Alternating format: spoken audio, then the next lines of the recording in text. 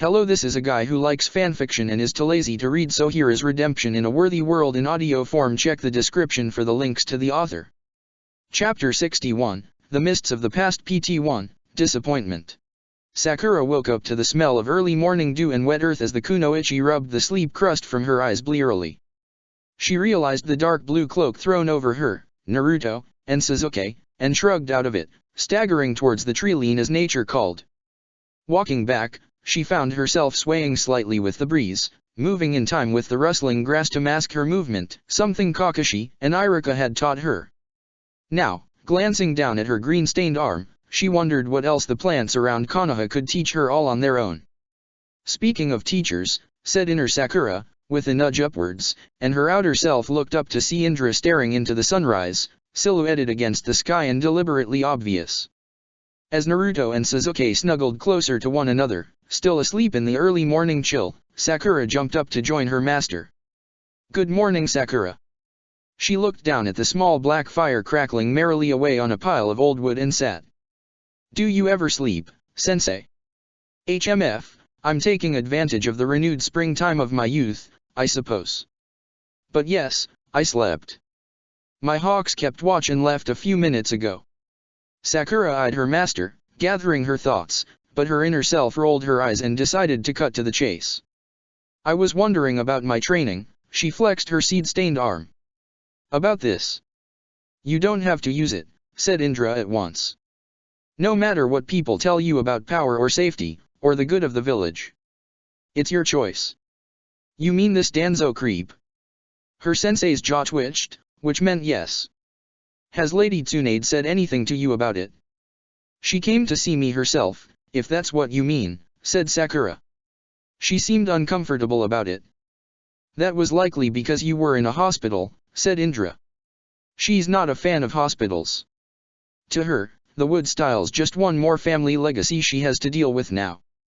The pink-haired girl flexed her fingers and chakra, watching the glowing seal spring to life on her arm in response, the green lines underneath pulsing in time with her heartbeat.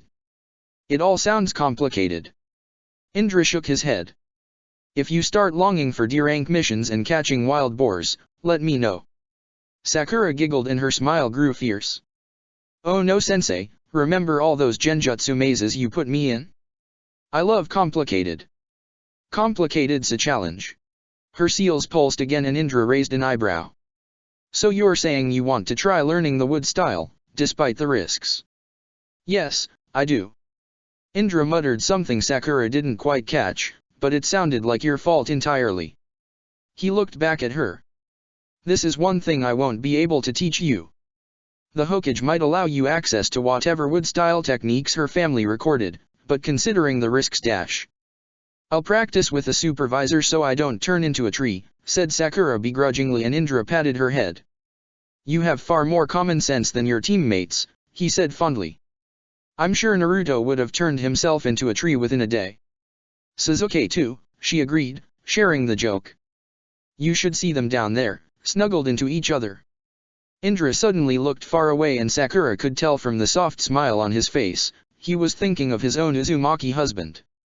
"That's good," he said to no one in particular. "That's good." Then the Uchiha shook himself and he was her master again. "Now, I'll do my best to get the other wood-style user to train you, Tsunade's scrolls will have to do for now."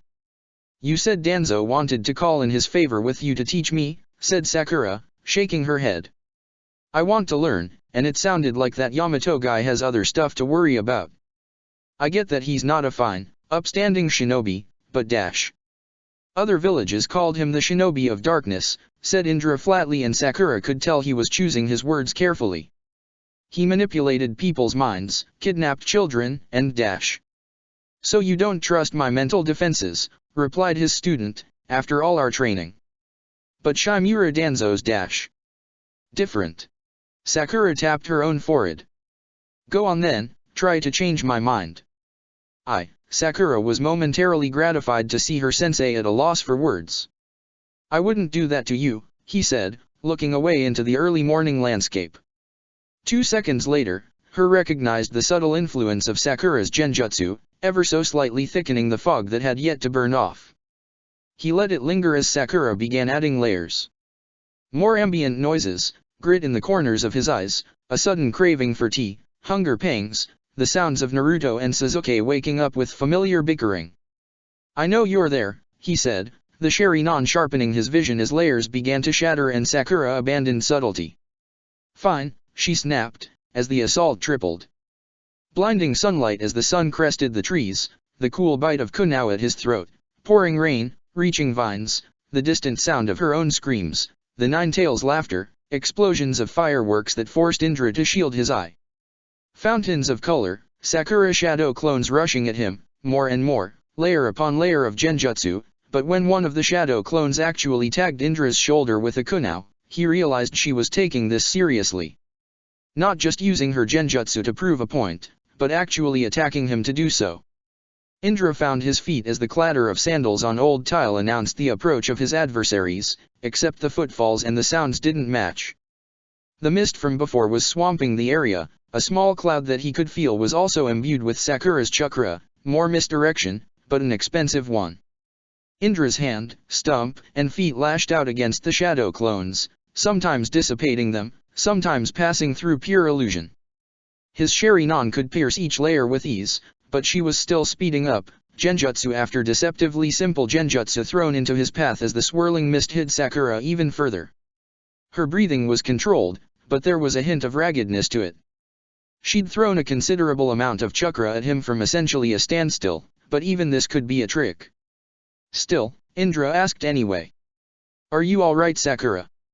"I'm fine," said a voice in front of him as a kick from behind tried to break his stance. "Consider your point proven," said Indra as 12 more genjutsu shattered under his glare. "I didn't mean dash." "Wood style," shouted the girl, and the creeper vines around Indra dragged themselves up his pants with new strength. "Sakura," groaned Indra, half worried, half exasperated, as the mist finally thinned under a stream of fire from his lips. He saw a small figure trying for another illusion, saw her blue chakra flicker as golden seals were ripped off. Vines tore in half as Indra ran forward, stomach plunging, hand outstretched, already preparing his own chakra to help Sakura push back the invading green end. A pink kunao at his throat as the chakra signatures vanished, blue, green, and gold all disappearing with a slight hiss as Indra froze, suddenly aware of the weight on his shoulders. "Yield," hissed Sakura through panting breaths Indra knew were not illusions. "I will poison you and let Sasuke deal with his stubborn, overprotective, bullheaded dash." "I yield," said Indra, his heart rate climbing down, aware he too was taking deep breaths and the poisoned kunao disappeared. "That was dirty, playing on my concern. Kakashi-sensei said you did something similar to him when you guys fought a while ago," said his student, jumping down from his back. "Pot, meat kettle. Let me guess, next you were going to do something scary with the Kyuubi," he asked, turning to see the vines on the roof were as old and unresponsive as they'd been before. Sakura herself was wiping her forehead with the edge of her green camouflage cloak and at least looked momentarily guilty. "I thought about it," she admitted, "but Kyuubi-san's chakra signature is hard to mimic. I had to settle for just his laugh." "It is memorable, I'll give you that," said Indra, putting his hand on her shoulder. "Very well. Since you're so determined, I will take you to meet Danzo, against my better judgment. With one condition." The pink-haired teenager squinted at him. "What's the condition?" "Keep this little sparring session to yourself, or Naruto will never let me hear the end of it." "Don't worry, sensei," teased Sakura. "I'll just blackmail you when it's my turn to need a favor." "What new monsters have I created?" wondered Indra, as the Team 7 inside his own head gave him the smuggest grins possible. "Nice to know even with a whole new skill set, you're still a badass, Sakura-chan." "You'd better believe it." Fu was on her best behavior today, because she was inside the Hokage Tower with Yoro-sensei, but she couldn't sit still. Her head kept flicking around as they went up the stairway, looking at the red oak paneling, the Konoha-chan walking past with large boxes, the old black and white photographs scattered along the walls on landings.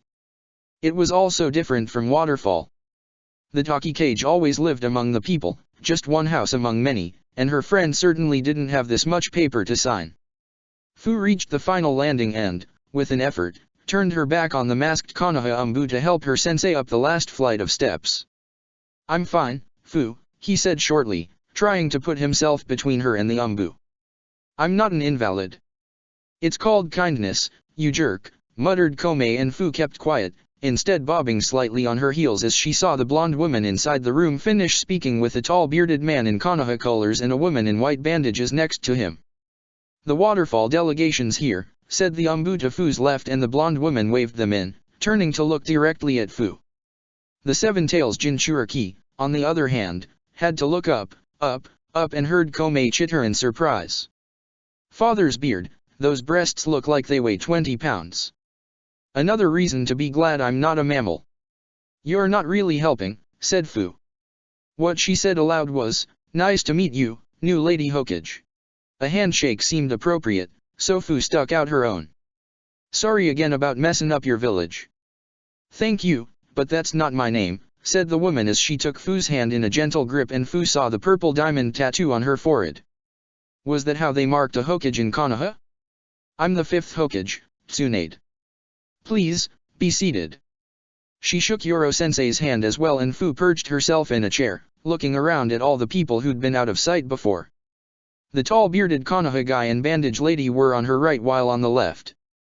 Fu relaxed, just a bit, because a stern-looking man in white Suna robes was flanked by people she knew. Fu waved. Hi Gaara-san. Hi Dr. Inari. Gaara inclined his head and his teacher winked at Fu, but from the glances their teammates kept sending the sourpuss behind them, Fu understood why they stayed quiet. Tsunade sat down at the huge desk in front of Fu and unrolled a small scroll from somewhere behind the mountains of paper. We're here today to discuss the consequences of the Hidden Waterfall's unprovoked attack on Konoha's civilian populace. Fu gulped. Hundreds of thousands of yen in property damage, homes destroyed, 62 dead, including the patriarch of the Akimichi clan who helped found Konoha, said Tsunade, the recitation cold. We were under orders began her teacher, before Tsunade cut across him. Yes, your Takikage has admitted as much. He sent a hawk that arrived this morning with a formal letter of apology and claims that he was manipulated by treacherous foreign advisors, blah, blah, blah. She tossed the scroll at Yoro and the man caught it with his free arm. At least he's honest in defeat.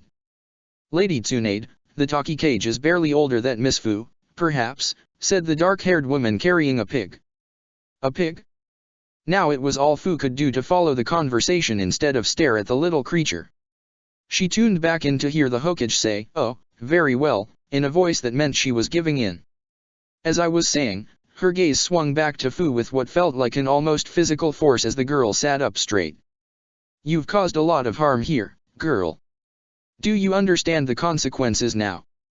The Jinchuriki nodded so fast her head was a mint-colored blur. Yes, she jabbered. I'm really sorry and I won't do it again, just don't destroy my village. If they did, how sad would you really be? Asked Koumei. They've kept us chained down, silent to the wind call and unable to fly. Fu shook her head. They may have done some bad stuff and said mean things, but I have no wish to start a war, said Tsunade, cutting across Fu's scrambled thoughts. But, I will not let this pass. She sent another scroll across the table and this time Fu picked it up. After consultation with the Kazekage, he has agreed to take you into Suna's custody as a neutral party. You will work under Team 2, escorting the wounded Sand Ninja back to their homeland. After that, provided the Kazekage and Inari-san agree, you will be permitted to return to Takigakuer. A team of Leaf Shinobi will also be assigned to monitor you as well, and we have chosen ninja close to you in age. Tsunade smiled at Fu. The idea is they're your friends instead of jailers or bodyguards. I have quite an impassioned plea about that from Team 7 somewhere. Fu should have been despondent. Yoro-sensei was certainly protesting at the hostage situation, but all she could think about was, friends. Friends. This, Koumei sounded cautiously optimistic. This could be ideal. Let's do it, Fu. One thing first. She replied, letting the grin spread across her face. Can I fly? Tsunade shrugged and turned to Inari, who was having some whispered argument with the Kazekage and the blonde girl. We allow Gaara to fly, said the Suna Jonin. If she tries to run, we can probably catch her. Keep her within standard conformation ranges, said the Kazekage, directing his glower at Fu. If she has learned anything, she will not run. I won't, she promised, feeling her heart soar and knowing she could soon follow it into the sky. I'll stick around. The benefit of being on a threatening diplomatic mission, Kakashi supposed, was that he could take his sweet time.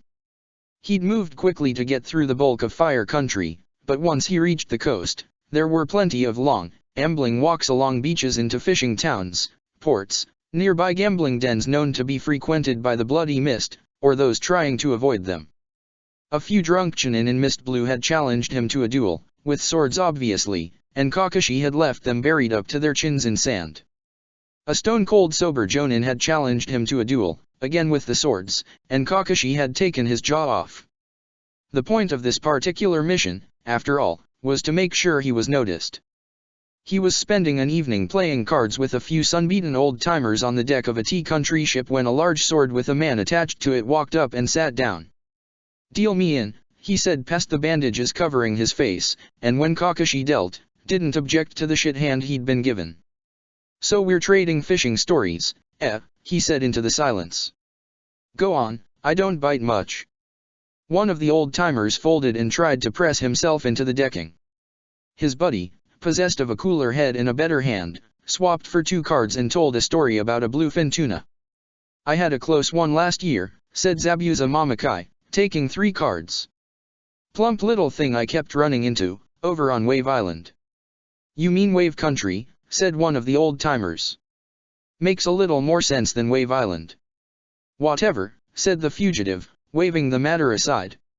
"I wasn't interested, but he kept getting fatter and fatter each time I came by until finally I thought, what the hell, I'll give it a shot."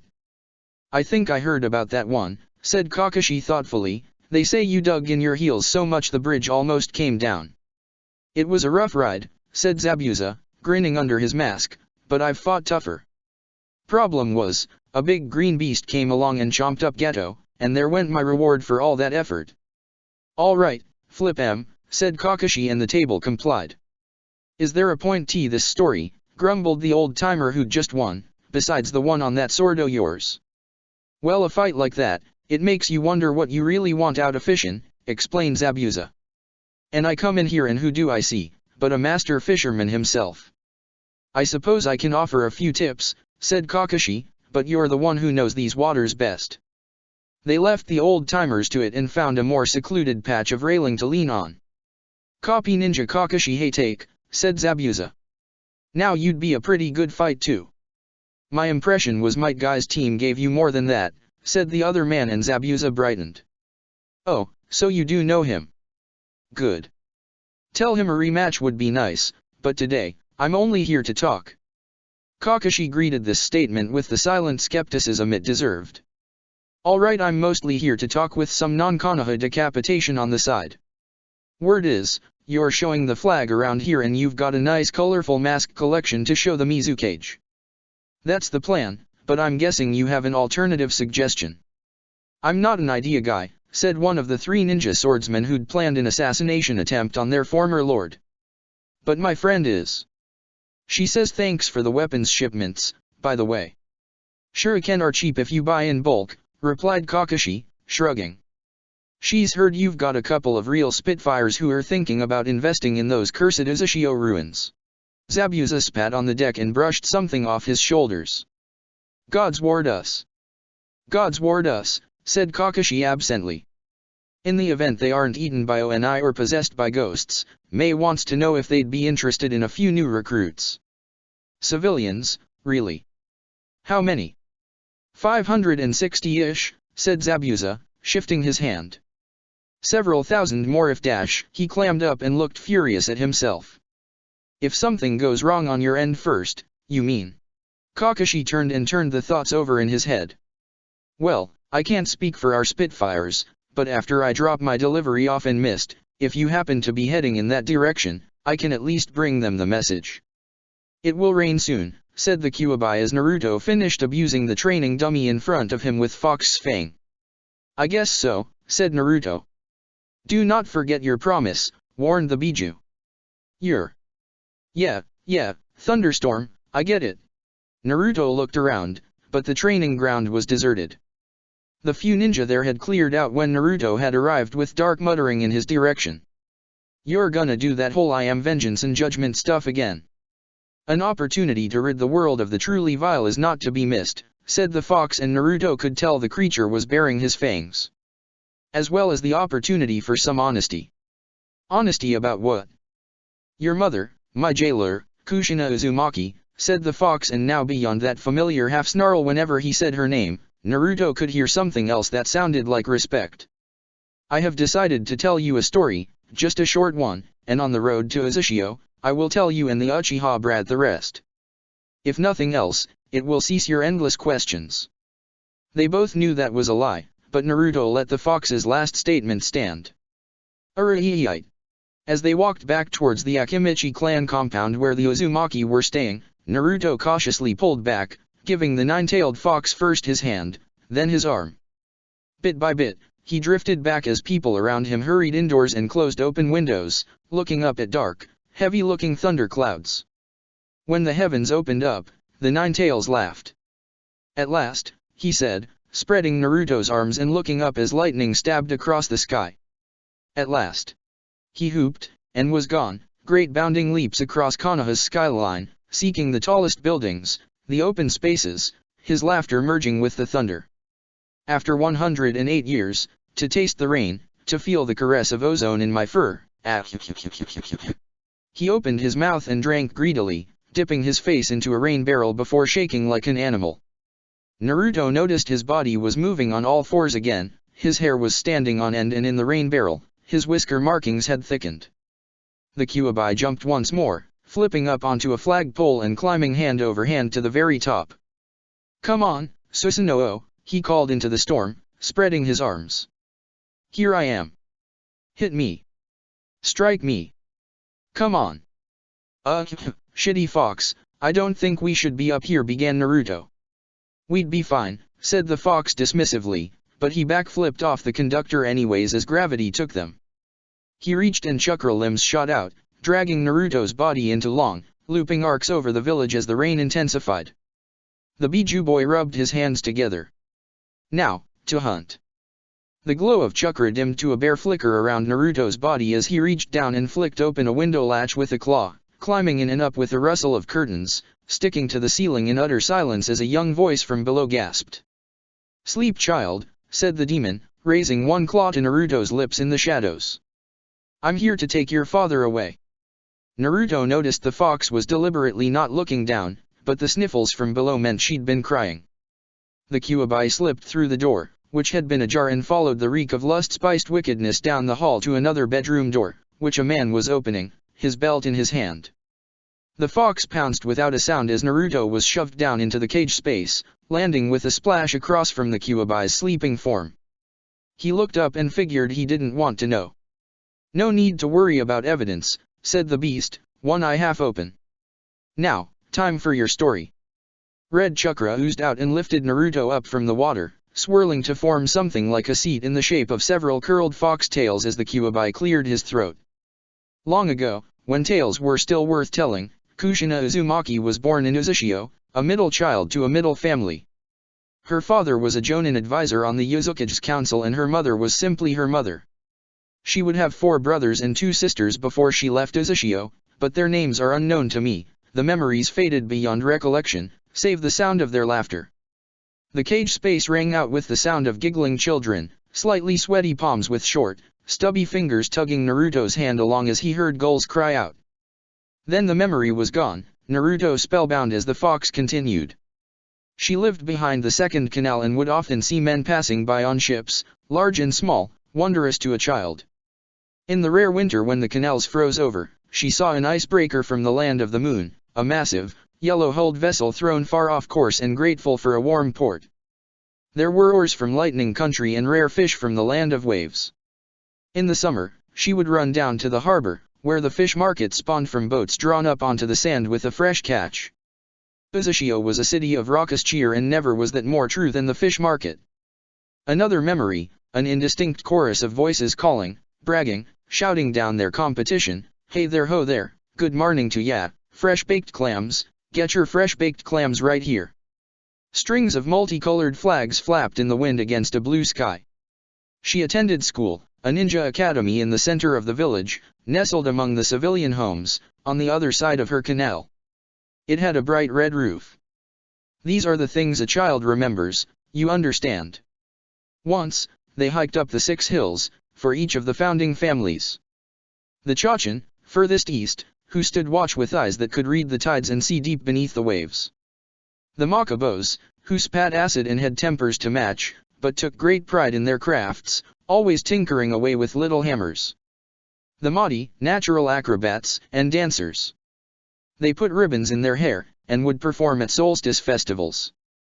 The Akiwana, whose bodies were rubber, and who no fall could harm, equal in cheer to an Uzumaki, but less savage.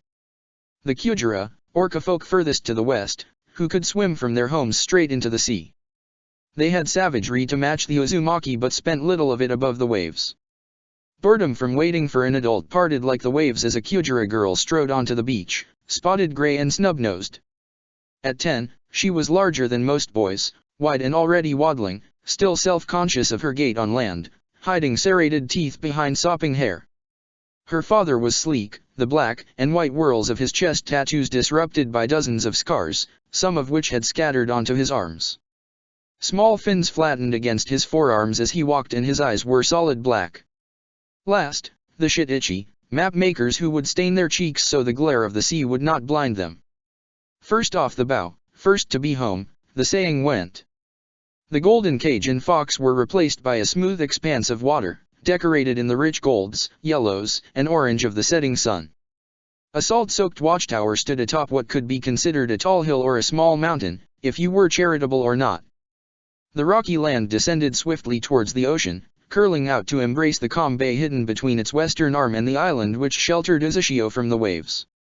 From here, Naruto could see houses stacked on top of one another, and a massive statue facing out towards the storm wall beyond. He wanted to peer closer, to try and make out the statue, but his mother had been focused on the sun, and her memory did not turn in that direction as it faded. What was that huge storm out there, Shitty Fox? He asked. It looked nasty. That was the Maelstrom, largest of the whirlpools from which Uzushio draws its name. A permanent storm, driven by both wind and wave, it has raged for thousands of years and will rage for thousands more. It is your greatest obstacle and greatest defense in one, capable of dragging even steel-hulled ships down to the depths. Naruto whistled and leaned forward. What about that island? Traveler's Respite, where your ancestors first washed up after braving the Maelstrom's wrath. Now, will you let me continue my story? The Kyuubi didn't sound very annoyed and Naruto felt the pressure above him lessen, the way back to his body and his vision open once more. The fox was washing blood from his hands in a river, surrounded by vast trees, the rain pouring down through the canopies and streams, and with a shrug, Naruto drifted back down. However, all was not well in Uzushio. The Uzukage spent many nights in council with her advisors and there were dark whispers. Months stretched on and whisper grew into action. Frequent brawls at the docks, children taken out of school for one reason or another. When it was discovered that Kushina too had inherited the golden chains of her clan, a hawk was sent to Mito Uzumaki in the Leaf Village and Kushina was sent away to become my next jailer. So what y'all think happened? Asked Naruto. Did they know the mist was coming? Kushina was a child, and I was trapped in Mito, far away, said the Kyuubi. I have my suspicions, and such tragedies are always touched by betrayal. He told Naruto about Kushina's arrival in Konoha, how her Eastern Fire Country accent and red hair had her teased as Tomato Girl, and the violent retribution she delivered in response, the fox chuckling as his host sat spellbound, both of them indulging in the memories. But he was deceptive even in his honesty, for as a portion of his attention was focused on fond nostalgia, the greater part was slinking Naruto's body through Umbu corridors. He'd used one of Kushina's favorite entrances and the ambient mixture of Kyuubi Uzumaki chakra was just close enough that he passed the alarms in silence. Closer, closer, closer.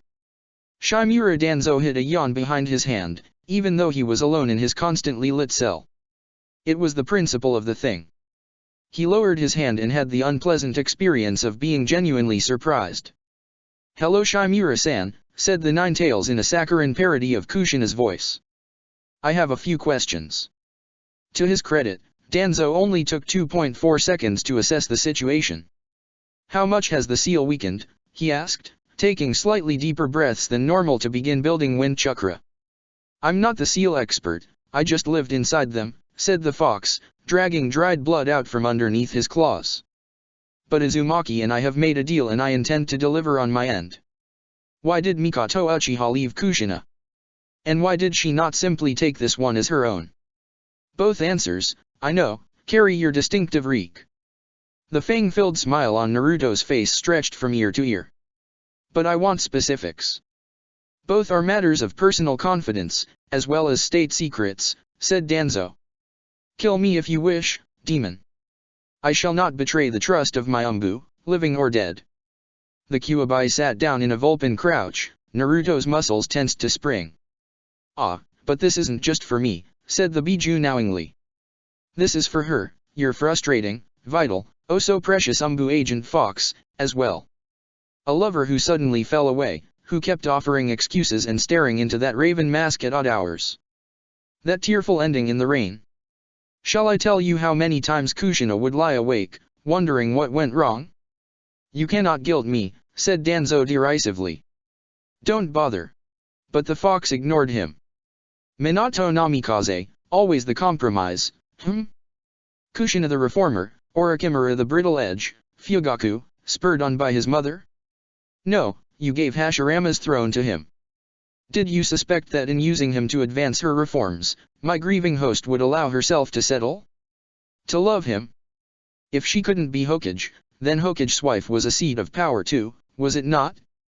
Kushina's voice dragged its way from Naruto's mouth, the exhaustion evident in each syllable at odds with the gleam in red-slitted eyes. I'm tired, Shimura.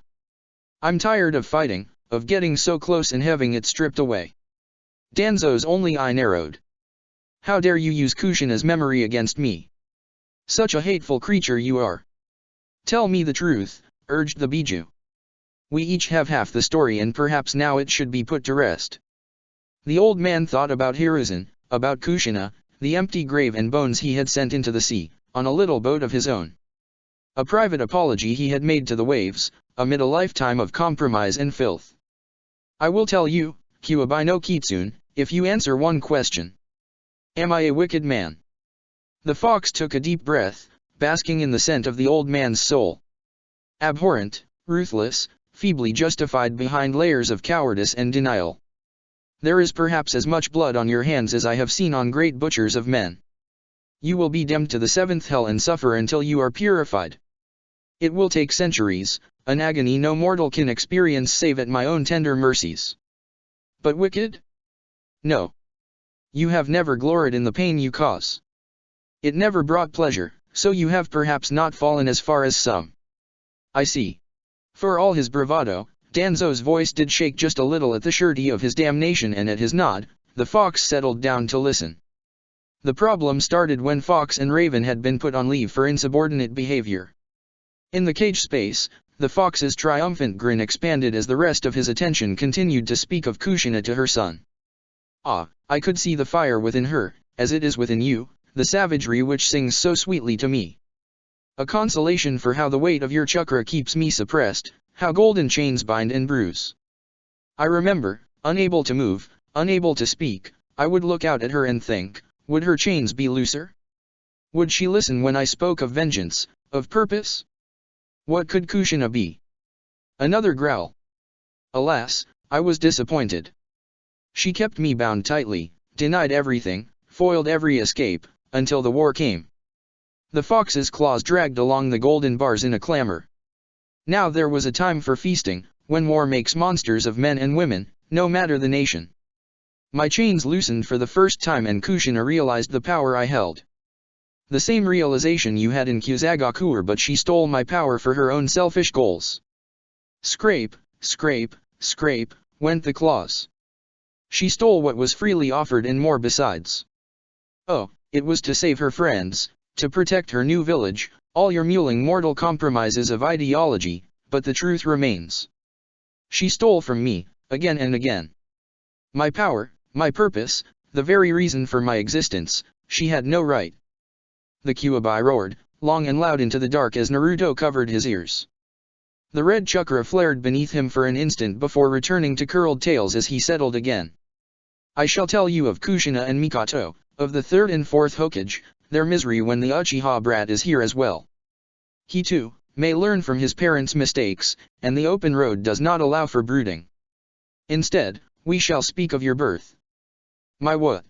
Naruto's puzzlement echoed down the link between them like a plucked string. Oh, you mean when you got out and trashed Konoha? I did not escape, I was set loose, said the fox. By Madara Uchiha, who still walks this earth by means no doubt most foul. So, it was a setup. But why on my birthday? A Jinchuriki's seal weakens during childbirth, replied the Biju with a grin. 9 months I sat, carefully planning, watching you grow, sneaking my chakra into you while Kushina slept. You, the means for my escape. Enough mixed chakra to confuse the seals, enough pressure on the inside as you sought an escape of your own, and I would be free. The longing in the fox's voice lessened as he remembered. You had barely begun to cry when he came. This memory was crystal clear despite pain and a deep exhaustion Naruto had never felt in his life. A candlelit room, somewhere underground. Fourth Hokage Minato, said the same smooth dangerous voice from behind Kushina, step away from the Jinchuriki, or this child will die in its first breath. Bodies fell to the floor as a man Naruto faintly recognized from the great stone faces looked alarmed and held up one hand. Now hold on a moment, just stay calm. Naruto, cried Kushina, craning her head back and trying to move as her body betrayed her. The fear, worry, and love in those 2 syllables removed any doubt that Kushina had loved her son. And now, hold on a moment, just stay calm. Speak for yourself, said Madara, holding a wailing baby Naruto in one hand and a kunao in the other. I'm completely calm. He tossed the baby up and in the breath it took Kushina to gasp, Minato was there, cradling Naruto to his chest. Any relief that gave Kushina vanished as the black seal on her stomach strained and the explosive tags on Naruto's blanket ignited. The fourth Hokage disappeared in a flash of light, the explosion gone with him as Madara walked slowly around the table. He studied Kushina as her eyes glowed red, fear and rage battling for release. Let me free Kushina, and I will kill him. Let go. At last, said Madara, oozing dark satisfaction with every word as the void dragged Kushina into its depths and spat her out onto a rock. Do you have any idea how long I've waited for this moment? I'll kill you, raged Kushina, pushing herself up as a golden barbed chain sprouted from her back and shot forward. I swear I'll kill you. You really shouldn't be so active, said Madara, his hands flashing through signs as sealing formulae lashed out at Kushina. They say childbirth is a fairly traumatic event. I'm a traumatic fucking event, shouted Kushina, straining as her chain nicked that damned mask. Just a few more inches. Now, to extract the 9 tails from inside you, said Madara as the seals pulled taut and the memory was consumed by pain. But that was the end of Kushina's memory, and now Naruto saw through the Kyuubi's eyes as he wrenched himself off of impaling spikes. Just an instant, no. He tried to close his eyes, to look away, but the red-black patterns of the Sharingan were everywhere. Madara, not again. Then he was swelling, expanding, all his chakra pouring out of a tiny human form, a second birth that night. His paws felt the forest floor, familiar and solid, but now it was his mind that was bound. It was a bitter victory. Simply amazing, Uzumaki, said Madara's voice distantly. Most Jinchuriki die when their tailed beast is extracted, but look at you. Since you've been so kind as to hold the 9 tails for me, I'll let him kill you. Not like this, the fox had thought. I wanted to kill you myself, Kushina. Naruto heard regret there, before the claw came down. You really are quick as a flash, said Madara, shaking his head. Leave it to the yellow flash of the leaf. But you're too late. He disappeared again and the fox felt a summoning jutsu yank him across reality in a cloud of white smoke.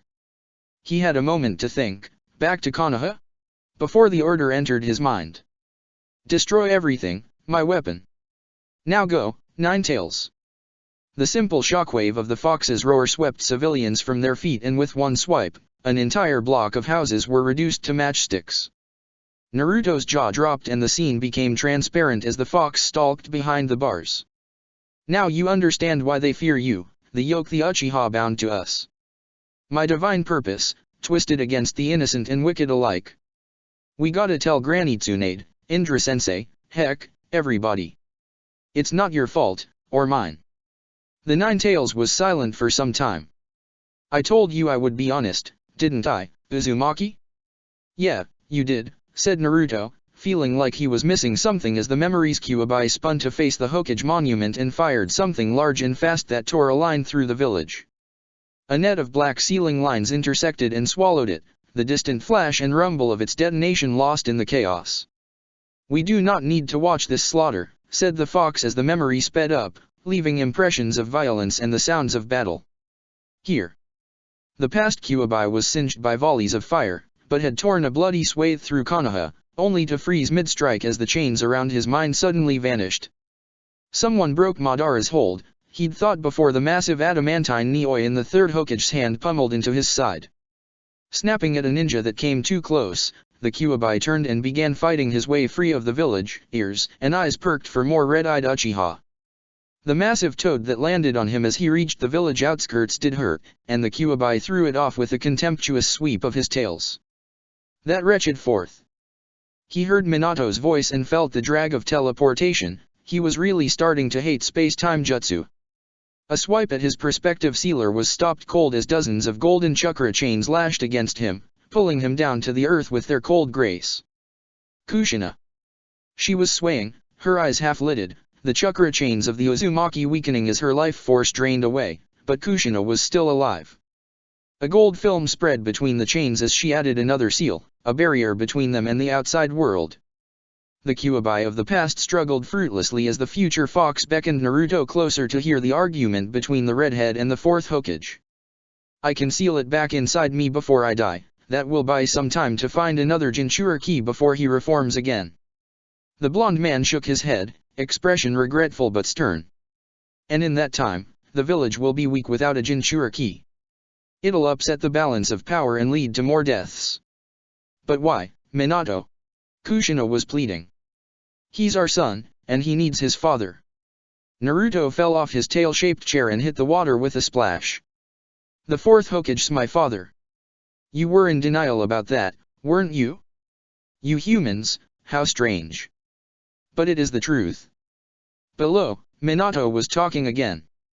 I may be his father, but there are some things only a mother can teach her son. You can live dash. Kushina put an hand on his and the tender way she looked at him erased any doubt. No, I can't, she said simply as the chains rattled and the fox gained another inch of movement. There's so much chakra, muttered her husband, I'll have to use the Reaper Death Seal, which means the only host, all of them focused on the little wailing bundle Kushina had carefully placed on the grass and Kushina let out a muffled sob. Without us? Minato, it's too cruel. It will guarantee this child a place in the village, where he'll be loved and respected. You know it's a cold fate that awaits those with no land to call their own. He can't just throw Uzushio in her face like that, cried Naruto, gesturing at the scene as the fox sat spellbound. Watch. Besides, our family is shinobi.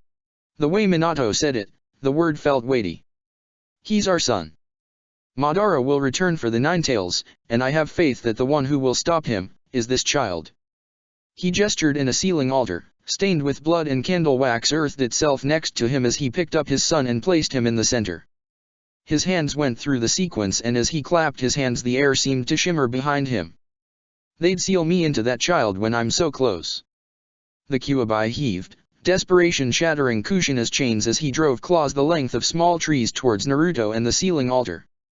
Just one pierced through the fourth Hokage with barely any loss of momentum and Kushina as well, but when both shinobi dug in their heels, the spear began to slow.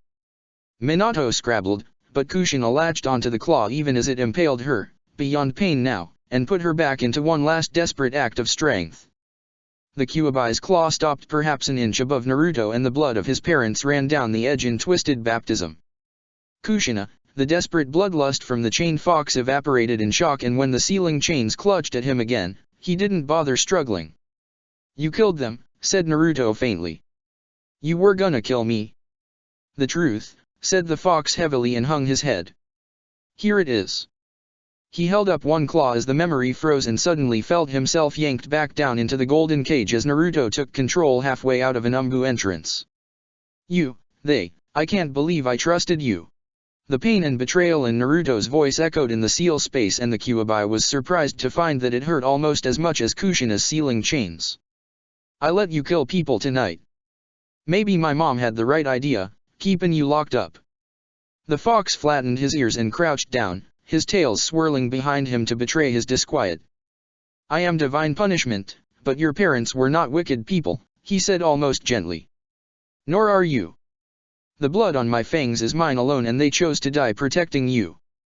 He snorted, and turned around, trying to move, in a space that confined him more and more as Naruto's pain radiated from him. All of us made decisions that night, or had decisions torn from us by others. Now, you and I live with the results. The boy put his head in his hands, and the fox found that for once, he did not know what to say. He was a poor comforter at the best of times, so he simply allowed the memory to play out again, Kushina smiling through tears and a hole in her chest as she tried to pass on to her son a lifetime of aid in minutes. The Kyuubi lost consciousness as he was carved in half by the death god, half of his essence poured into Naruto as the rest was dragged with Minato into torment for eternity, and Kushina's memory carried the rest of the words. Naruto, I can only second everything your over-talkative mother just said to you, 8-sign seal. The memory dissipated and the boy and the Biju were left alone in the dark. Uzumaki, Naruto, said the fox, hesitating as he cast his mind into dark corners he tried not to visit, places even he found painful. The desperation, your mother and I. You said, this isn't how you wanted to kill her, said Naruto, turning and throwing up his hands. Well, how did it feel? You felt my regret, as I feel your pain now, retorted the Nine-Tails. You ask only to goad, to inflict pain upon me. I'm supposed to be the cruel one. Well, you're doing a great job at it, sniffed the blonde Uzumaki, wiping his nose and flicking the snot through the cage bars. Some story. His presence began to fade, returning to his body, and in a moment of despair, Kurama knew that if the boy left, he would never return. My father died creating me, he blurted, the words he'd only ever said to Matatabi now spilling for the ears of a child. Creating all of us. Naruto's spirit stopped, hesitated, and solidified. Names, responsibilities, and then he was gone, said Kurama, letting the bitterness he'd avoided or suppressed for eons flow out. I tried to hold them together, my brothers and sisters, but they wanted none of it or me. He tucked his tail in, swooping the mass of orange fur around to hide his face, his eyes. I know what it is, when they leave you alone. Shame and guilt were rare emotions for Kurama, the nine-tailed fox, the flame wind, and judgment of the gods. He fell asleep remembering how much he hated them. The Akimichi household was silent, partially because the ceremonial mourning period had nearly passed, but also because everyone was in the expansive kitchen, which was almost a house in itself. Karen had spent an hour or so there, guiding conversations towards laughter or away from the anger some Akimichi seemed all too eager to brandish against the hidden waterfall. But overall, the Akimichi and Uzumaki were getting along swimmingly. One less thing for Karen to worry about, with dozens of others to take its place. She was in a drawing room, going back over the inventory and plans she'd managed to salvage from the ruins of the Uchiha estate. An accountant, she was not, but the goddess's threats from the Uzumaki shrine had forced several re-evaluations. So instead of average historical fishing yields, we have to assume a fourth of that, she said as Hammaker wrote.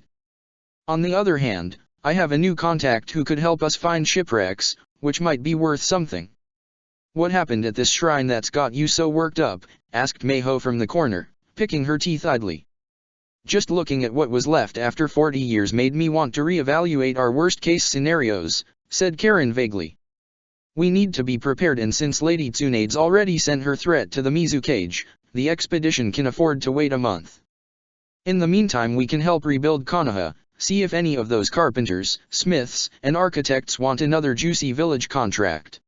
Hammaker chuckled as his daughter ran by and bounced off an Akimichi boy in some sort of game. Poaching laborers right out from under Lady Uzukage? Whatever will our neighbors think? Speaking of neighbors, said Nami brightly, I finally got the symbol just right. The forehead protector was standard identification across all the elemental nations, great and small, and the steel gleamed around the familiar spiral of the Uzumaki clan. However, after some discussion with the Kyuubi on Karen's part, 2 arrowheads had been added just above the spiral to mimic tailed beast ears.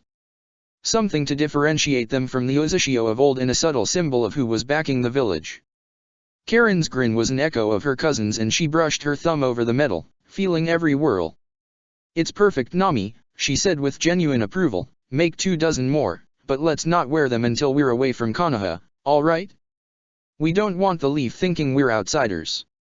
A chorus of assent as the headband was passed around, each of the Uzumaki present admiring the symbol, and Karen felt a thrill pass through her. "We're starting again," she thought as the moment sank in. "I've planned, and all that's left is to do it." Blindfolded, deafened by genjutsu, and carried through the Umbu headquarters like a sack of flour wasn't Sakura's preferred method of travel, but Kat had been insistent. She felt Indra stop and set her down, snapping his fingers next to her ear to break the genjutsu. "I'm going in to lay the groundwork," he said, voice low. "Gods, Sakura, just promise me dash. If I ever feel like he's messing with me or planting more seals, there's 3 different ways to signal you." "Sensei, I know." She tried not to let her aggravation seep into the last 2 words. "All right." The genjutsu resumed with a pop and Sakura felt the breeze of a heavy door opening and closing in front of her. With nothing else to do, Sakura sat down with her back to the wall, and retreated inward to see Inner chasing heart-shaped butterflies away from a framed image of Kaibanka. Blushing slightly at the reminder of the date she'd set up for later in the week, Sakura kept walking, the forest of her mind passing around her as she felt for the presence of the parasite staining her arm green. The Hashirama seed couldn't talk back to her, obviously, but it was still a living thing, still across the gulf between self and not self. After some searching, she found a bright green sprout sticking out of the ground, vibrant and alive for all its puny stature. "So, what's the plan?" asked Inner from behind her, striding up to also stare at the tree to be. "We tried the whole, make my house plant grow, and it almost killed us from chakra exhaustion. It takes both of us to do this, you know." Sakura wondered if her subconscious was picking up Naruto's speech habits, discarded the thought where Inner couldn't see it, and shook her head. "Combining earth and water style chakra into wood style is much easier with you, but I'd like to see if I can do it on my own. That way you can defend our mind, or even attack independently." "Well, more like an automated aggressive subroutine, you're not really independent. For now, just double-check my work to make sure this Danzo guy doesn't try anything." Inner saluted Sakura sarcastically. "Sure thing, Hokage-sama, I'll get right on it right after I finish this daydream about puppeteer fingers." Sakura had to admit, it was a very nice dream. Spoon-feeding each other ice cream was cheesy, yes. But it might be worth a shot. In the meantime, Inner took one look at her outer self's idea of using Akiko poetry as romantic banter, and launched that one as far into the distance as possible. Suddenly, she was aware again, and Sakura felt an arm hauling her up. Right. Her sensei, her plan to learn wood style. "This way, Sakura." She felt the movement of a heavy door again, tripped over a threshold and caught herself before she could fall. The blindfold came off and Sakura looked across at the man her master hated.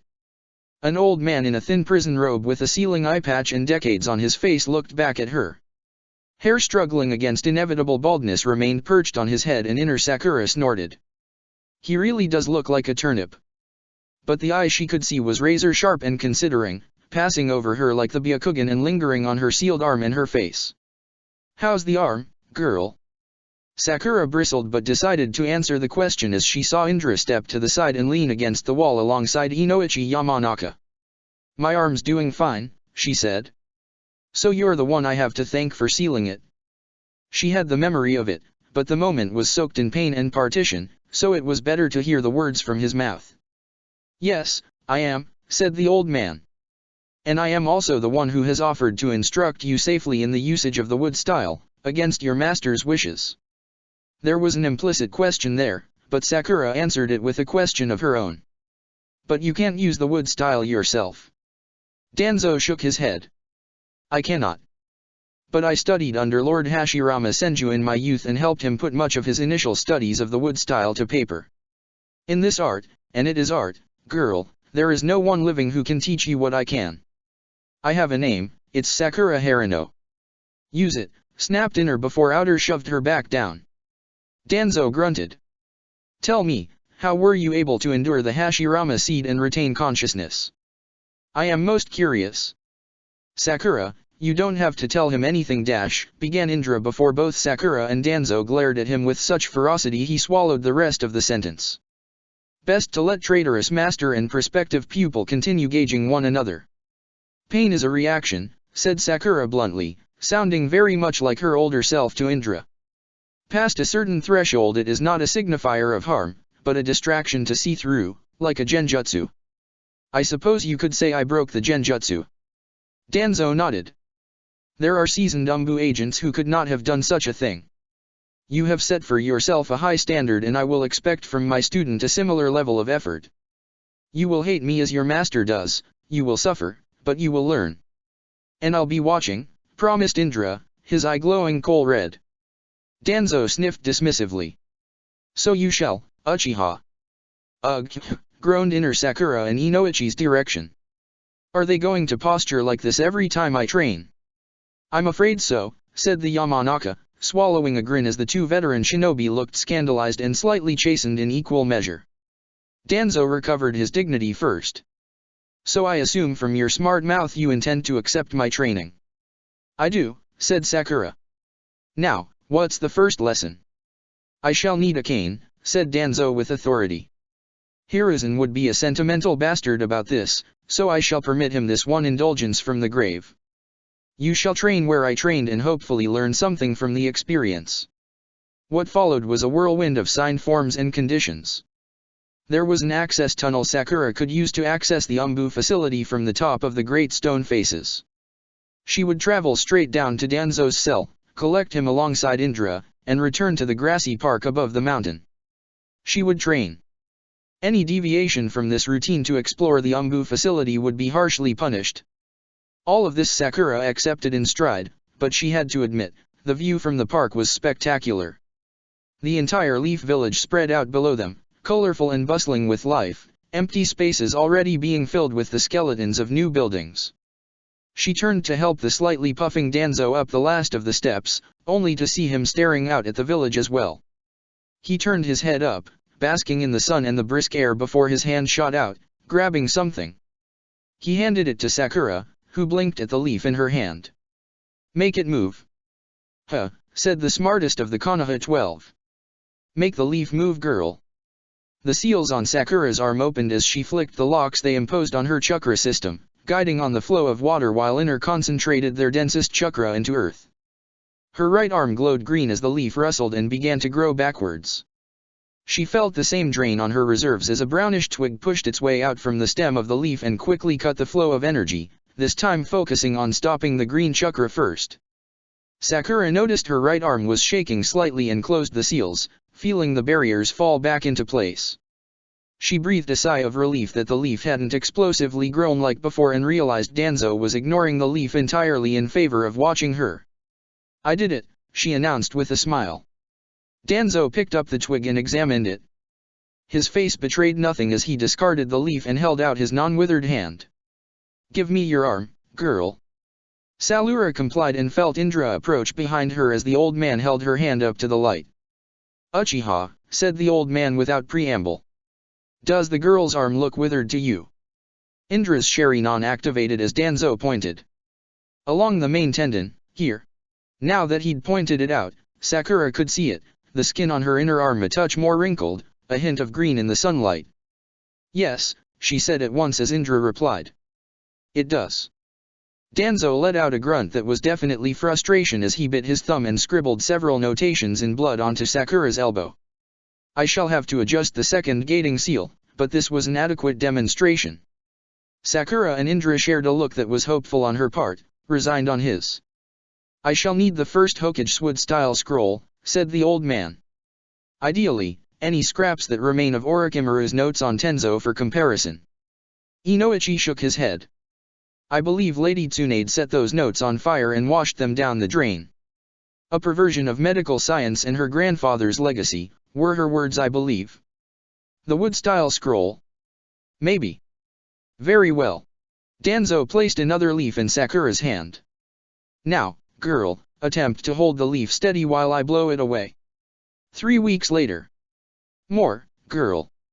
I could slice through that barrier with my little finger. Sakura's eyes were blazing, her teeth grinding together with effort as she held her hands together in the ram sign. The grass in front of her had grown and wound together into a makeshift net, but the seeds in the ground she was supposed to be growing remained stubbornly inert. No, Chakra, she managed, and the old man in front of her net shook his head. Is that what you'll say when you're holding Uzumaki's head in your hands? Wind style, slicing shuriken. The grass net shredded under the buzzsaw pass of the wind blades, but Sakura had seen enough of his throw to calculate its trajectory.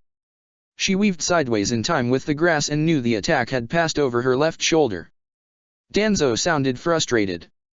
I told you, girl, don't dodge, defend. Closing the locks on her right arm, Sakura cartwheeled sideways, momentarily opening them again to send a few weeds crawling up her opponent's sandals. I thought the scroll said to be like a tree in the wind. There are times you must bend, and there are times to be stout. Now, wind style, slicing shuriken. Sakura swore a blue streak. The bastard had thrown it just as she was coming out of the cartwheel, just off her equilibrium. Dodging was impossible, maybe Inner could. The golden seals opened as Sakura planted her feet.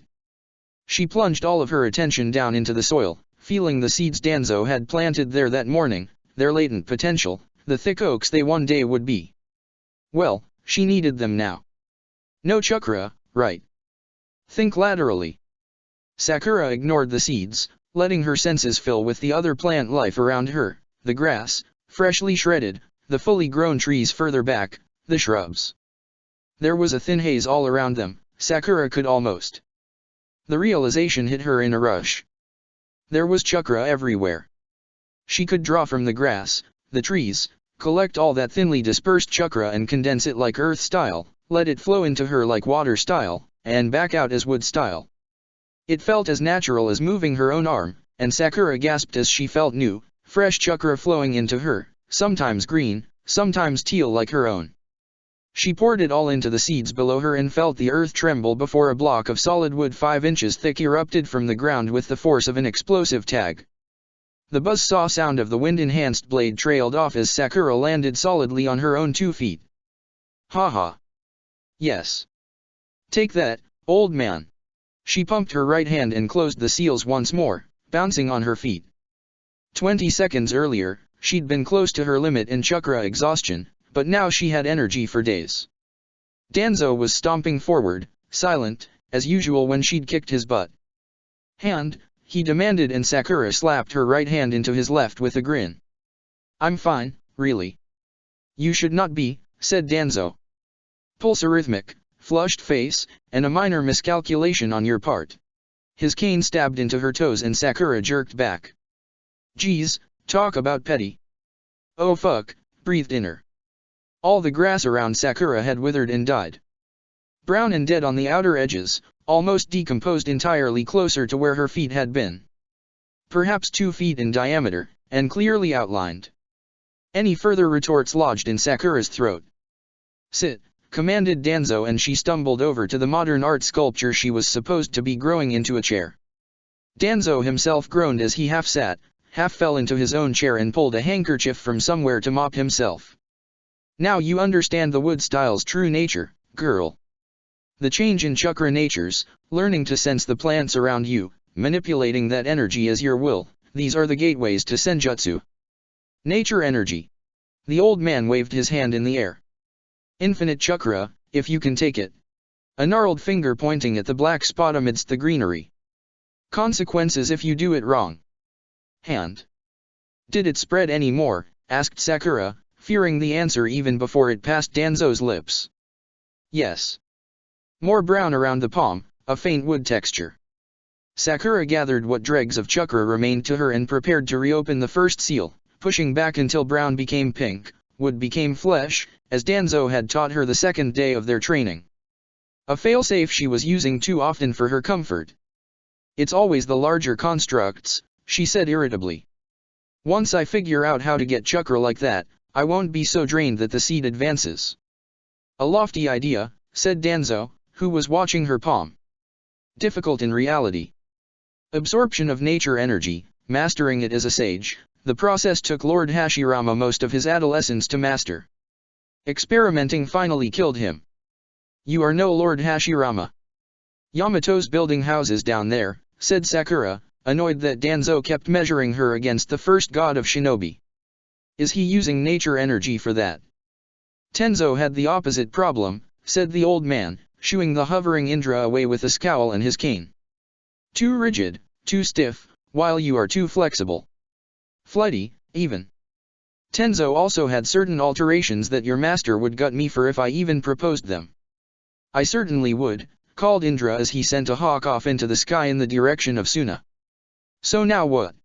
Sakura closed the first seal when a nod from Danzo confirmed she'd reversed what could be reversed.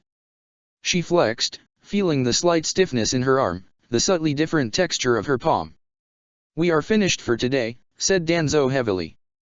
You are young, and Senjutsu is powerful even in small doses. Go, and do not attempt it again. Sakura hesitated. Danzo had said nothing to indicate that this was so, but she still felt like she'd failed.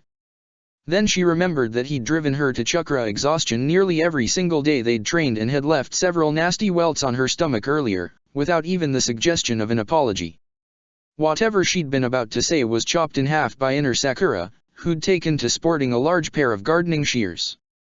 So eager to get back to your cell then, she said, standing up and hating how her thighs quivered with the exertion. Indra-sensei, we're going. Her actual teacher, who she loved and respected, crossed the grass and looked at her with concern in his eye. You look tired, he said, a shadow clone manifesting beside him in a puff of smoke. Let's take the trail.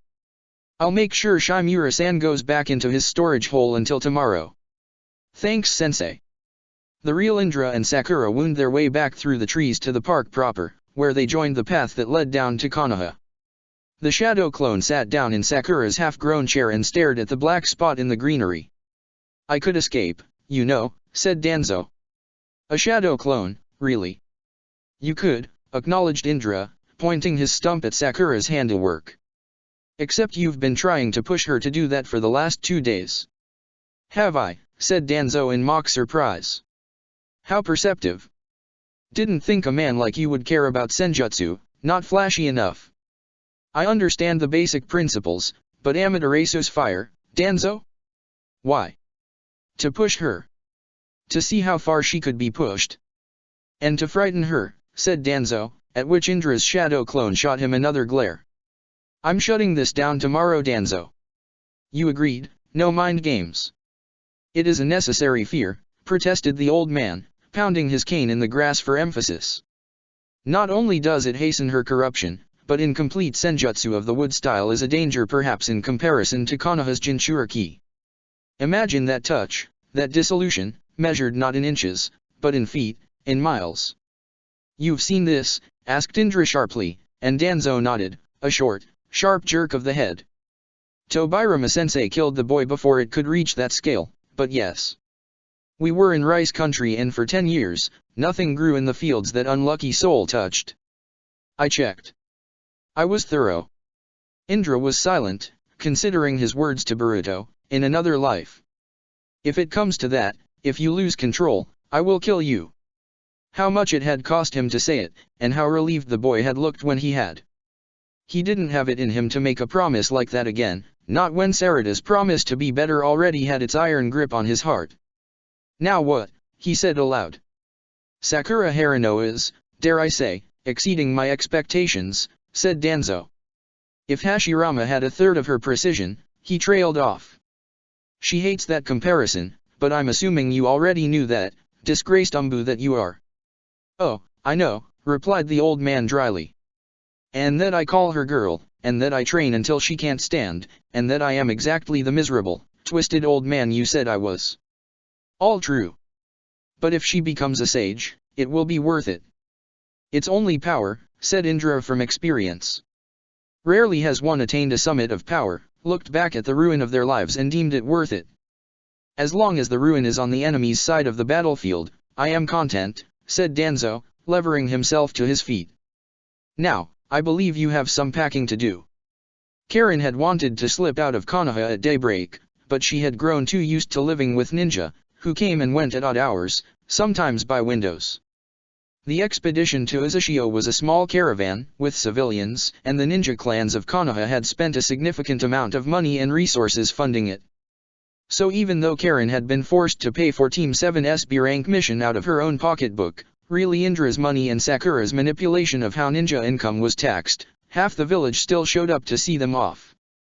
There were hearty cheers and backslaps from the Akimichi and Inyazuka, more subdued waves from the Yamanaka, Abarame, and Nara. The tall coats made it hard to tell, but the buzzing noises sounded kind of happy. Plenty of curious civilians and ninja stopped by, and there was some applause. Naruto ignored the curious looks and tried to block out the whispers, only for a sword scabbard to hit him on the head. Hey, what the hell? He turned and glared at Sasuke, who was walking between him and Sakura, with Indra ahead of them, deep in conversation with Karen at the head of the caravan. Both of you are brooding, diagnosed the Uchiha medic with a small frown. Stop it, that's my job. We're not brooding, said Sakura defensively. Sulking then, said Konoha's expert on the subject. You were all cheery last week, and since then, Naruto's missed sparring practice and Sakura's either writing a letter to Kaibanka the size of a clan scroll or disappearing with sensei. What happened? Nothing, said Naruto, which meant everything. Team 7 reached Konoha's front gates in a silent battle of wills that continued for half an hour until they reached a fork in the road. So which way is Uzushio? Asked Naruto and looked furious at himself for giving in first.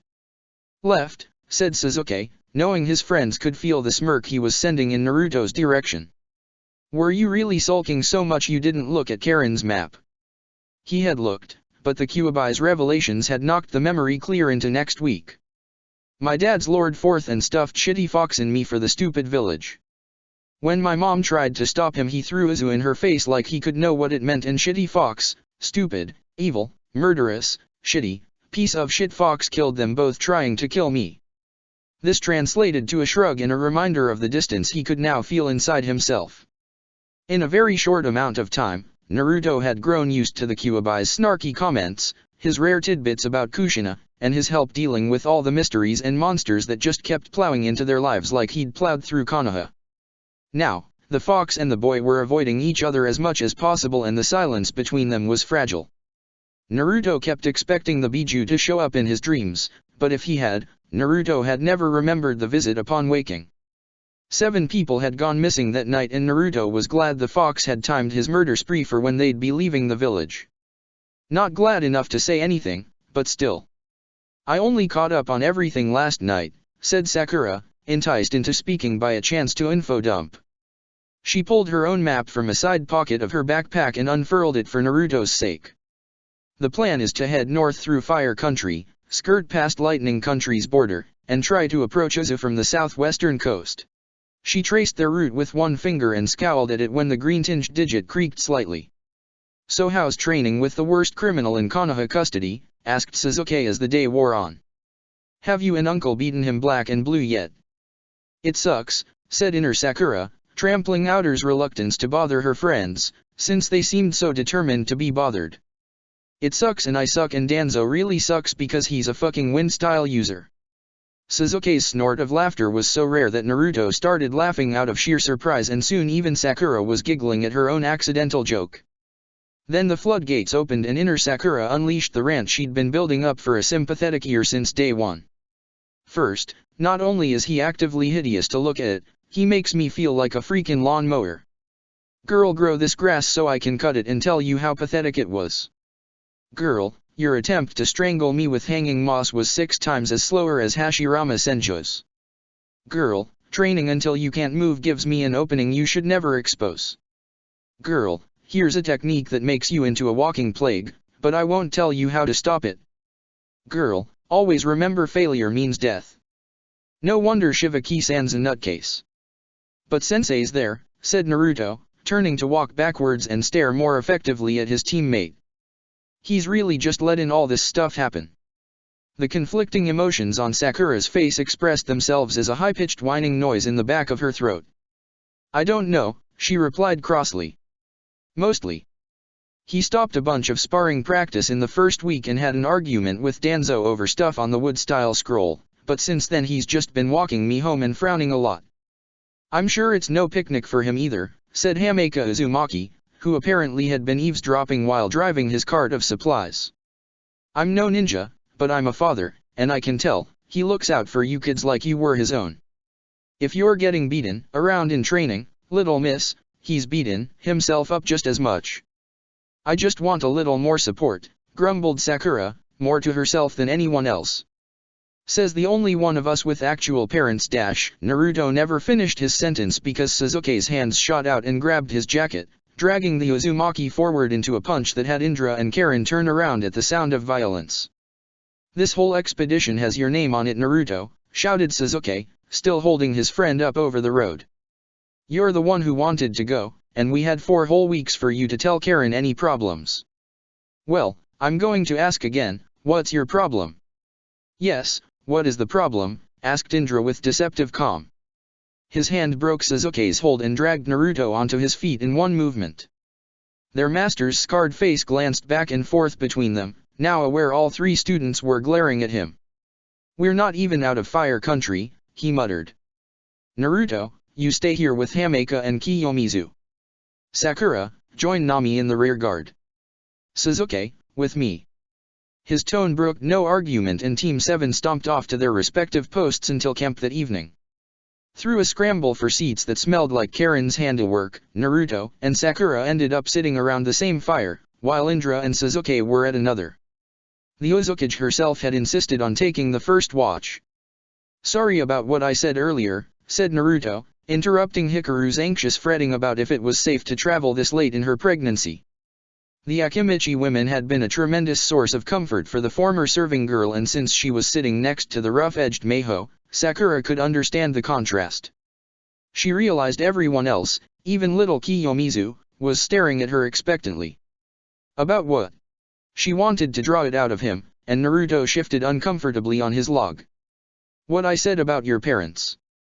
You've got stuff you're dealing with too, you know. Well, we did swear a blood oath, said Sakura, who was keeping her right side tilted away from the fire, just in case. Friends help each other out. Actually, brightened Naruto, you can help me out. Shitty Fox hates your tree stuff, so we can both hang out and piss him off at the same time. You're trying to make him mad. Sakura cocked her head. Why would you want to do that? Kid, asked Meiho, what shitty fox are you talking about? The 9-tailed fox, cleansing flames of the kami, divine and wrathful justice, the boiling flame, the swordwind, and whatever stupid titles people gave him when he was eating their villages, said Sakura, rattling off the names and rolling her eyes at the same time. He used to eat Sasuke's dreams and has been lurking in mine for the last week looking all huffy. I understood about half of that, said Hameka. Could you go through it a little slower, please? Sakura, protested Naruto, I was gonna tell him. He's the only one of us besides Indra-sensei who's been there, so he's practically our tour guide, said the pink-haired Kunoichi. They were going to figure it out sooner or later, and Kyuubi-san keeps walking in on my personal dreams. About your girlfriend, asked Hikaru cooing, you two are so cute together. As if I care about your lechery, said a baritone voice with Naruto's mouth. It is so far beneath my notice. Cough. The indignity of having to ignore Naruto's adolescent dreams is painful enough. Kiyomizu's eyes were as large as dinner plates and Hikaru had been struck dumb as red eyes dimmed to blue and the fire seemed to lessen slightly. Go away and shut up, shitty fox. Now it was Naruto's turn to blush. Oh, no way, said Sakura, pointing her chopsticks at her friend. That's the first time he's used your actual name, this is progress. There are many Uzumaki here, it would be confusing, said the Kyuubi inside Naruto's head, trying to cover his slip. Uzumaki. Uzumaki. See? Okay, no more talking, la la la la la, said Naruto, sticking his fingers in his ears and shutting his mind off as best he could. but the door had been open for so long it was harder to close and he could still faintly feel the Ninetales' heavy presence. "So is this like a ninja split personality thing?" asked Hameka, glancing at Miho, who twirled her finger beside her head in the universal sign for crazy. "Nay, said Sakura, who was enjoying every minute of this, teasing Naruto out of whatever shell he was constructing. "Some people say he's a god, a demon, or a force of nature, but he attacked Konoha 15 years ago and got sealed into Naruto. He's terrifying like 25% of the time now, instead of 100%, so like I said, progress. He killed my parents," said Naruto, "and that killed the mood faster than a Hoshigaki in a sushi bar." Sakura saw Indra and Sasuke perk up from their campfire and waved them back down, her eyes fixed on Naruto. The boy was staring into the fire and she wasn't sure if he was speaking aloud on purpose.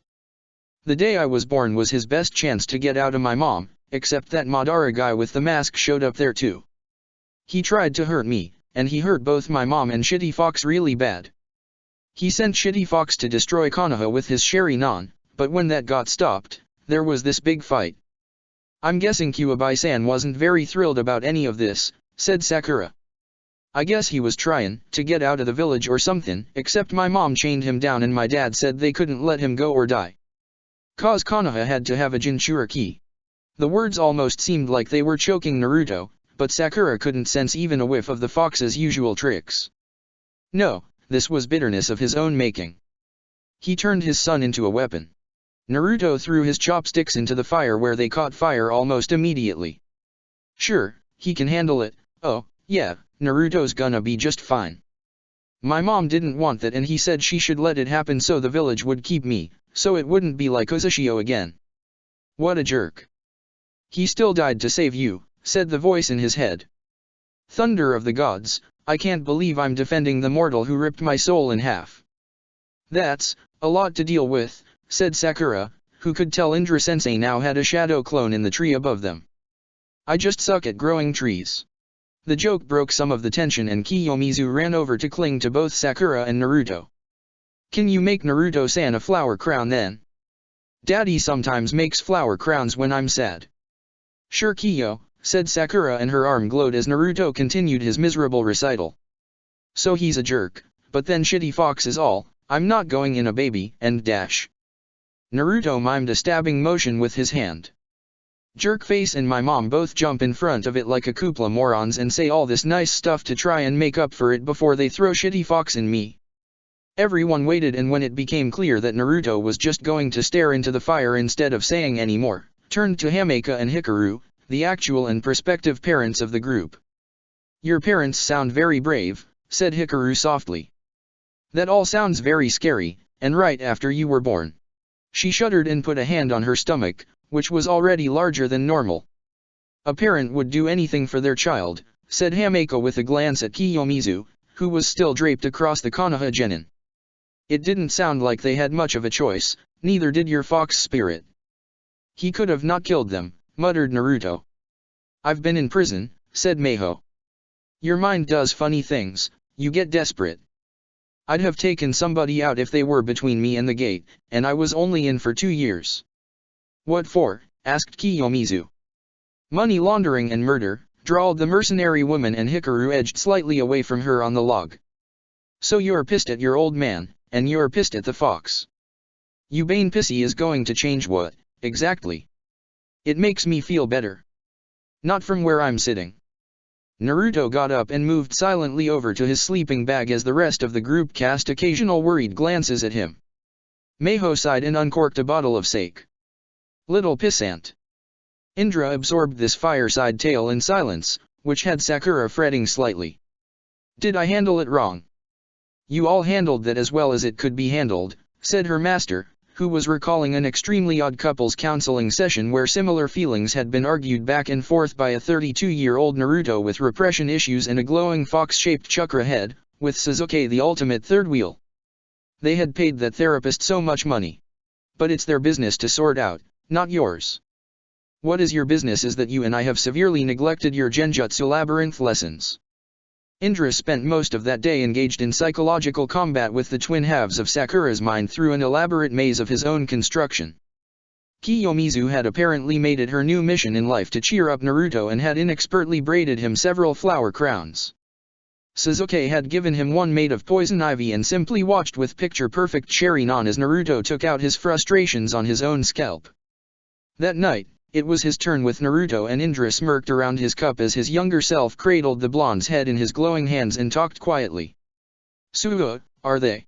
Nami mimed something vaguely indecent and Indra's smirk increased by several centimeters. "Not yet," he said. "Don't meddle." "I wasn't gonna," she retorted petulantly. "Good," said Indra. "Give it time." Chapter 62, The Mists of the Past PT2, A Parent's Mistakes and a Child's Mastery. The sun was mostly below the horizon when the expedition to Uzushio heard the flap of thousands of leathery wings. They had 2, perhaps 3 seconds of warning before a swarm of bats hit them broadside, a vast swarm of claws, leathery wings and furry little bodies rushing past the caravan. There were several screams, but Indra's shouted order to stand their ground kept the civilian members of the Uzumaki clan from running off into the woods. "Caught one," said Sasuke, who was gently, but firmly holding a squawking, flapping creature in his hand and examining it with a red-tinted eye. "No chakra system, so they're not summoned scouts." "Good thinking, but no," replied his uncle, waving in their ninja. "There's caves up here as we head towards the mountains along the border, but plenty of bugs for them as well.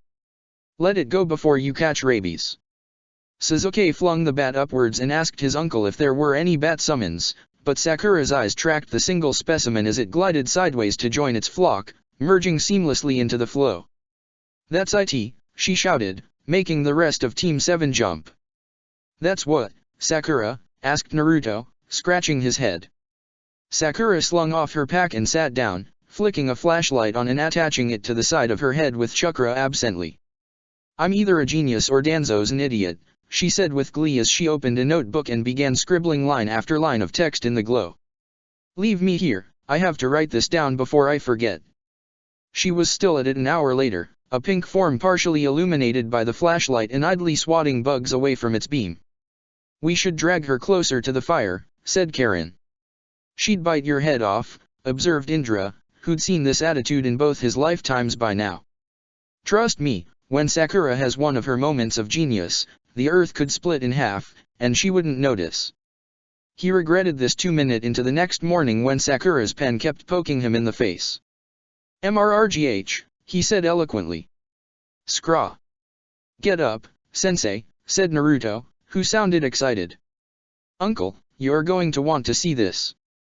Sasuke shrugged into a shirt and his Indra identity in the same breath and looked up to see Sakura's grin as she directed a storm of leaves around for Kiyomizu to chase. "I got the idea from watching those bats last night," she said as she walked slowly over to the rest of her team, guiding her arms around, still locked in the ram sign. "If I could make one leaf move easily, 24 shouldn't be hard at all, and if I use the existing wind currents, it's even less of a drain on my chakra reserves. Making them as sharp as shuriken is the obvious next step." "You invented this technique yourself?" asked Indra, impressed, and Sakura beamed. "You bet, sensei. It's going to need a name, so make sure it's memorable." The rest of the day was spent debating technique names as the expedition began to leave the sloping hills and forests of Fire Country behind in favor of harsher scrublands and rocky, mountainous terrain. Leaf Hurricane was taken, Leaf Whirlpool and Leaf Spiral were more movement-specific. "How about Storm Blossom?" asked Sasuke, heaving a boulder aside to let Hameka's cart pass. "That was the ninja name you used to daydream about. Make it the technique name, so it'll definitely catch on." Sakura punched him in the shoulder, but her fond smile betrayed the gesture. "I can't believe you bothered to remember that. You were annoying back then, it was impossible not to remember." He promptly got an actual punch for his troubles, but Sasuke absently healed it without a second thought. "That's what friends are for." At the head of the column, Indra felt his heart lift and momentarily thought that perhaps Team 7 was going to turn out just fine. The expedition to Uzushio continued up into the mountains, and with both civilian Uzumaki and supply wagons, it was slow going. They battled against a rockfall in the second week and lost one of the carriages containing Fire Country furniture they planned to sell, but finally reached their reward. A mountain pass nestled on the border of Lightning Country, with a small village,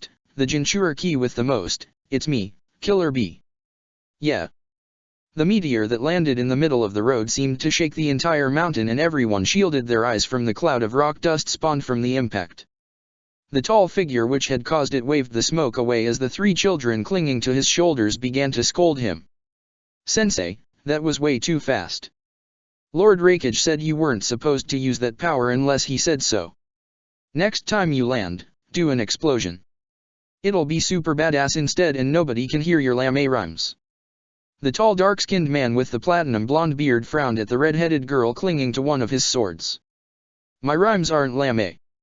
They're a work in progress, your words, they just maim.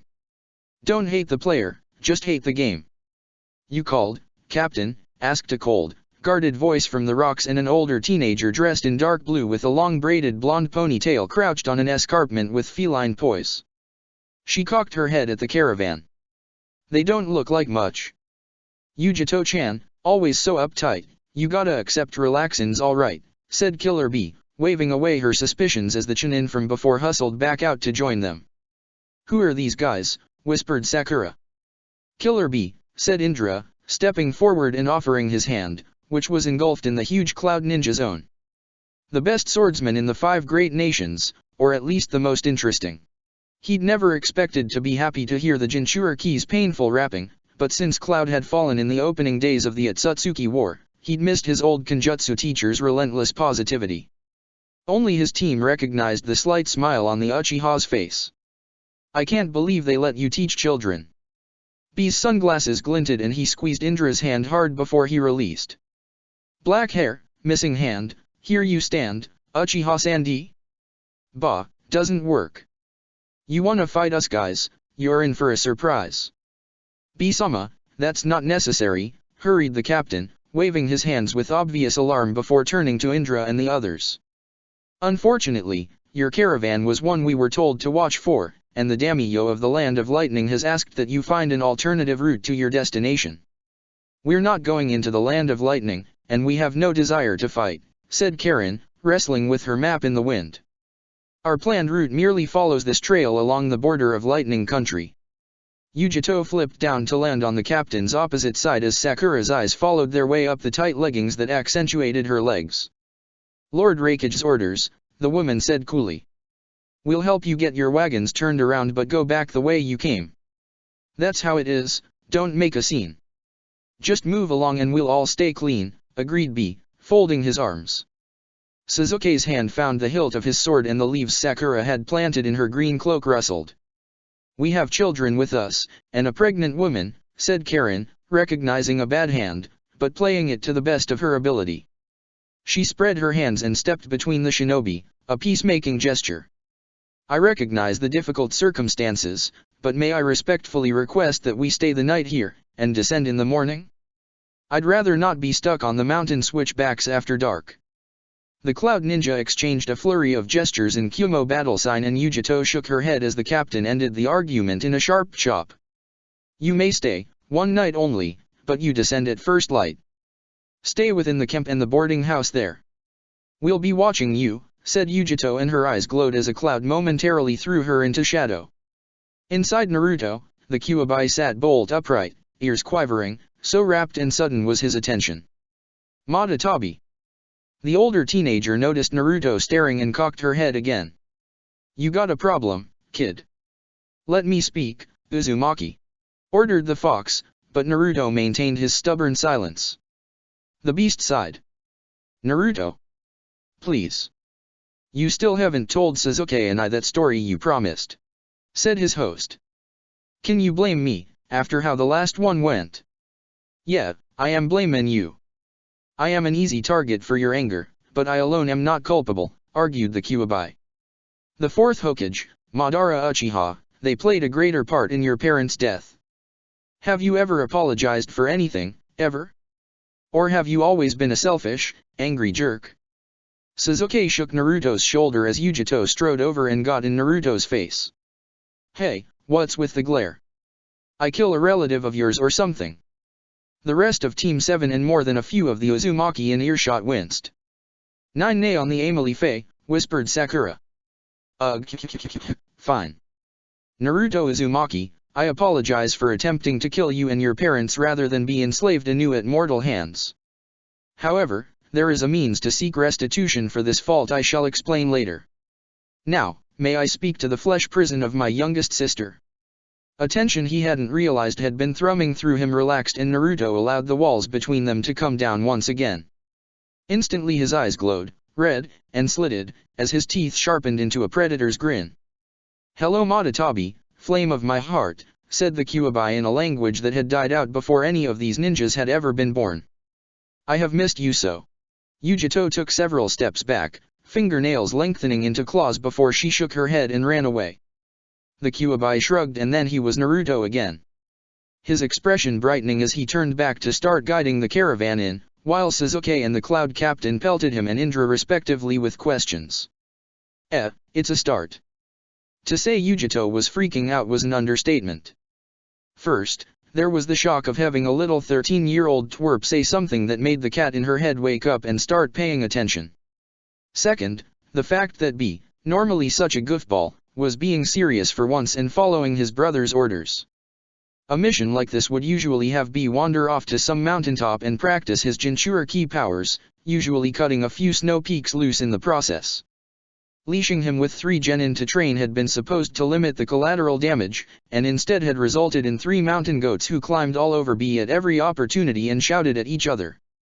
This week, B had come with her to the mountain pass, waited around for the smoke flare, and was being the cautious, dangerous shinobi everyone knew he was. Both were black diamond level danger signs, and Yujito had already sent a letter to the Raikage, describing her sense of unease in detail. That was Yujito, the straight-laced, responsible Jinchuriki who didn't mind getting sent on honeypot missions with 2 Minders, or didn't mind when the Raikage reminded her, again, that Kumigakure treated its Jinchuriki much better than other villages and even offered them the Waterfall of Truth to reach an accord with the monsters, if accord was heavily weighted in Kumo's favor. She was fine with being alone, liked it that way, really. Honest. Can I sit? Asked the idiot Uchiha with the duck butt hair. She could see it outlined against the stars and bared her teeth. Fuck off and find your own rock. The boy shrugged and sat down anyway, opening a red-edged medical kit the size of a large encyclopedia, fingers flicking through it by the light of the fireball he held perched at the tip of one finger. Need anything? No, said Yujito, more sharply than she intended, but the Uchiha boy didn't visibly react. Remote mountain post, any medical supplies you run out of?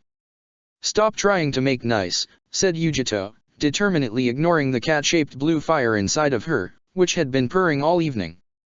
The Uchiha shrugged and spent the next half-hour rearranging his supplies. When he was finished, he laid back and stared with red eyes up at the stars, an ocean of lights Yujito knew most city dwellers didn't see often. She realized he wasn't going to say anything after all, and they both sat silently, enjoying the solitude of the stars while others huddled around the fires below. At some point, they both fell asleep. Let me in. Let me in. Yujito blinked at the snow-covered temple she'd woken up in, shaped like a great devouring mouth cut into the side of the mountain. The snow was already soaking through her clothes, and she looked around for the source of the voice. Yujito, could you let our guest in? Asked the cat. No, said the teenager, shaking her head in the direction of the temple's mouth. This is some Biju trick. A sigh of warm heat billowed from the cave and the grandmotherly voice sharpened. Well, I can't very well meet my older brother out there, since you have me chained down, so you obviously must let him in. I don't have to do anything, protested Yujito, looking around. I'll tell him to go away. An enormous claw extended and tapped her, ever so gently, on the shoulder. I am asking politely. Yujito turned and looked up, and up, and up as her stomach dropped down, down, down to somewhere in her toes. The massive orange fox that smelled of ozone and dried blood looked down at her with a mouthful of wailing dead souls held between his teeth, and his grin was the stuff of nightmares. She pointed at the cave mouth. The cat's in there. The fox padded past, swishing tails, leaving curious patterns in the snow as he disappeared into the mountain. Just follow the sound of my flames, Anki. I bring offerings to one who sits along the path, who is the gate and the key and the guardian of the gate. Oh, how lovely. I accept them in the spirit with which they are given. There was a clinking sound and the disembodied moans increased. Yujito knew the vast blue cat was batting around the helpless souls, doubtlessly petty farmers, or perhaps the souls of her fellows who'd been killed as they slept by the Konoha shinobi. 7 pedophiles? You have been busy. And you are in chains, ah. That's cold. Yes, I've noticed, said the cat primly. So don't touch them again. You have not grown better at hiding your pain. Let me. Oh, sit down, it's been 80 years since I felt this warm, and I will not have you fussing over me. Yujito began to run down the tunnel as the heat rolled over her in great waves of energy, praying she wasn't too late to reinforce the melting chains, but when she arrived at the cat's chamber, she found they were quite intact. A blue-black cat of living flame and 2 brilliant yellow eyes sat curled around the fox, who oozed toxic chakra that made Yujito want to puke from 20 paces away. So, where's my evidence? This war, you're so sure that's going to happen? I want more than reassurances. Yami no Kami will have such a backlog of souls without me, the high halls are going to be livid. I have the evidence, Madara Kami, said the man who slid sideways off the orange fox and landed in a bough. Kurama has told me there is one matter that might interest you. Something red flashed and Yujito's screaming charge skidded to a halt as she watched hell itself unfold along the cave wall as the man's memory replayed itself. Empty-eyed corpses dripped black sludge as they marched by the hundreds of thousands, sometimes looking like a wave of grain, so great were their numbers. A man with an albino snake emerging from his robe directed acolytes to seal spaces. Reanimation jutsu, he intoned, before the white light of the active seal began to darken and something with many mouths began to pull itself into existence through the human offal around it as they came apart. Yujito became aware she was screaming, that she had always been screaming, and the fox took something from her, dark and oily in his fangs. She vaguely recalled seeing something projected on the cave wall the cat was staring at now. It had been unpleasant, and next to her, the fox choked as he swallowed something dark and writhing. God save us, the memory alone tastes vile. Madatabi, did you see what you wished to? What have I wished? No. What I needed to see. Yes. That kind of corruption, it means the gate was thrown wide open. I think only the second Uzukage came anywhere close to unleashing such things. And you're going back to that cursed city? We must, said the beast and the man simultaneously. For heaven's sake, why? Answers about Uzushio, and an entrance to the high halls. All roads are leading to Uzushio, and it is no accident, said the fox. More than that, sister, my chains are loosening, and if the seal libraries open to us, I have bargained with their girl child for the keys to all 9 seals. You think to bribe me with my rightful function, and entice me with freedom? Another rattle of silver chains. I am already locked tightly enough as it is, and the girl will bind me more tightly still. I wanted to bring good news to my favorite sister. No, you want my advice, doubtlessly about the mortals you are traveling with. The man with black hair who Yujito recognized as the Konoha Jonin Indra turned to the fox curiously. Advice about what? The other Biju shifted slightly and looked back at the cave wall. As Naruto and your brat requested, I can tell them about Mikoto and Kushina. Is it a private matter when there remain ways the dead can speak? Is this about the death god's mask in the Uzumaki shrine, said Indra, and both Biju began growling at once. That is a dangerous tool for the foolish and ill-informed, said the cat with the prim disapproval Yujito had grown used to hearing. You should give it to me. My sister is correct, agreed the fox. Though it would amuse me to see you got yourself in search of closure for 2 children. Indra held up his hands. I wasn't planning on using it. Just a precaution. That's what you mortals always say, and then the Biju must clean up the mess. No, some souls should remain trapped in the death god's stomach, Indra Uchiha. Some punishments are well deserved. But, half of you is in there, said Indra with confusion. I thought you would have been eager to get all that power back. A carrot against the stick of the 4th Hokage. The fox grinned at him, all ivory fangs and contained menace. Thanks to your brat's dreams, I have absorbed enough yin chakra to become whole once more. Adding that half twice over would create imbalance, and I would not be nearly as generous and forgiving as I am now. He laughed, and Yujito pressed herself against the side of the cave wall as even the cat joined in with a light chuckle hidden behind a paw. No, Indra Uchiha, let them suffer together. A penance for my own sins. This returns us to the question of Kushina and Mikoto and my original proposal. There are fragments, perhaps, or echoes, of both Naruto's parents inside the Reaper Death Seal, precautions against my escape. After I tell him the story, he could remove the seal and meet them, one by one. How kind, said Indra with dripping sarcasm. It's totally coincidental that this also frees you. We both get what we want, Uchiha. My question to you both is, knowing such a meeting awaits Naruto Uzumaki, how much of the parent should be shown to the son?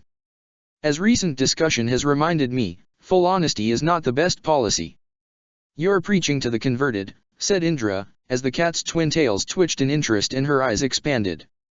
I avoided telling my daughter about the whole attempted international terrorist phase of my youth for quite a while. Yujito tucked that nugget of information away for the rakage as the cat nodded. Souls passed on speak freely as I take them to the gate, and there are some things every parent would rather their children not know. The worst parts of themselves. Those parts can also drive them to be better, said Indra, a sudden longing in his voice that had been missing before. Learning from mistakes.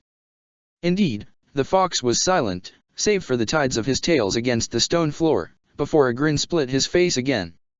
So, it's best to avoid. The unmistakable sound of women in the throes of ecstasy echoed from his mouth, and the cat looked on disapprovingly as Indra shuddered. Please never do that again, Kuwabikami, he said. I think I'm going to be sick. I've had to dreamwalk through your team's adolescent brains, said the Biju, pointing a massive spear-like claw at Indra. Be grateful you only suffer through such changes once. Oh, I am, said Indra, who was contemplating the possibility of completing his current mission if he'd arrived as 9-year-old Sasuke, and it wasn't a pretty picture. But, back to business. Madara Bikami, are you with us? Yujito was shocked to see the Two Tails, a proud creature who had never once in a decade of imprisonment agreed to Kumo's terms, bow her head at the man from Konoha. I will be with you to the end and beyond, Indra-san. Though the tidings you bring are grim, I am grateful for them. However, I do not believe Gyuki, or I will be able to join you soon. Yujito will be impossible to convince, and you will need a strong Uzushio to withstand the Raikage's wrath. Convince me of what? Asked the blonde woman, striding out to join the gathering with a confidence she did not feel. She was gratified to see both the fox and the shinobi glare at both her and the cat. You could have mentioned she was here earlier, he said irritably. Some of that was for your ears only. Well, I thought it was immensely entertaining, said the cat as she began licking the flames on her paws into a slightly different pattern of blue-black fire. Indra grumbled something unpleasant under his breath and boosted up to the Kyuubi's back with a burst of purple bones. Enough. Kurama-san, are you ready to face Gyoki's Jinchuriki? The fox snorted and padded past Yujito back towards the cave mouth, on his way out of her mind at long last. I am expecting horrible rhymes. Lower your expectations even more, and you'll be in the right frame of mind, said the Uchiha. You know I'm crazy when I actually missed his hideous songs. He had no argument with Yujito or any of the other Biju, and only when they were gone did the blonde woman turn back to frown at the cat. I don't care how ominous all that sounded, I'm still not letting you go. Child, when I finish explaining the stakes of the war to come, hopefully you will be ripping these shackles off me yourself. Yujito doubted that, but she sat down as the beast in her soul began a story of gods and monsters. The next morning Indra was tired and spoke even less than usual, but when Karen questioned him about it, he shrugged it off and said simply that he'd had trouble sleeping. This left her to carry the weight of the expedition and soon she was hoarse from shouting.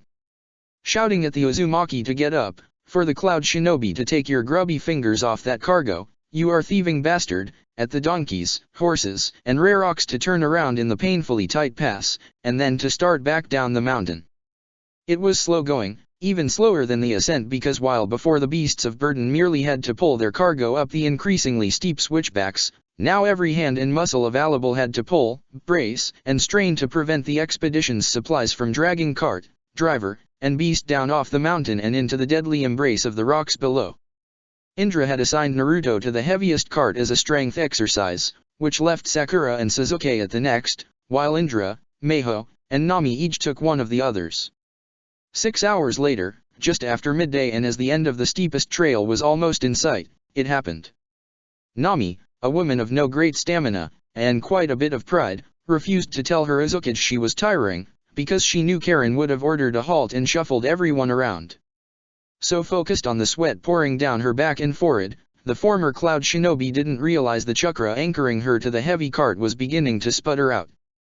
Only when she pitched forward half-conscious as the cart rolled over her did Nami realize how close she was to total chakra exhaustion. Something in her leg snapped as the wheel pressed her down and she screamed. Heads swiveled and the donkey scrabbling for purchase in the trail moaned in fear next to her. Someone else swore violently. Oi, oi, somebody help Nami, called Hameka, throwing the reins to his daughter and sliding down to throw his shoulder into the cart. I've got shit, I don't get this. The cart sped up as the 2 feet of clearance between the trail and open air rattled away to 1 foot, then 6 inches. The shinobi looked on wide-eyed, but each of them were busy with their own burdens. Naruto tried wedging Fox Fang in the dirt with a hurled throw of the black mace, but the dry soil of the trail crumbled around it, sending his gift clattering off the side. Kiyomizu, climb, shouted Hameka as his sandals ran out of trail and dangled into open space. Hurry! Indra swore as his eyes flashed. A vast purple limb reached out as the cart tipped forward and caught only air. Kiyomizu jumped with a shriek of terror, arms pinwheeling, and caught the purple hand with desperate strength. Karen was running towards them, not knowing what she could do, but that she had to do something. There was a mindless shout of terror from Hameka and a bleat from the donkey before gravity prevailed and the cart fell off the mountainside. Karen jumped after it with no hesitation, a scream of denial passing through her, fear and focus narrowing her gaze as time seemed to slow. She saw a barrel of nails tipping forward, bags of concrete mix skidding on the floor of the cart, Hameka's terrified face as he clung to the vehicle. She reached out towards him and within her soul, something that had been locked away blasted open with tremendous force. Golden chains erupted from Karen's back, first 1, then 2, then half a dozen more, again and again, as each one felt like she'd been kicked in the gut. One followed her hand's desperate reach and plunged down to lash its way around Hameka's torso, dragging him up. Several others pulled the stray supplies back into the wagon before enveloping the thing in their cool golden grip. The donkey bellowed in fear and kicked out, but Karen's chains took him too, the barbed links cutting into its flesh for a better grip. A dozen more chains, a staccato of punishing blows as Karen's chakra plummeted even faster than her dive, but the golden spear tips arced back to anchor themselves in the cliffside, just before the chains snapped taut. Karen screamed in pain as the chains transferred velocity, force, and pull through her own body, dragging the falling cart, man, and beast to a grinding halt. They fell slightly further as several of the chains lost purchase on the mountain, but the fall had slowed. Karen screamed again through gritted teeth as what felt like every muscle in her back and shoulders went taut from the strain. She wrapped one free arm around one of the chains holding the cart, and another around the one holding the Uzumaki, sucking in the thin mountain air. "Hameka," she managed. "You, okay?" "There she is," whispered the Ninetales in a mix of fear and satisfaction. "There is an Uzumaki worthy of her throne." "No," cried the merchant, clinging to the golden chain for dear life. "Whatever you're doing, don't stop." "I don't know how," replied Karen, close to panicking herself. She swung her arm towards the cliff and the golden chain holding Hameka smashed him into the mountainside with a shower of rock and shouts of alarm from Sasuke and Sakura just above. "Meiho," called Hikaru from where she was cradling Kiyomizu. "Your axes." The weathered shinobi planted one of her foci in the trail and threw the other one down, where it embedded in the rock next to Hameka. In a blink of bright blue light, the older Uzumaki grasped the handle and held out her hand. "All right, grab on and let's go." The resulting teleport blinked both Uzumaki, Karen, and the chain-ensnared cart back to the mountainside, and this time when it began to move, Indra's Susanoo halted it easily. Encased in a glowing ribcage, Indra smiled at her. "Well done, Karen," he said with quiet pride as the Uzukage's heart rate lowered. "Very well done." "Great," panted Karen as she tried without success, to unwind the tangle of chains from both the cart and the thrashing donkey. "Any idea how to stop doing it?" "Think of retracting an outstretched hand," said the Kyuubi from Naruto's cart, staying well clear of the chains and eyeing them warily. A deep breath inward. Karen closed her eyes and mimicked the motions, grasping at thin air before pulling inwards. There were scuffles and raised arms as the chains shot backward, making Meiho jump out of their path. There was a brief torrent of dirt as the trail was lashed by the chains and Indra's mouth dropped open as the barbed tip of one scored a long cut in the rib bones protecting his left side. When the dust settled, Karen swayed on her own 2 feet for a moment before falling to her knees. "Oh gods, everything hurts." "Sakura, can you?" began the younger Uchiha, and his teammate nodded. "Go, I'll keep this stationary." Earth style, mud pillar. A mixture of earth and rock shot up in Sasuke's place as he ran towards the wounded, a bandage in his teeth and hands already glowing green. Hameka had several small cuts, and his shirt was a mess thanks to the barbs on the Uzumaki chains, and the donkey was still thrashing about on its side and screaming. He put the stupefied creature under a Sharingan Genjutsu as he closed the long, but fortunately superficial cuts, gesturing for Meiho to drag it aside as he moved to Nami. He hissed in displeasure as he cut open her pants, her face white with shock and shame. "It didn't break the skin," he announced for Indra and Karen's benefit, guiding his hands softly over the angry red flesh. "But this is a pretty bad break. Nami, bite down on something, please." She picked up a fragment of the cart the size of a playing card and shoved it between her own teeth. A quick sterilization buzz of chakra and several passes of a scalpel opened up Nami's leg to reveal a kaleidoscope of bone shards in places bone should not be. Sasuke could have grabbed for his tools and started removing the worst shards, but they were on the side of a mountain. Time was not on their side. He put one glowing hand on what looked to be the center of the break and breathed in. Medical ninjutsu, bone attraction. Nami moaned around the block and his Sharingan watched as things moved beneath her skin, sliding back along cuts and shrapnel lines they'd made in the muscle, goopy marrow sliding into place. His eyes tracked every movement, every shard as his chakra illuminated them, pulled them back into a trembling line, and began welding the bone whole once more. 10 minutes later, Nami had a new scar on her leg as Sasuke wound a splint tight against her, scolding the entire time. "And I had to give you some of my own chakra, so you didn't pass out from exhaustion. Next time, warn us." "Uncle, get her up there next to Hikaru." A skeletal hand picked Nami up by the scruff of her neck and gently deposited her on the next cart, to be tended to by the waitress and a pouty, teary-eyed Kiyomizu. Finally, Suzuki turned to Karen, who was laying on her back and staring up at the sky in a kind of exhausted awe. "You Uzumaki," he pronounced with a frown, "are all insane. You jumped off the mountain with no plan at all, didn't you?" "No," said Karen petulantly. But Suzuki had spent far too much time around Naruto, so he just kept staring at her with those slightly twitchy red eyes as he went over her muscle groups. "Okay, yeah," she finally managed as the Uchiha medic finished a diagnostic scan. His was the sigh of a medic who'd grown resigned to the stupidity of his patients. "And in return you've strained, thrown out, or pulled almost every single muscle across your back and shoulders. I'm not letting you lift anything for a week, so you'd better get used to those chains very fast." The rest of the descent took the remainder of the day, with Indra's Susanoo now holding several carts in its clawed hands as its master felt his chakra drain away. By the time they made camp at the base of the mountain, scarcely 2 feet away from the trail and some bare trees, he practically face-planted into the dirt. That night, most of them were tired, drained by the terror of the near catastrophe, chakra exhaustion, or injury. Not so the Ninetales. When Naruto came back to camp dragging the now scuffed and slightly dented Fox Fang, the Kyuubi perked up. "Well, if this isn't the perfect captive audience," he grinned, and Sakura sent a flock of leaves at his face, to affronted sputtering. "I just wanna sleep, Kyuubi-san," she protested, and there was a chorus of inarticulate agreement. "Very well," allowed the slightly put-out Biju. "But tomorrow is story time." His promise came true the next morning as the expedition set out mid-morning, grateful to be away from the land of Lightning's mountains. Karen was engrossed in a map and debating alternate routes with Nami, who was getting her leg doodled on by Kiyomizu with many frowny faces. They'd head towards the coast and move northeast, hopefully packing their carts onto one of the large shipping trawlers that regularly passed between the Land of Fire and Land of Water at Takahata Port. Except that was a city that leaned more mist than leaf, so it hadn't been Karen's first choice. She put those thoughts aside as Naruto cleared his throat and smiled. "Okay Suzuki, Sakura, Indra-sensei, you guys wanna hear Shitty Fox's story about our moms?" "Oh, I've been dying to hear about this," said Sakura with glee. Suzuki hesitated for an instant and nodded. His uncle whistled and caught the flask Meiho flung in his direction, took a swig, and flung it back. "All right, you two."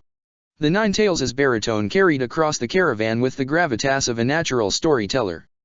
"Long ago when tales were still worth telling." "This was 20 years ago, it's not that long," said Sakura. "Be silent flower petal, this is how stories are properly told," barked the fox with some irritation. "Now, long ago, when tales were still worth telling, there was a little girl from Uzushio named Kushina Uzumaki. She had also inherited the sacred chains you saw today, and for this she was condemned to be Konoha's second Jinchuriki of the nine-tailed fox, strongest and most terrible of all the tailed beasts. She arrived a child of 9 and her classmates laughed at her Eastern Fire Country accent and red hair. For this, she was dubbed Tomato Girl, and her revenge was swift and terrible. She would set upon any fool who spoke so brazenly and thrash them without mercy, for even without the power of the chains, she was an Uzumaki, vibrant and savage. There was a girl, Mikoto Uchiha, dark of hair and eye, and clever in the manner of mortals. She was most intrigued by this newcomer and together with Tsumin Yazuka, she fed the Uzumaki, and they became friends. There was a boy, Minato Namikaze, possessed of no special talents beyond his bright hair and sharp mind. He too, was intrigued by Kushina, but kept his peace and let her be, though his eyes oft fell astray upon her. Less than a year after her arrival, word came that Uzushio had fallen to the village hidden in the mist, with Cloud coming to pick the bones clean. Only one man survived to bring word to Konoha, and though he walked long in the shadowy places beneath the mountain, his fate is unknown to me. So then, did Mito and Kushina find themselves the last of the Uzumaki, or so they believed. Mito weaved a chrysanthemum wreath of mourning and fingered a fell-tokened medallion passed down to her from her own grandmother as Kushina sobbed. Into this tragedy came Mikoto Uchiha, and with the stubborn mien of her clan, turned awake into a sleepover. At this time, the Uchiha elders, who had heard through their clan's women of this tragedy, came to Mito with bloodied hands. Together they spoke a blood oath of great power and subtle potency to strike down those who would have the temerity to destroy one of the old families, and so the second Mizukage and the 7 ninja swordsmen fell, one by one, until none who had trod upon the bodies of the slain were alive to tell of it. But Kushina and Mikoto were children and spent the night in fond recollection and popcorn. Thus was the bond between them first forged, in childhood empathy and innocent grief, a potent mix that soon brewed heady indeed. Of the Second War, which mortals call great, and I call squabbling over scraps, I shall say little. The deaths were many and the causes equally so. Suffice to say both girls and the boy grew up in the shadow of that war, where Mikoto gained the Sharinon defending a shipment of gold, and Kushina gained me. She was told by her predecessor that to keep me in chains, she would need to love, deeply and often. The fox chuckled, as did Indra.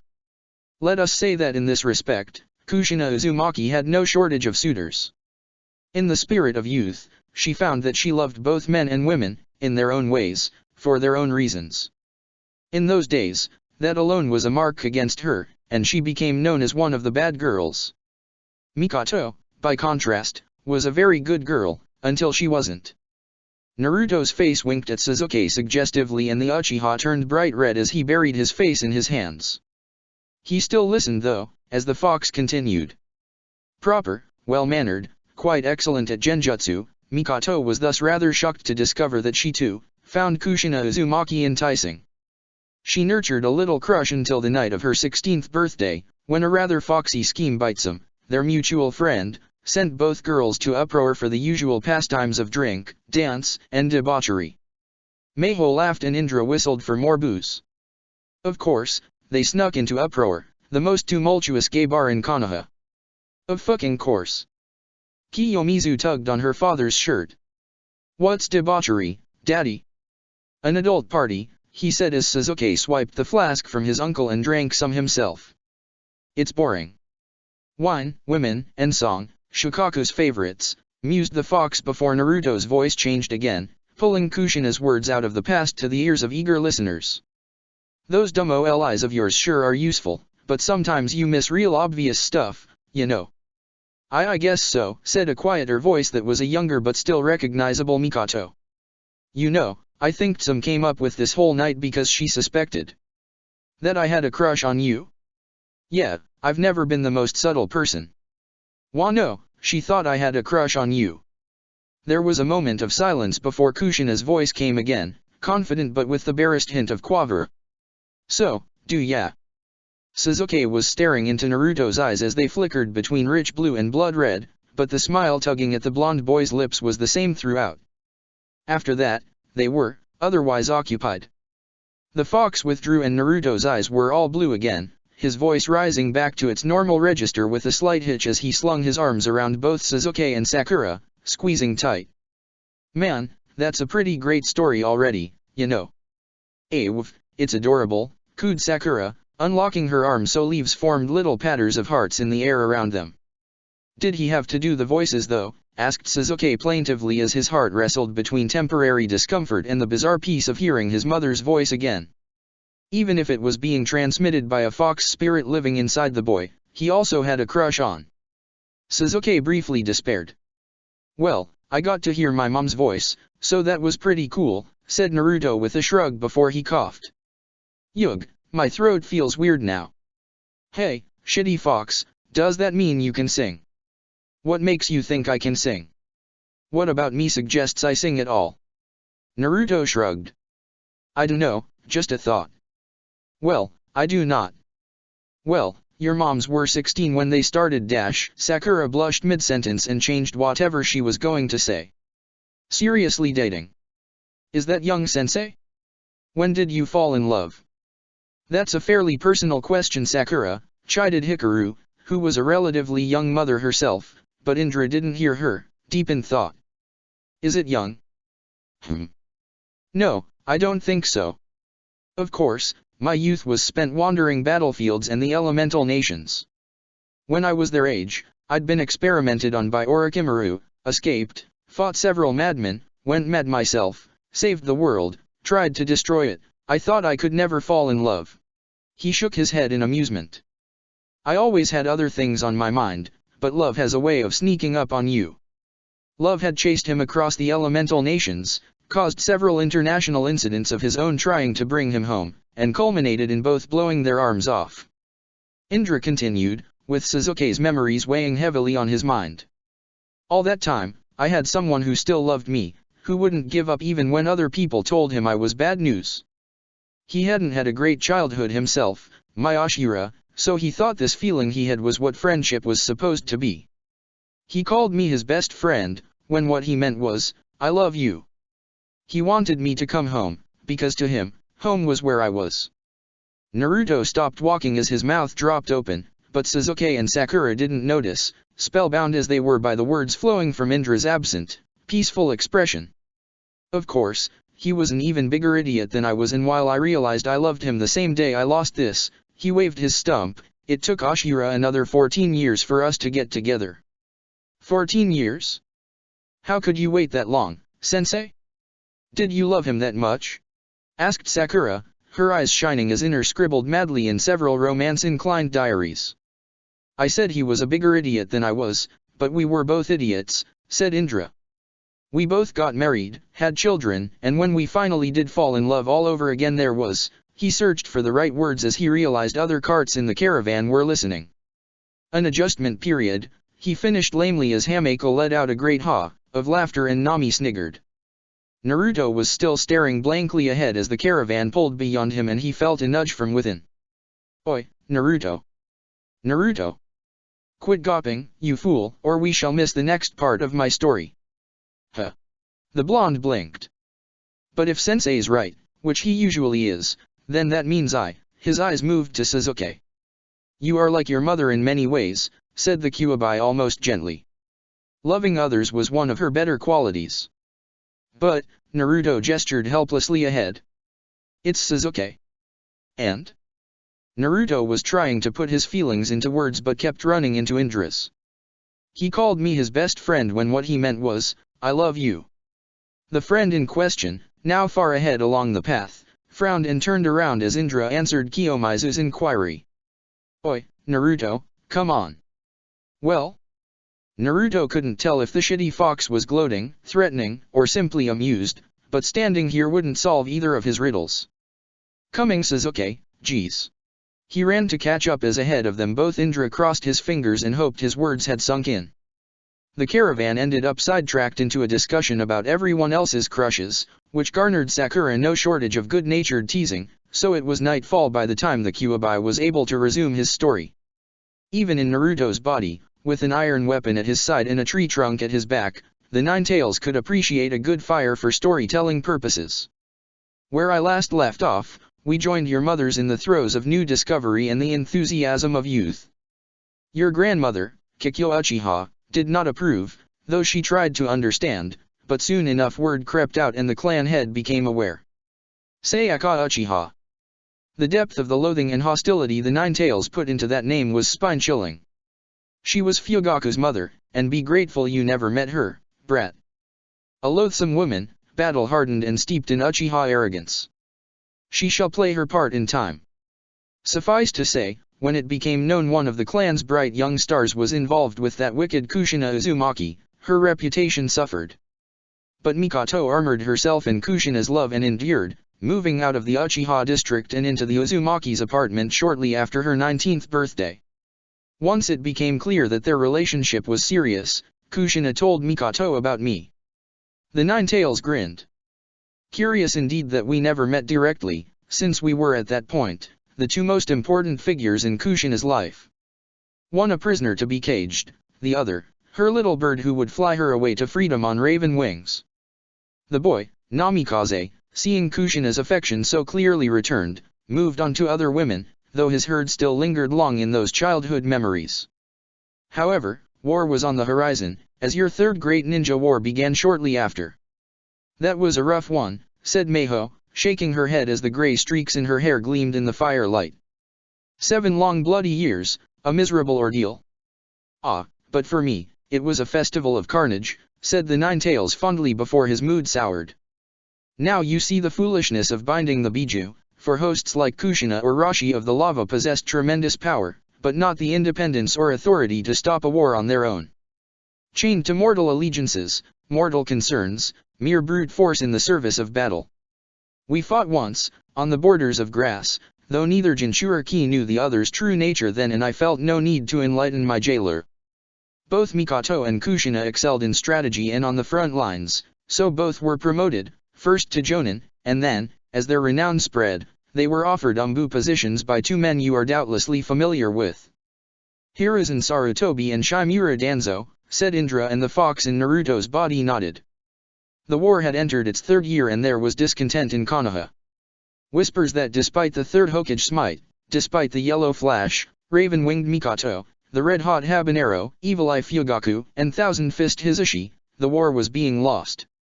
The Uchiha and the Hyuga made discreet inquiries about any clansmen who developed unusual variations in ocular jutsu. Ninja rotated off the front line were brought back, and though my jailer ignored me, I could smell the sickness of insanity as it snuck into tents and hospital beds across both sides. A scent distinctly putrid for each mind that blooms it, distinct from wickedness, but just as damaging. You mean the Mangekyo Sharinan? Asked Sasuke, but Itachi. As arrogant as your clan was, brat, said the Ninetales, wagging a finger at him. They understood the danger the Mangekyo brought and isolated it until the war made them desperate and Sayaka made them greedy. There were more Mangekyo in that war than recorded in your scrolls, for none wished to make themselves a target, or be stained with the stigma of clan killer. Uchiha began to disappear as the blindness or madness took them, roaring charges into enemy battalions on what should have been scouting missions, or targeted by enemy shinobi, and the once vast ranks of the Uchiha began to shrink. It is in this ill-omened time I relate to you another conversation. The fox quieted a moment as the fire crackled, Uchiha and Uzumaki alike spellbound by the story. Sakura had her notebook open and was transcribing word for word.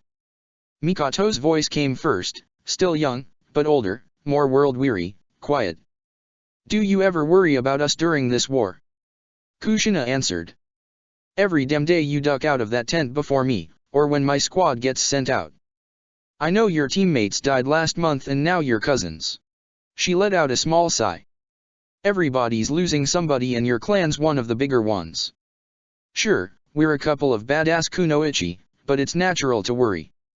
It means we care about each other, you know. No, I mean us. This thing with you and me, sharing a tent, an apartment, sharing our lives. I'm worried that by the time this war ends, with everything we've done, we'll be strangers to one another. I'm worried we might not love each other anymore and not even notice. I'm worried. Hush, hush, hush. Kushina's voice was soothing, even with the answering worry behind it, and the fox reached up to cup Naruto's face in unconscious imitation of his mother. A comfort meant for another love in another place, but he could sense, needed now. If he could pass it along to Naruto under the guise of a playwright, well, the fox wasn't going out of his way. It's so easy to take all the bad parts of ourselves keeping us alive and hate them because they're ugly. We're both people, with good and bad inside of us, and part of love is seeing all of it, no matter how scary it is. If we're honest with each other, we'll get through this, I promise.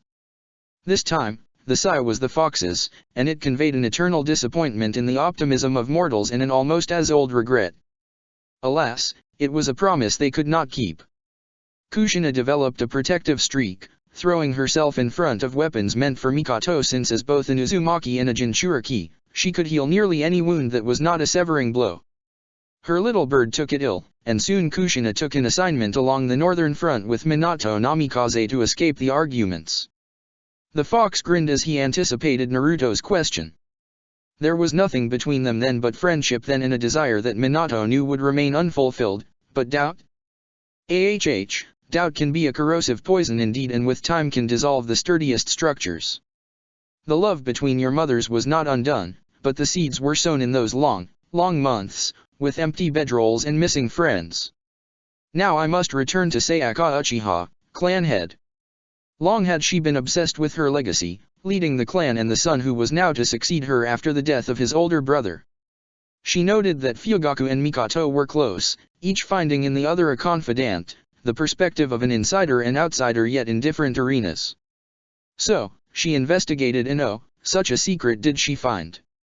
I wonder, do even you know this one, bloodline guardian?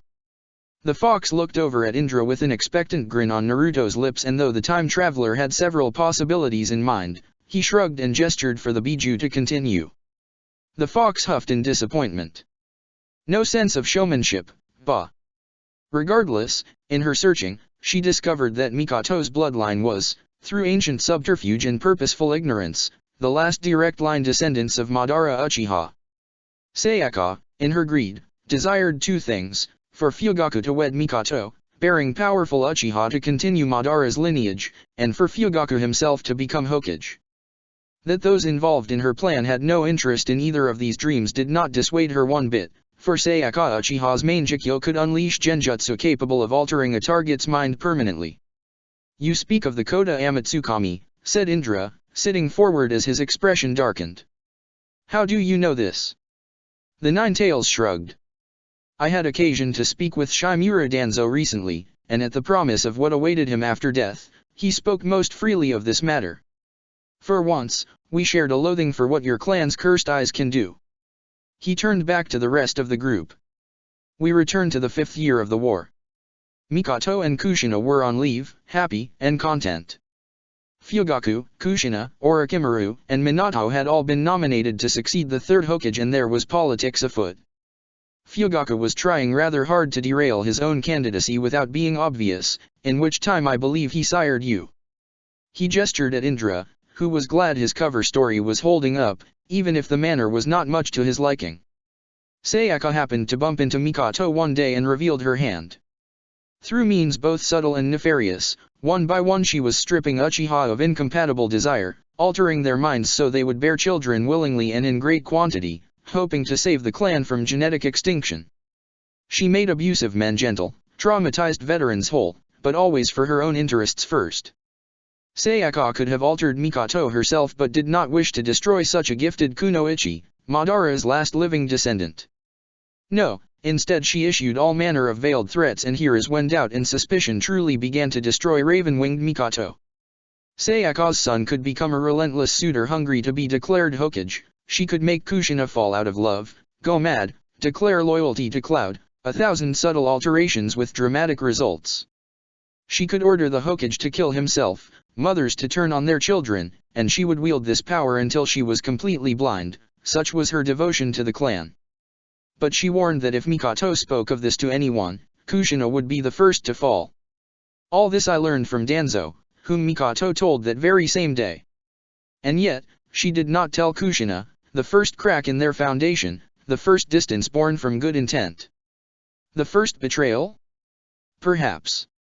For better or worse, Danzo's first thought was to prevent the collapse of the village, the infection of the Hokage, the Jonin commander, and himself. All were dispatched away from Konoha and out of reach of those damned eyes. So began what he termed the Mind War, and its echoes linger within Konoha still. Tsuminyazuka took a husband and discarded him soon after. Two of the Abarame broke up, a younger Might-Do had an affair with a far older woman. It was a war for the soul, and relationships were both the battleground and the casualties. At the time, I could smell the sickly sweet madness, but knew not its cause. The Yamanaka patriarch swore a blood oath to never speak of what occurred in those years, but Danzo implied much. The clan was far larger than what it is now. "Oi, oi, oi, shitty fox," said Naruto, regaining his body for a moment and waving frantically. "If she was doing that kinda crazy stuff, how come nobody didn't just, he mimed a head-chopping motion." "The first Umbu squad sent returned and attacked their comrades in the barracks," said the Nine-Tails gravely. 3 dead, 27 wounded, a mere warning. After that, the Mind War began in earnest. Everyone cringed. "That vision you showed Sasuke and I, back in the grass village," said Sakura, snapping her fingers in realization. "Was that when she infected Fugaku-san?" "Sharp as ever, flower petal," said the fox, nodding. "Yes, that was something of a last-ditch effort on all your parents' parts to dissuade Sayaka. 2 weeks before the end, Kushina thought it was a meeting to settle the bad blood that had developed between the Uchiha and herself, and Sayaka played along, until she didn't. Kushina and I did not know the permanency of the genjutsu Sayaka had placed on her son, but we saw that demmed Sherry-nan. To change your own blood, your own kin in such a way, in front of us. The Ninetales' growl echoed from Naruto, sounding larger and deeper than a human voice should. Wickedness and madness entwined deeply there, may her soul be damned to the darkest pits of the ninth hell. So, my parents' marriage was just what? A sham? My brother and I were just products of this disgusting Desh Suzuki's outrage and disgust were battling for control and his knuckles were white around the hilt of his sword. Be silent, brat, said the Ninetales, holding up a clawed hand. There is more to the story and your parents both. By luck or divine providence, however, Sayaka did not know her own son also possessed the Mangekyo, and this at least blunted the damage she sought to do to his mind. The desire to become Hokage, the drive to better the Uchiha clan as Sayaka saw it, those desires were planted deep, with long roots and subtle variations even the finest of roots Yamanaka could not fully untangle, even with his help. The desire for your mother, I suspect, was one Fugaku spent all his willpower to oppose for while the infection was there, the touch was light, not as consuming as it could have been. But he was robbed of his foundations, became a man at war with himself. Was this judgment his, or Sayaka's? Was his first response the correct one? But while he pursued his candidacy as Hokage, his own earlier efforts of self-sabotage had been too successful. Mikoto and Kushina, meanwhile, were falling apart. More and more of their friends were changing, dying, drifting apart, from the war between villages and the war inside of their own. Even within Konoha, Mikoto started sleeping with a kunao under her pillow so if she was ever taken in the night, she could stab out her own eyes before the brainwashing could take effect. The knife would accidentally cut Kushina as she slept and Mikoto's increasing paranoia and twitchiness strained their relationship. In the 7th year of the war, 2 weeks after she'd infected her own son, Sayaka's patience and her twisted enjoyment of the challenge finally ran out. She urged Mikoto to decide. Not for herself, but for Kushina. After all, Sayaka had changed her own mind to remove impure desires of her own, pretending she was not a power-hungry hypocrite. Even now, verging on blindness, promised she had enough willpower left to turn either Mikoto or Kushina's minds into something truly horrible. With that final warning, the cane-wielding woman left Mikoto to her choice. The fox paused and looked around as he massaged Naruto's throat, the silence so total it seemed even the whirring of night insects had stopped, leaving only the crackling of the fire. Flower Petal, do you have a genjutsu for the sound of heavy rain? Huh? Oh, yeah, do you want me to cast it? This last conversation requires such preparation. It was raining hard, with little lightning, and Kushina found herself pacing their apartment, the familiar rendered unfamiliar by a sense of foreboding. Her lover was distant, twitchy, ill at ease, frequently vanishing on missions Kushina had been barred from, while her own deployments were taking her to far-flung locales. Her little bird would snuggle up and then, as if repelled by some internal disgust, would withdraw to her own cold, dark corners, glaring and unapproachable. They could fix this, Kushina had hoped. The war was winding down and at its end, they could finally be happy. The Mikoto who knocked on the window was soaking wet, shaking, and her face was twisted between bone-deep terror and a hatred Kushina had never seen on her face before. Sakura's genjutsu deployed at a gesture from the fox and the rattle and hiss of a downpour swept over the camp. Mikoto's voice was twisted, sounding more like the Ninetales than not, the same hostility, the same promise of something horrible and painful, and Suzuki shrank back to hear her speak so. He felt like he was going to puke. I've had enough, Kushina. I'm tired of you waiting for a hat that will never come, and I'm tired of pretending this is something I want. Fooling myself into thinking this could work anymore. She spat into the rain. I'm leaving you. What? Kushina's heart leapt into her throat, her own fear and months' worth of tension crystallizing into a moment of icy clarity. I said I'm leaving you, repeated Mikoto harshly, her arm slicing through the rain to undercut her words. Don't make me say it again. What are you afraid of? Asks Kushina, asking the same question she'd uttered 1,000 times over the last few years, as her little bird became shrunken and haggard. We've faced down dozens of shinobi without any fear, I promise, we can fix this if we just work together.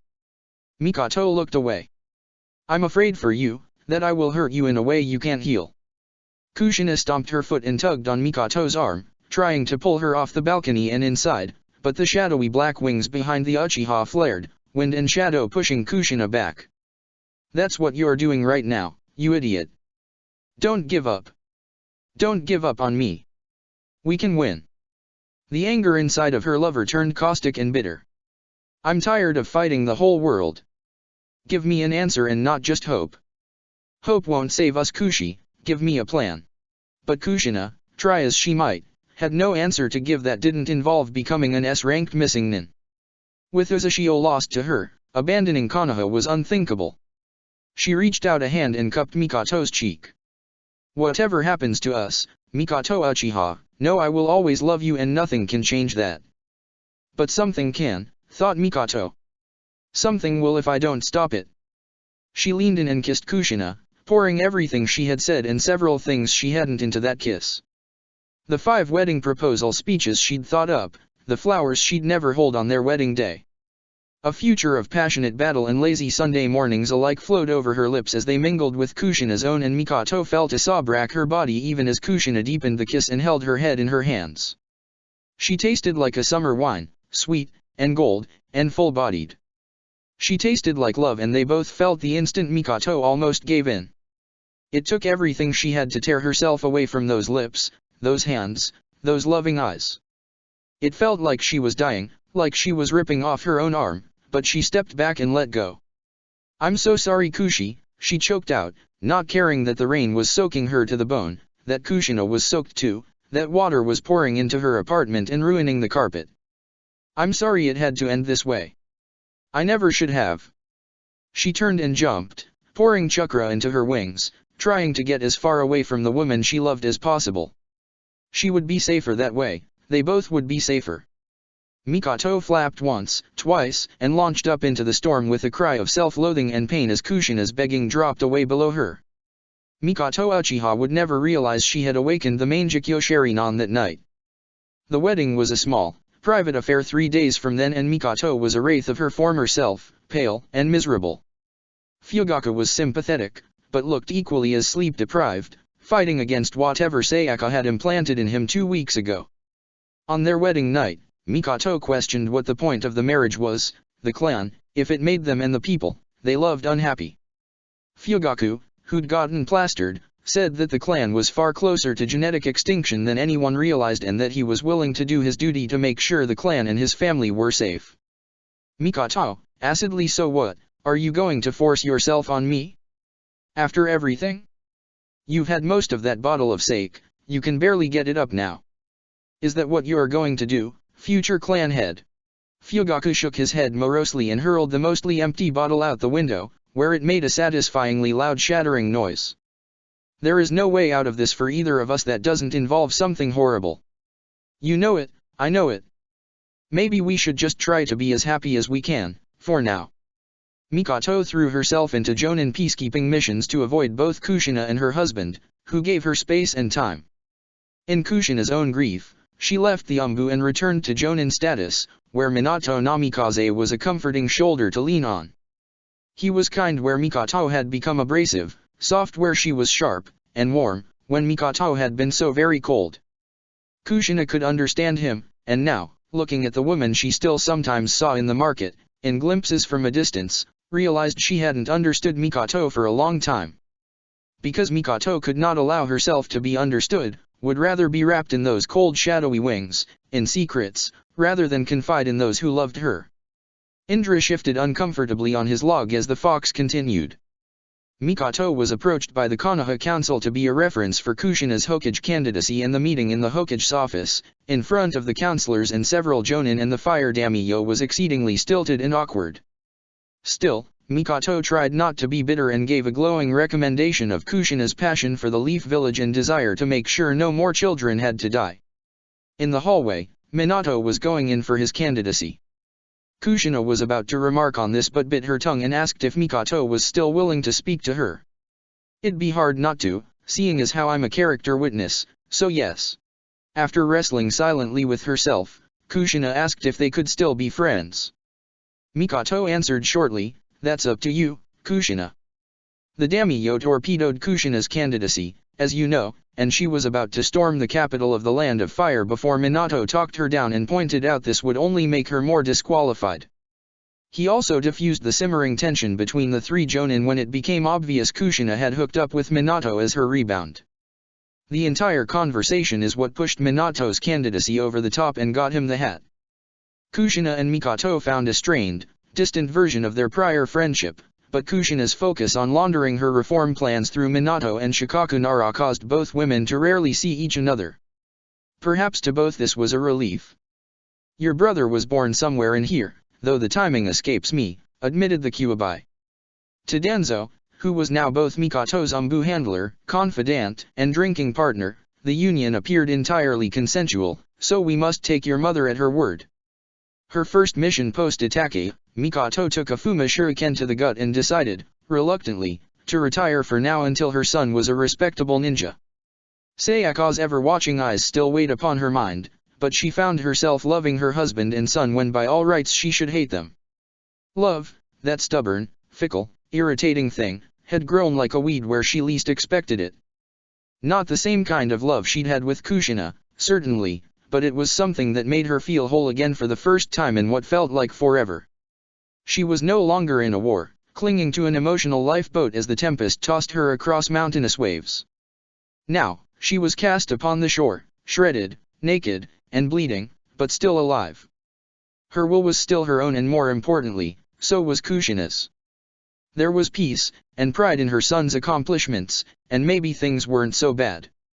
Sayaka died shortly before Sasuke was born, and Fugaku stepped up as the new clan head and began working with the Hyuga to add more to the police force. Danzo burned Sayaka's corpse himself and swore the Kota Amatsukami would never again be abused by an Uchiha. Kushina and Minato got married and the bitterness both had expected from Mikoto never surfaces. Perhaps she had moved on, perhaps Mikoto's illusions had grown even more elaborate. Kushina once joked that after seeing Mikoto have a few kids, her competitive nature meant she had to follow suit. Mikoto throws shade at Minato a bit, but things look like they will be okay. After all, she had scheduled a meeting with Danzo and Arute Yamanaka to remove the last compulsions from Fugaku's mind on October 10. Naruto regained control of his mouth to swear violently as the Kyuubi nodded. It was an odd scene, but they quickly caught the rest of Team 7 and the fascinated Uzumaki up with the truth of that horrible night as Indra nodded grimly. Madara attacked, with the Nine Tails as his weapon, the Uchiha were suspected, and Minato and Kushina died. Mikoto was devastated while Fugaku was furious at Danzo's accusations. More than anything, she wanted to take in Naruto, to protect and love this last little piece of Kushina, but Konoha comes before clan, before personal desires, before all. Ninja are sacrifices on the altar of nations, and Naruto Uzumaki was a more literal sacrifice than most. She raged against Danzo and the Third for days, her eyes alight with the grief-tinged fury of the deeply wronged, but they were immovable. When death came for her on Ataka's blade, it was almost a relief.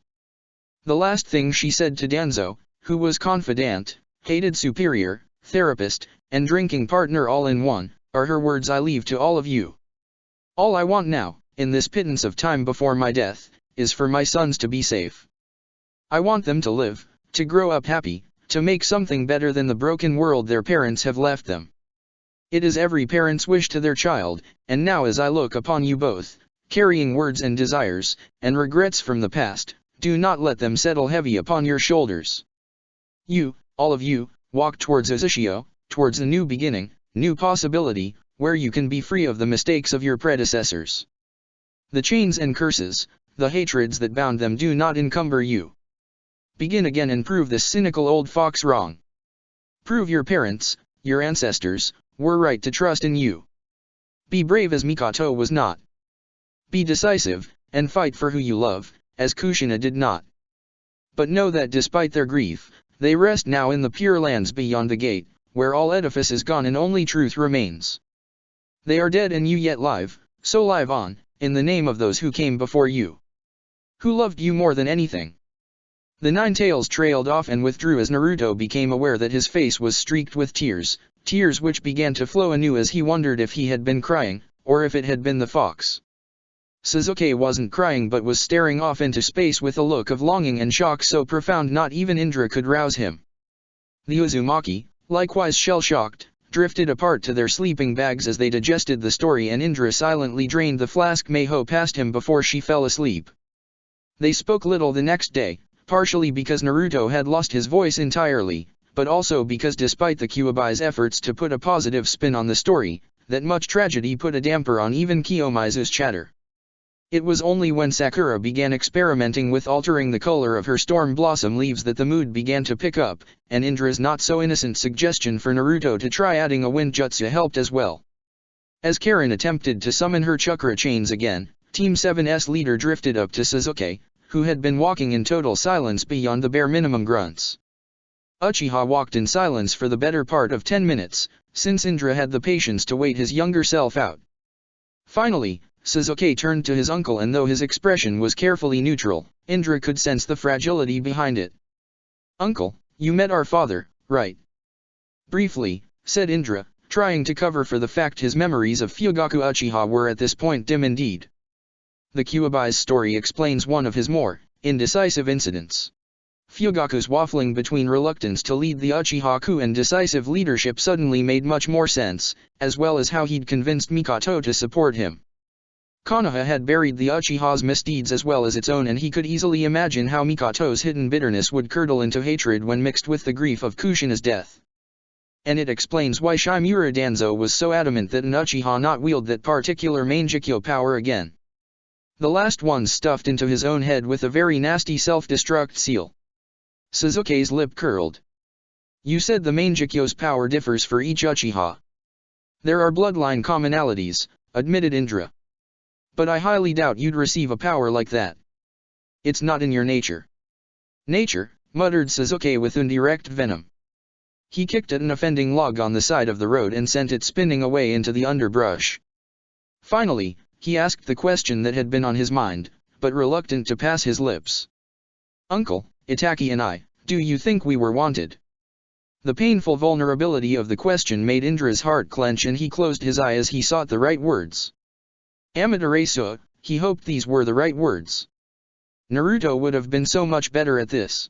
Many people are born into this world through difficult circumstances, less than perfect marriages, unthinking flings. He indicated himself, then pointed back to Sasuke. "But given how hard your mother fought to prevent this Sayaka from taking her will, how hard your father fought to rip the infection from his mind, I have no doubt you both were wanted. The love of a parent and child, it's... Papa. I've missed you, Papa. You home-wrecking loser, you make me sick. Geez, Papa, it's a perfectly acceptable skirt, I don't need to change, we're going out, remember? I'm heading to Mom's, I'll say hello to Ino and Sai for you, Papa. Papa, I think I can rebuild the Uchiha clan with this genetic sequence. So, your daughter's the 9th Hokage, Papa. What do you think? Does the hat fit? Damn, they're moving south too fast. Papa, let's stall them at the mountain pass. Your Susanoo has better range with that bow than mine. Go back and fix this. Fix yourself. Don't make me regret being your daughter." Indra swallowed something that had lodged itself in his throat. It can endure anything. Like this black fire, a hand of flame sprouted from his stump, it may dampen, but it will burn forever. Sasuke, your parents loved you. Gods, they loved Itachi so much they let him kill them because to fight their son was unthinkable. To protect you, to protect my children, I would gladly suffer any torture, any death, if it meant you could live. But that's insane, burst out Sasuke, throwing his hands up. If they'd killed Itachi, the rest of clan might still be here. If you died, who'd teach me, or Sakura, or Naruto? He punched Indra unexpectedly on his blind side and latched on afterwards. You're not allowed to die, remember? You don't get to. I'll keep your heart beating by hand instead. Indra lifted the purple scarf he still had wound around his neck and shoulders beneath his cloak. I haven't forgotten, he said gravely. But that kind of love, that sacrifice, Naruto's parents made it without hesitation, so did yours. Maybe it does make us crazy. Only a parent can understand.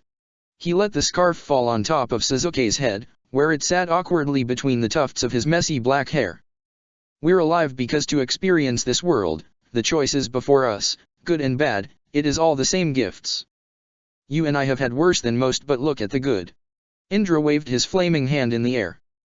The nine-tailed fox sat around a fire yesterday as a storyteller. We're bringing back a village, clan, and a culture that was almost extinct. The Uchiha district is full and thriving again. You've saved dozens of lives already.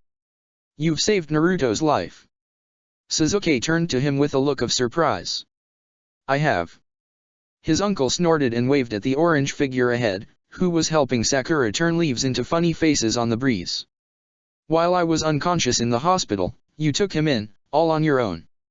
You fulfilled your mother's wish, and I know she'd be proud of you. Your father too. I know I am. But, what if what happened to our moms, happens to Naruto and me? Just by asking the question, you make it less likely, said Indra. As the fox said, Mikoto was not honest, and Kushina let her grief turn her away from fights she should have had. Learn those lessons, and you'll do great. Don't wait around and settle for anything less than what you truly want, Sasuke. His younger self gave Indra a firm nod and strode off to join his teammates as they crested a hill, nonchalantly throwing an arm across Naruto's shoulders as he reminded Sakura to keep the wood style down, so he didn't have to add horticulture to his medical knowledge. A flock of leaves whacked him in the face, and at last, there was some laughter from the expedition. Indra breathed out in relief as he peered down the hill, which revealed a portside town with life bustling around the ships docked in the harbor, with larger cargo haulers anchored in deeper waters. Always more secrets, he muttered to himself, and the memories swirling thickly around him. Hagoromo should have carved that stone tablet in the common tongue and to the nine hells with secrecy. Chapter 63, The Mists of the Past. PT3, Friends and Enemies, New and Old. When Konan went looking for Nagato, he wasn't in any of his usual spots in either his walker or as Tendo Pain. Not even his overlook, situated high above a Megakure, which was normally prime pain hunting territory. Every once in a while some villagers, usually children, whose curiosity outweighed their caution, could be found nearby hoping to get a glimpse of their god king, and who were usually satisfied by a visit from the Lady Angel. So Konan's butterflies were surprised to find a familiar crown of orange hair holding an umbrella over an even more familiar mop of red several dozen miles outside the village in the middle of a rain-soaked field. She manifested a paper clone to finish a reply to the Land of Stars and went to him in person. When she arrived in a swarm of white butterflies, for once it was Tendo who turned to greet her while Nagato continued staring at the spot. Konan, rumbled Yahiko's baritone. What brought you all the way out here? Asked his spymaster, his best friend, and his fellow Akatsuki member. I had a dream last night about Hanzo, said Tendo Pain, his expression troubled. Except everything was wrong. He was down here, in the mud with you and Yahiko, and I was up there. He indicated the stone ridge several dozen feet away, which made this field unsuitable for farming. It reminded me of what happened in Konoha. I've been thinking about it too, she admitted. The girl Karen especially. She reminds me of you at that age, said Tendo with a small smile as his companion scoffed. Flatterer, I wasn't that ambitious or that brash back then. No, but you could organize, you were determined, you created optimal teams as ninja flocked to our banner. Without you, the Akatsuki wouldn't have grown. Konan blinked and realized she'd been about to address Yahiko instead of Nagato. Is there a reason you're not speaking to me yourself? She half turned to include him in the conversation, even though the Rinnegan bearer could hear every word. In my dream, I gave the command as Nagato, and told you to kill Yahiko, he said, still with Tendo Pain's voice. I woke with the words on my lips and I cannot seem to shake them.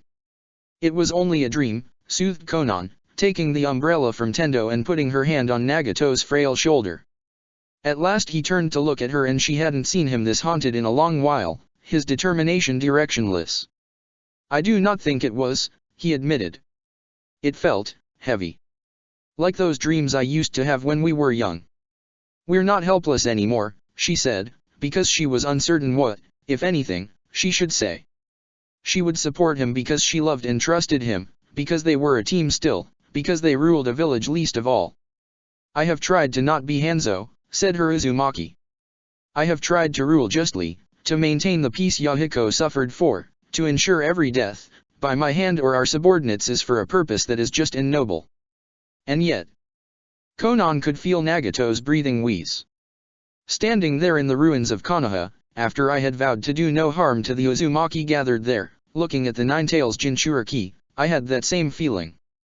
That I was Hanzo, and he, Yahiko.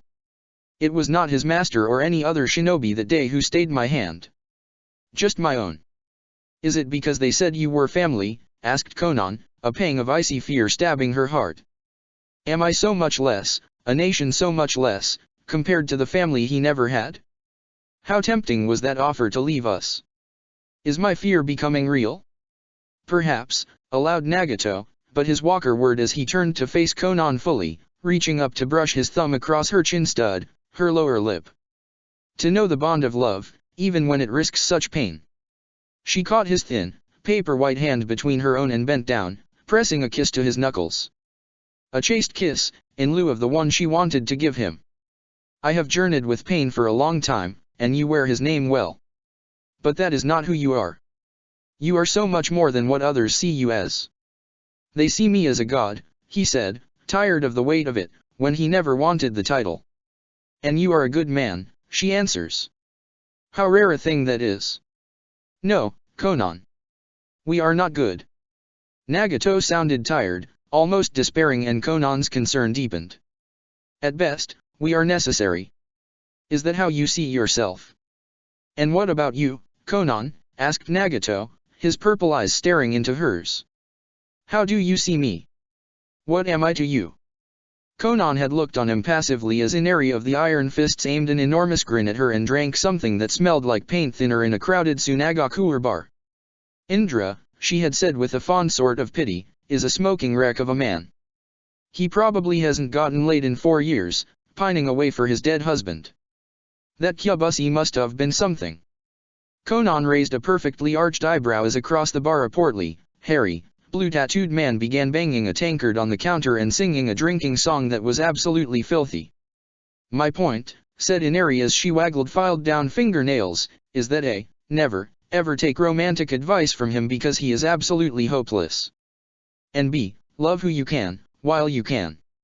Waiting, hoping, anything other than grabbing someone by the shoulders and kissing them stupid is just you wasting time being sad instead of being happy. I shall consider your advice, Konan had said. And your advance tip about the land of snow. Great, said Inari as she hooked the belt loop of a nearby Sunachinin with long blonde hair and winked at both him and his girlfriend. And I will take advantage of being young, limber, and single. She wasn't surprised at all when the Chunin curiously slid into an empty booth as a paper angel fluttered its way out the window. Perhaps it was how lost he looked, perhaps it was this field, the memories of Yahiko dying in their arms. Perhaps it was Nagato's hand between hers. Perhaps it was just an insane moment of bravery. Konan would never be able to explain why she leaned forward to kiss Nagato, but she wouldn't argue with the results. She gave a fond smile at the stupefied look on his wan face before he shook it off. Does that answer your question?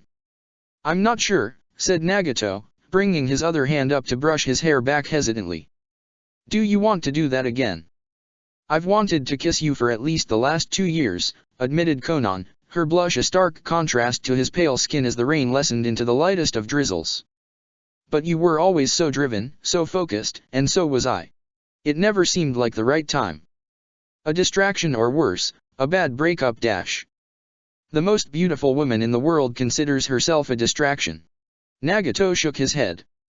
I'm the one who is unworthy of you, your devotion, your attention when I'm dash. He waved a hand at his thin body, his walker, the rods latched to his back. This.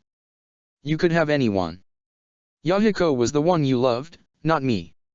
Konan turned and sat down on the side of her friend's walker, both of them looking at the orange-haired figure of Tendo Pain, so familiar and yet so lifeless now. I did love Yahiko, she admitted, and the Uzumaki's expression was painfully vulnerable as he listened. But I can love you too, and I know he'd want us to be happy. You really think I can make you happy? Asked Nagato hopefully, and to prove her point Konan leaned in carefully as she kissed him again. You already do. But if either of us dies, all that happiness becomes just more pain, worse than ever, worse than death. I don't want that for either of us. We've both been dead before, said Konan, bringing their clasped hands up to eye level. We're both going to die at some point. I want to live again. This time, it was Nagato's turn to lean in as the clouds above them broke open to let a few glimmering beams of sunlight through. Then we shall live. After that there wasn't much else to be said as a wet meadow where 3 people had died saw 2 of them come back to life. Some distance away, the insubstantial figure of Obito watched and felt the fingers of his white Zetsu arm curl into a fist for reasons he could not explain. I might as well check on the Mizu cage, he thought in an attempt to regain his detached clarity. His Biju is about to be more valuable than his position, and either way, torturing someone seems like a fine idea right about now. He took advantage of the calm and the absence of the surveiling rain to solidify, stepping into the cold void of Kamui almost gratefully. It was a good excuse for the pang in his seal-covered heart. The port town of Hakobane was not known for much beyond its capacity to dock, supply, and manage the ships plying the coastal trade routes. It occasionally housed whalers from the far north, when the ice and winds dragged the fat-bellied, stinking ships further south, but it mostly ran a convoy of tugs, dinghies, rowboats, and endless smaller craft out to the large cargo haulers anchored in the shelter of the bay, reserving the docks themselves for the junks and sailing vessels which kept local fishing and smaller operations alive. There weren't many ships out now, but the expedition had seen a few brightly lit rowboats skidding back into the dock with crab cages and buoys. At Karen's orders, the Ozushio shinobi had reluctantly hidden their new headbands and affected the swaggering posture of caravan guards thanks to Meiho's previous experience with the work. Once settled into a local boarding house, the expedition quickly collapsed into bed again as Indra appointed Sakura and Naruto to the first night watches overlooking the stables. Sometime after 11, as the half-moon illuminated the square of expedition carts, Sakura saw a familiar mop of red hair approach with 2 steaming mugs. Overthinking again, she asked as she accepted one of the mugs from Naruto's cousin. "Yeah," lied Karen, who'd woken up sweat-drenched from a nightmare about drowning. "When we reached the ocean, I thought it would lull me to sleep, but it's not."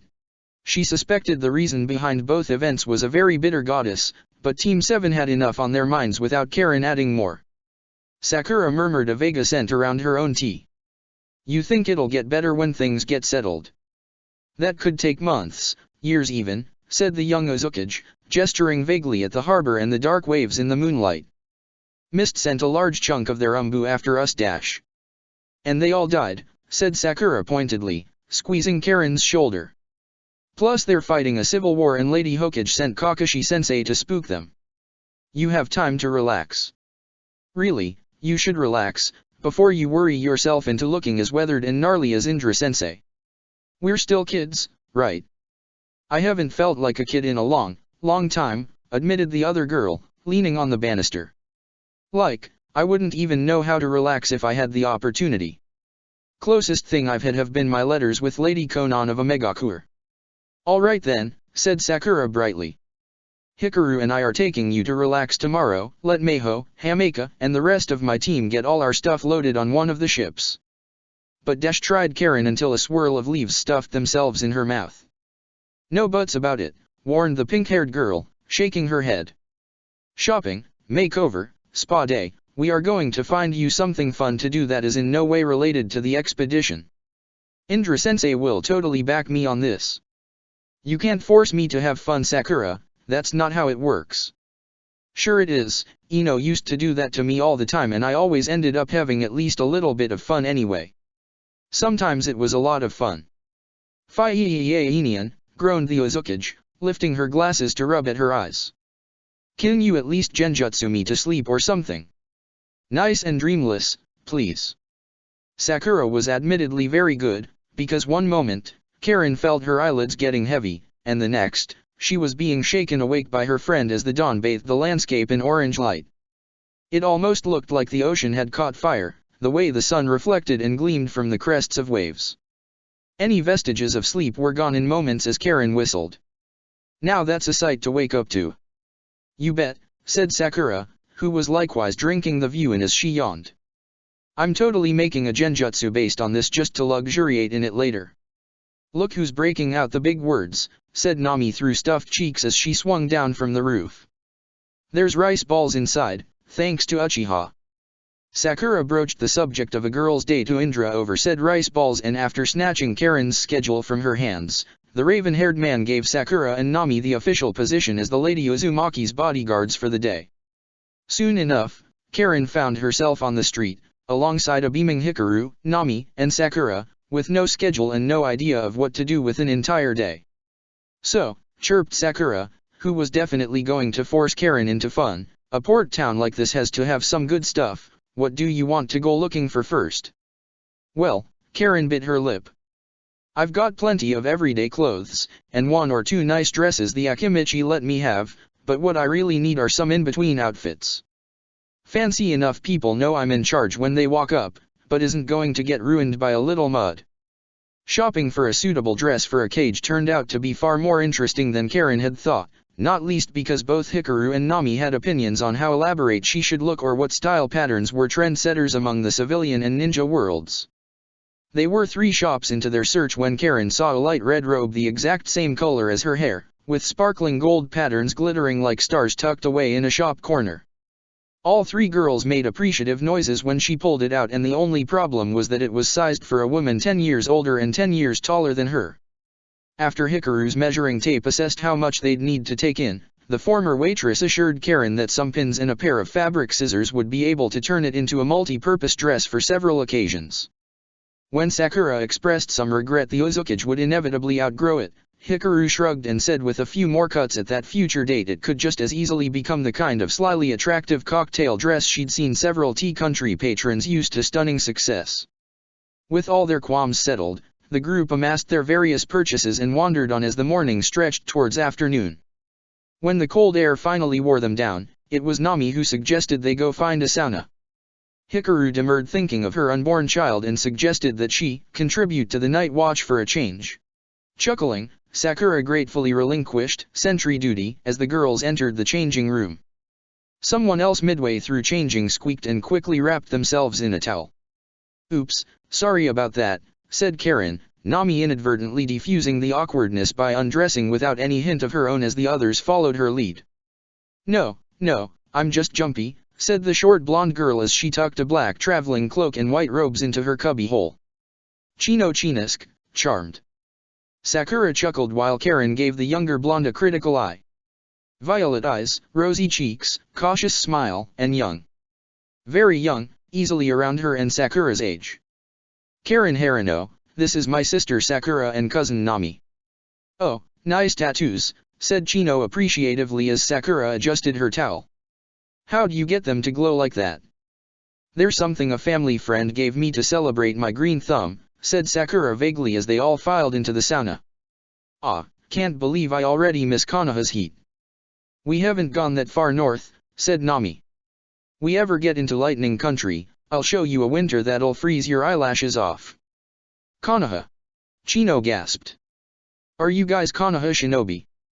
"No," said Karen and Nami without missing a beat. "That's a shame," said Chino, kicking her feet on the bench as her hands flipped through several hand signs and water from the bucket leaped up onto the coals to fill the room with more steam. "I heard there were some Konoha shinobi coming this way guarding a princess who was gonna try starting up a new village. My brother and I were gonna see if she was worth anything and try to join her if she was decent." "Why not Terumi Mei's rebellion?" asked Sakura, feigning mild curiosity. "If you're ninja not with mist, that's where most people go." Chino looked away. "Sure, she sounds nice, but she's still part of the reason my clan got driven into Hell Valley. A leopard seal doesn't change its spots, and Mei sat right next to the 3rd and 4th Mizukage for a while before she walked. Konoha's no better. Why do you think she cut herself off and gave a fake smile? Sorry, I kinda get worked up about big villages." "Blessings of the sea upon the blood waters of your womb," said a harsh voice outside as the door opened slightly. "Where have the tides taken you, sister?" "Oh, thank you." The way Hikaru's voice rose at the end of the sentence made it sound like a question. "Far from the rocky shore and currents of my birth, Miss Varaja," said the gruff voice as a wide and well-muscled silhouette with a strange profile as she leaned against the fogged glass. "Sorry, but I have to ask, with the hair and all." The figure looked around conspiratorially as her voice lowered slightly. "Are you an Uzumaki?" Well, I couldn't say, you see dash." "Who wants to know?" demanded Karen, swinging the door wide open. The bulky figure who'd been leaning on the door pinwheeled her arms wildly and barely recovered. "Whoa there, Spitfire. "Who are you and what do you want?" asked Karen bluntly, crossing her arms as Nami got up and dragged the large gray-skinned woman into the sauna and closed it behind her. "Did the mist send you?" Whoa, slow down. Let me explain. Water style, mist dissipation jutsu. The steam flowed away to the bottom of the room, and the girls got their first unobstructed look at their suspect. Varaja was very tall, the top of her smooth-shaven gray head jutting above the doorframe and every inch of her body rippled with muscle. Small triangular fins jutted out from forearms ringed by white triangular tattoo patterns with flowing hook-shaped ones poking out from where her waist-tied towel revealed a sliver of gray skin. Triangular vents on her cheeks and shoulders pulsed in the humidity before they closed tightly and she took a deep breath, revealing jagged teeth. The overall effect was one of an ocean predator that had learned to walk on land, and her contrite expression only lessened this slightly as she sat down on the floor with her hands up. "My name's Varaja Hoshigaki. I'm the intermediary between my clan and the rest of the world, and I'm in town to drop off our shipment of fish while all the regular suppliers are freezing their butts off. Hakabane's my main port since I can pick up news from east, west, and north, and when I heard rumors Konoha had sent some Uzumaki this direction, I wanted to ask around." "To report back to the mist?" asked Karen coldly, and Varaja shook her head. "We're not with either side on that mess, honest. The deal the elders made was simple, nobody messes with us, we don't mess with them. The Hoshigaki don't exactly have a great reputation there since they stole our sister, and we don't want Mistnin bleeding all over our beach. We have our own reasons for asking around." "Which are?" The shark woman crossed her arms. "Depends, who are you girls then?" She listened curiously as they glanced between Chino and Varaja before huddling in whispers. "A little too convenient for me." She knew the words though. "So did the Mistnin. We gotta make her prove it." "What about Tiny there?" "Kman, she's a kid, we'll kick her butt if we gotta." "Shush Nami." They turned back around, and despite everyone wearing nothing but towels, they still managed to look somewhat intimidating as Karen stepped forward. "If we bring you to the Uzukage, what will you do?" Varaja shrugged. "Dunno. See if she's the real deal, I guess, see if she'd want to visit our clan. Half the reason I come here is to meet interesting people." "What would make her the real deal, and not a fraud?" asked Nami. "If you know, then she'd have to show me," said Varaja carefully. Karen nodded, and the rest of her group flattened themselves against the walls as several gold chains fired out of her back to embed jagged tips in the wood. Varaja's was quietly odd as she reached out and traced the golden links. "Oh yeah, you're the real deal all right." She put her fists to the floor and bowed her head in respect. "Lady Uzukage, in the name of my twin clans, Hoshigaki and Kyojuro, will you please return with me to my home? We found common cause with those few of the Kyojuro Orca clan who fled Uzushio, and many have married into our lives. You would be welcomed with open arms, nets, and hearths." "Of course," said Karen at once, her smile huge as she placed a hand on Varaja's shaven head. "But please, there's no need to be formal, you can just call me Karen." As the shark woman rose, the gold chakra chains spooled back into Karen's shoulders and she turned to Chino. "What about you?" "Hey, I'll tag along," said the girl, looking slightly disappointed. "Does that mean we're not going to enjoy the sauna? It gets my blood pumping." "Are you kidding?" asked Sakura as she sat back down next to the blonde and Varaja lumbered onto the bench. "We have so much to catch up on." The busy quayside was full of the shouts of sailors and the shrieks of seagulls as the second wave of empty boats arrived at the docks. Meiho and Hameko were transporting the expedition's remaining cargo onto the massive HMS Rainbow anchored further out in the bay. Naruto and Sasuke had learned how to skip rocks, and after tiring of that, had settled around Fox Fang's scroll to drop a few interesting shells into a storage seal as souvenirs. "The girls are back," said Indra, easily spotting Sakura's distinctive combination of light pink hair and dark green camo cloak. He flicked on his Sharingan to capture the moment, Sakura, Karen, and the other Uzumaki all smiling as they chatted animatedly with the two local. "Sasuke, Naruto," said their teacher, careful to not raise his voice. "Get up slowly and casually get everyone from the expedition into those rowboats right now." "Huh, what's dash?" "Right now." Naruto sat up as he and Sasuke exchanged worried looks. Sasuke squeezed his shoulder once and jumped down into the crowd, his own Sharingan activating as Naruto yelled that Hameko was being a total slowpoke and should just get on the ship already. He slipped off the stack of cargo and headed towards the boats, plucking Kiyomizu away from the edge of the pier where she was watching minnows swim around the shallows and securing Fox Fang as the scroll vanished in a puff of smoke. She hooped as Naruto slung her onto his shoulders, and the blonde's hollering caused a few of the dock workers to move marginally faster, even if it was just to get out of earshot. For his part, Sasuke was staring in confusion as he saw at least a dozen people move through the crowd towards the dock with the strangest chakra signatures. They were civilians with no chakra coils of their own, but there was still chakra inside them, red and vaguely ominous despite no clear purpose. They walked and spoke normally, so unless it was a very high-level genjutsu, it was something else. His eyes slid over Sakura and Karen's arriving group and he swallowed heavily. The red chakra was a glowing overlay mixed into Sakura's left arm, her body now a kaleidoscope of teals, greens, reds, and yellows. It was hard to look at directly. She was talking to a short blonde girl with a beaming smile in the center of the group who was also covered in the substance. The source, or another potential victim. Sasuke moved forward to investigate, only for his uncle to cut in front of him, blocking his view as the older Uchiha surreptitiously shooed Sasuke away with his hand hidden behind his back. Assume multiple targets, beware explosive tags, his uncle signed. Explosive tags? Sasuke's eyes flicked back to one of the civilians. No rectangular glowing areas beneath or in his clothes, unless the people themselves were somehow going to explode. The Uchiha felt his heart plummet into his feet as he realized how packed the docks were. "Excuse me," he said as an arm surreptitiously steered the glowing man sideways, away from the crowd. "You look familiar. Have you ever traveled to Konoha by chance? I have a friend in the Aburame clan who looks just like you. This day could go very bad very quickly." This day was going great, by Sakura's estimate. She, Hikaru, and Nami had gotten more smiles out of Karen in the last 6 hours than the redhead had shown in the last 6 days, and the chance meeting of 2 more outcasts who at least appeared willing to listen to Karen's offer of a new village was just the cherry on top. She had new manicured fingernails, a freshly scrubbed face, and the cool sea breeze ruffled her hair. Sure, her arm itched a little, but that was nothing. She spotted Indra moving towards them in the crowd and turned to Chino.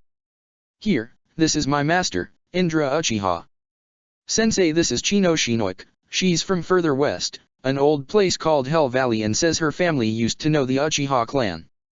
The tall lady's Varaja Hoshigaki, she's cool too." "How unexpected," said Indra as the little girl beamed and reached out for a handshake. The thought of reciprocating with a Chidori streamed through her system was tempting, but too risky. Instead he clasped Varaja's forearm when she strode forward to offer it with a jagged-toothed grin. He saw Sasuke reach one of the human bombs, his expression puzzled then concerned as he began trying to manipulate this strange chakra with a hand on the man's elbow and a glance with his Sharingan. "Run, you fool," Indra thought.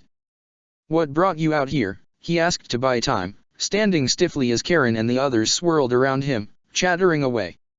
He relaxed minutely when he saw the Uzumaki weren't infected, but every instinct in his body was screaming at him to play this as cautiously as possible. "Came into town to sell a couple of shipments of fish," said Varaja.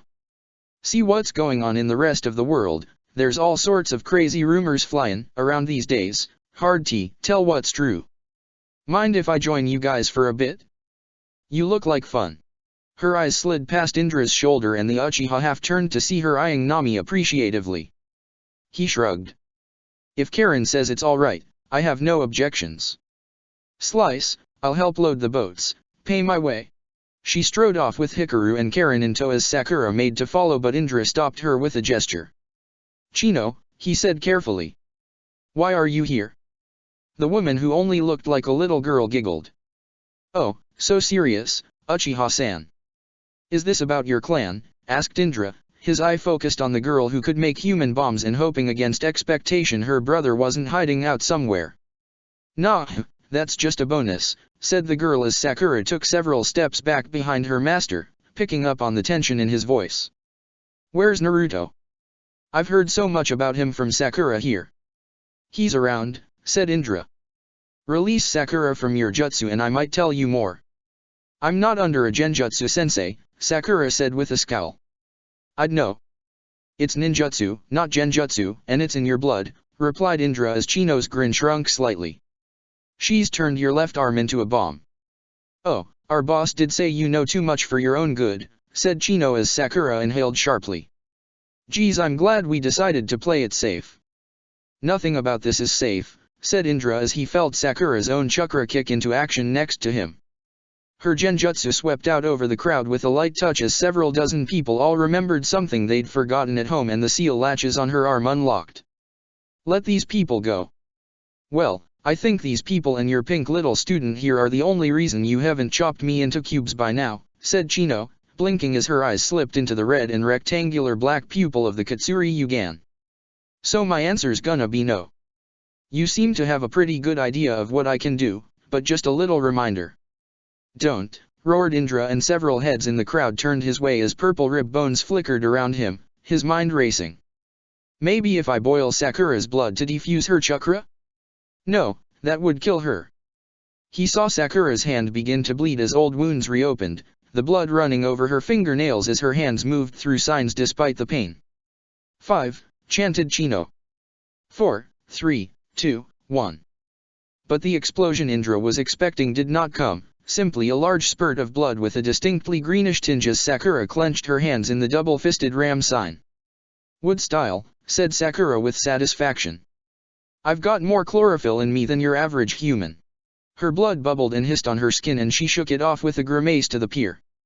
Once you said it was blood, I just started moving the seed's chlorophyll all around inside my arm to isolate foreign chakra. Guess slowly turning into a tree has some benefits. Wah, but not fair. Chino stomped her feet. Not fair, not fair, not fair. Fine. No more playing. Oh fuck, groaned Indra as 3 people nearby began to bleed and rushed towards them. Even with the Susanoo wrapping him and Sakura in protective skeletal arms, the explosion was tremendous, leaving steaming blood splattered against the Susanoo and many of the scalded, dazed survivors. Come out Naruto Uzumaki, sang Chino as the smoke cleared and people began to scream. Or more people gonna die. You don't want that, do you? What the hell, cried a familiar outraged voice as Sakura abandoned subtlety and started throwing genjutsu left and right, making dock workers and sailors scatter like panicking rats. Some of those workers were already under Chino's genjutsu, and each one took precious time and attention as she backed away down the docks. Who wants Fox Fang in their face? Naruto, stay where you are, called Indra, knowing in his heart that wasn't likely. Get everyone else off this pier and out to sea. Don't give her what she wants. You've got 10 seconds before I blow someone else up, think fast, said the girl's cheery voice. All right, all right. Wind style, gale breath. A gust of wind chakra cleared the smoke as Naruto strode into the middle of the pier, his iron club in his hand. What'd ya want me for so badly, kid? I'm 30 years older than you, pouted Chino, which had the Jinchuriki scrunching up his face in confusion. And you're coming with me or pop go the people. No he's not, shouted several members of the expedition at once as a much taller man with yellow eyes and light blue hair strode up in a familiar cloak with red clouds. I thought you said you were going to do this quietly, he scolded and Chino giggled. I wanted to see the Uchiha squirm, can you blame me Fusion? I suppose not, he said as he tossed his partner a small cloud cloak. Some of their friends are getting away.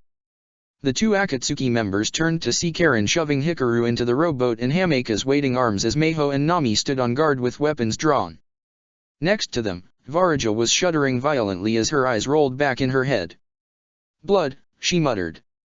No, no, no, no, get it together.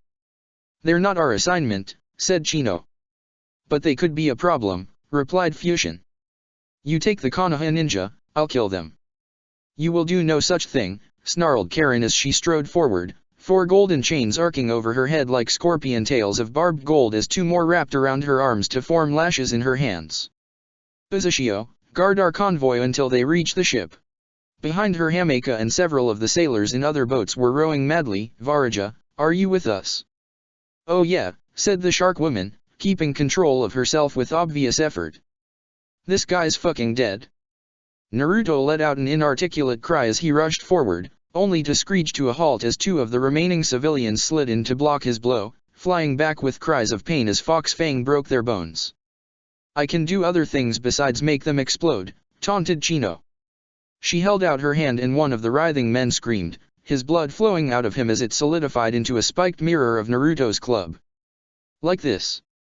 Indra's sword intersected the blood blades as he kicked Naruto back towards Sakura, who was grimacing. Sage's spit, this genjutsu's like a puzzle lock. Keep on it then, retorted Sasuke, who was spattered in sizzling blood as he put a hand to a young woman's chest. I need their minds free first or they'll blow up on their own. His chakra raced through her with painful speed, causing what would definitely be nerve damage and putting huge strain on her heart, but... Boom splat. Another human bomb exploded just above them as Karen tried to throw an infected man into the sky and they all ducked as shards of bone and blood rained down. Sasuke winced. When that was the alternative, some shakes were easy to justify. He slung the woman to the side as she fell mercifully unconscious, holding the hissing, spitting fist of red chakra in his hand. He made to throw it at Chino but the girl frowned. That's mine, Uchiha. Sasuke's eyes widened for a split second before the bomb detonated in his hand. Medic, called Varaja as she leaped over them to attack Chino, who Indra was giving a wide, careful berth as they fought.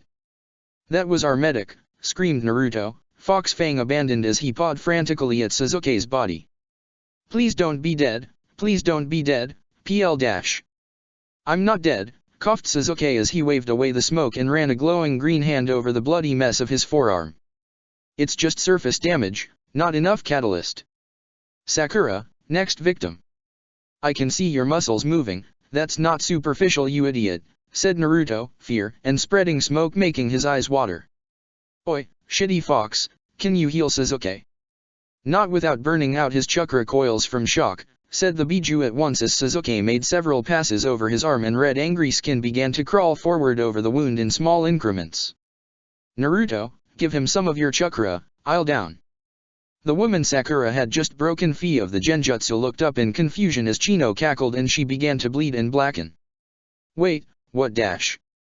Sakura slung the woman back over the lip of the pier and she detonated in a wash of seawater and wooden splinters as the dock absorbed the blast.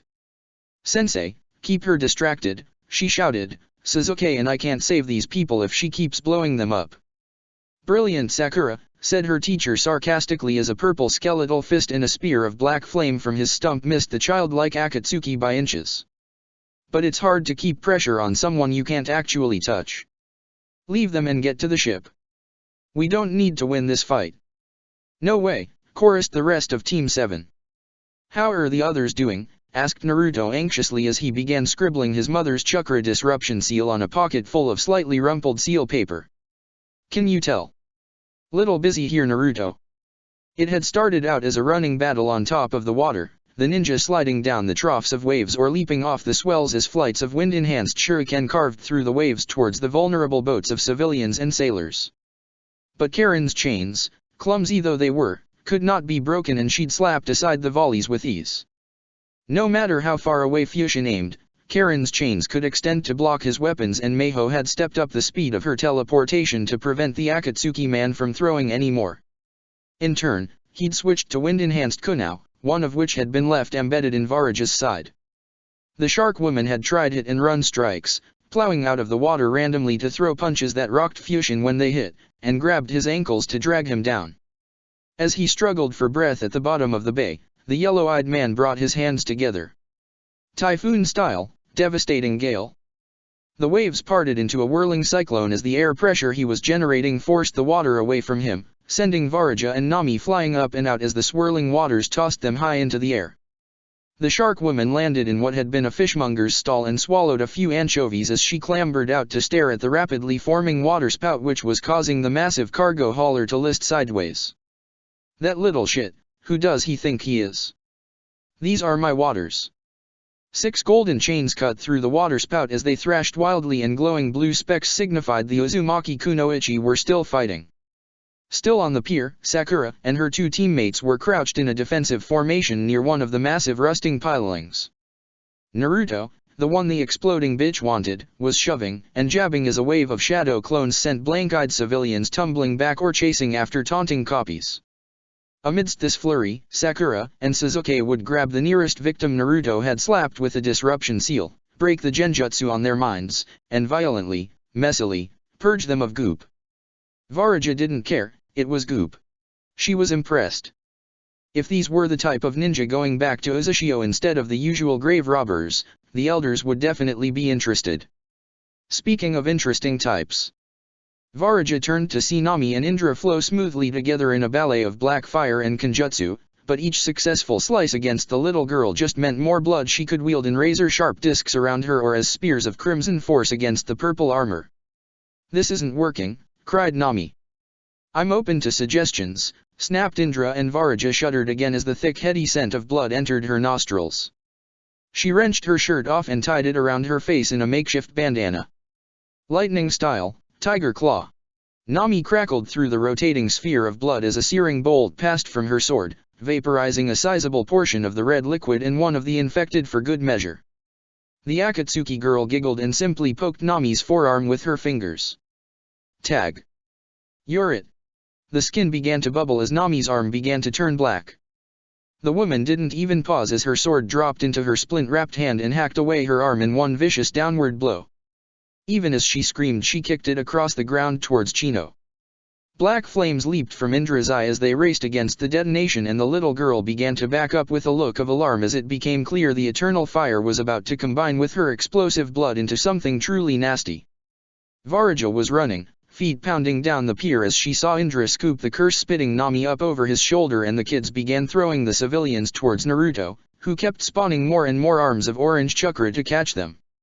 "Do I look like a transport service?" grunted the kid in a deep baritone, but his hands grabbed the next unconscious body anyway as his voice changed back. Guys, I can't feel my shoulders anymore. Shitty Fox can only give me so much chakra right now." "One last push, Naruto," said Sakura in a strained voice as she dragged a civilian teenager onto her shoulders. 1,000-meter dash to the ship, last one there has to sing the ramen song. Varaja swam like there was an angry mob on her tail as the poor docks of Hakobane vanished in a wall of dark red flame. Karen had put several deep holes in Fusion and he'd carved Mayho's jacket into pieces, but the man had escaped them by diving underwater and swimming towards the docks as Karen had been forced to block the wall of red flame.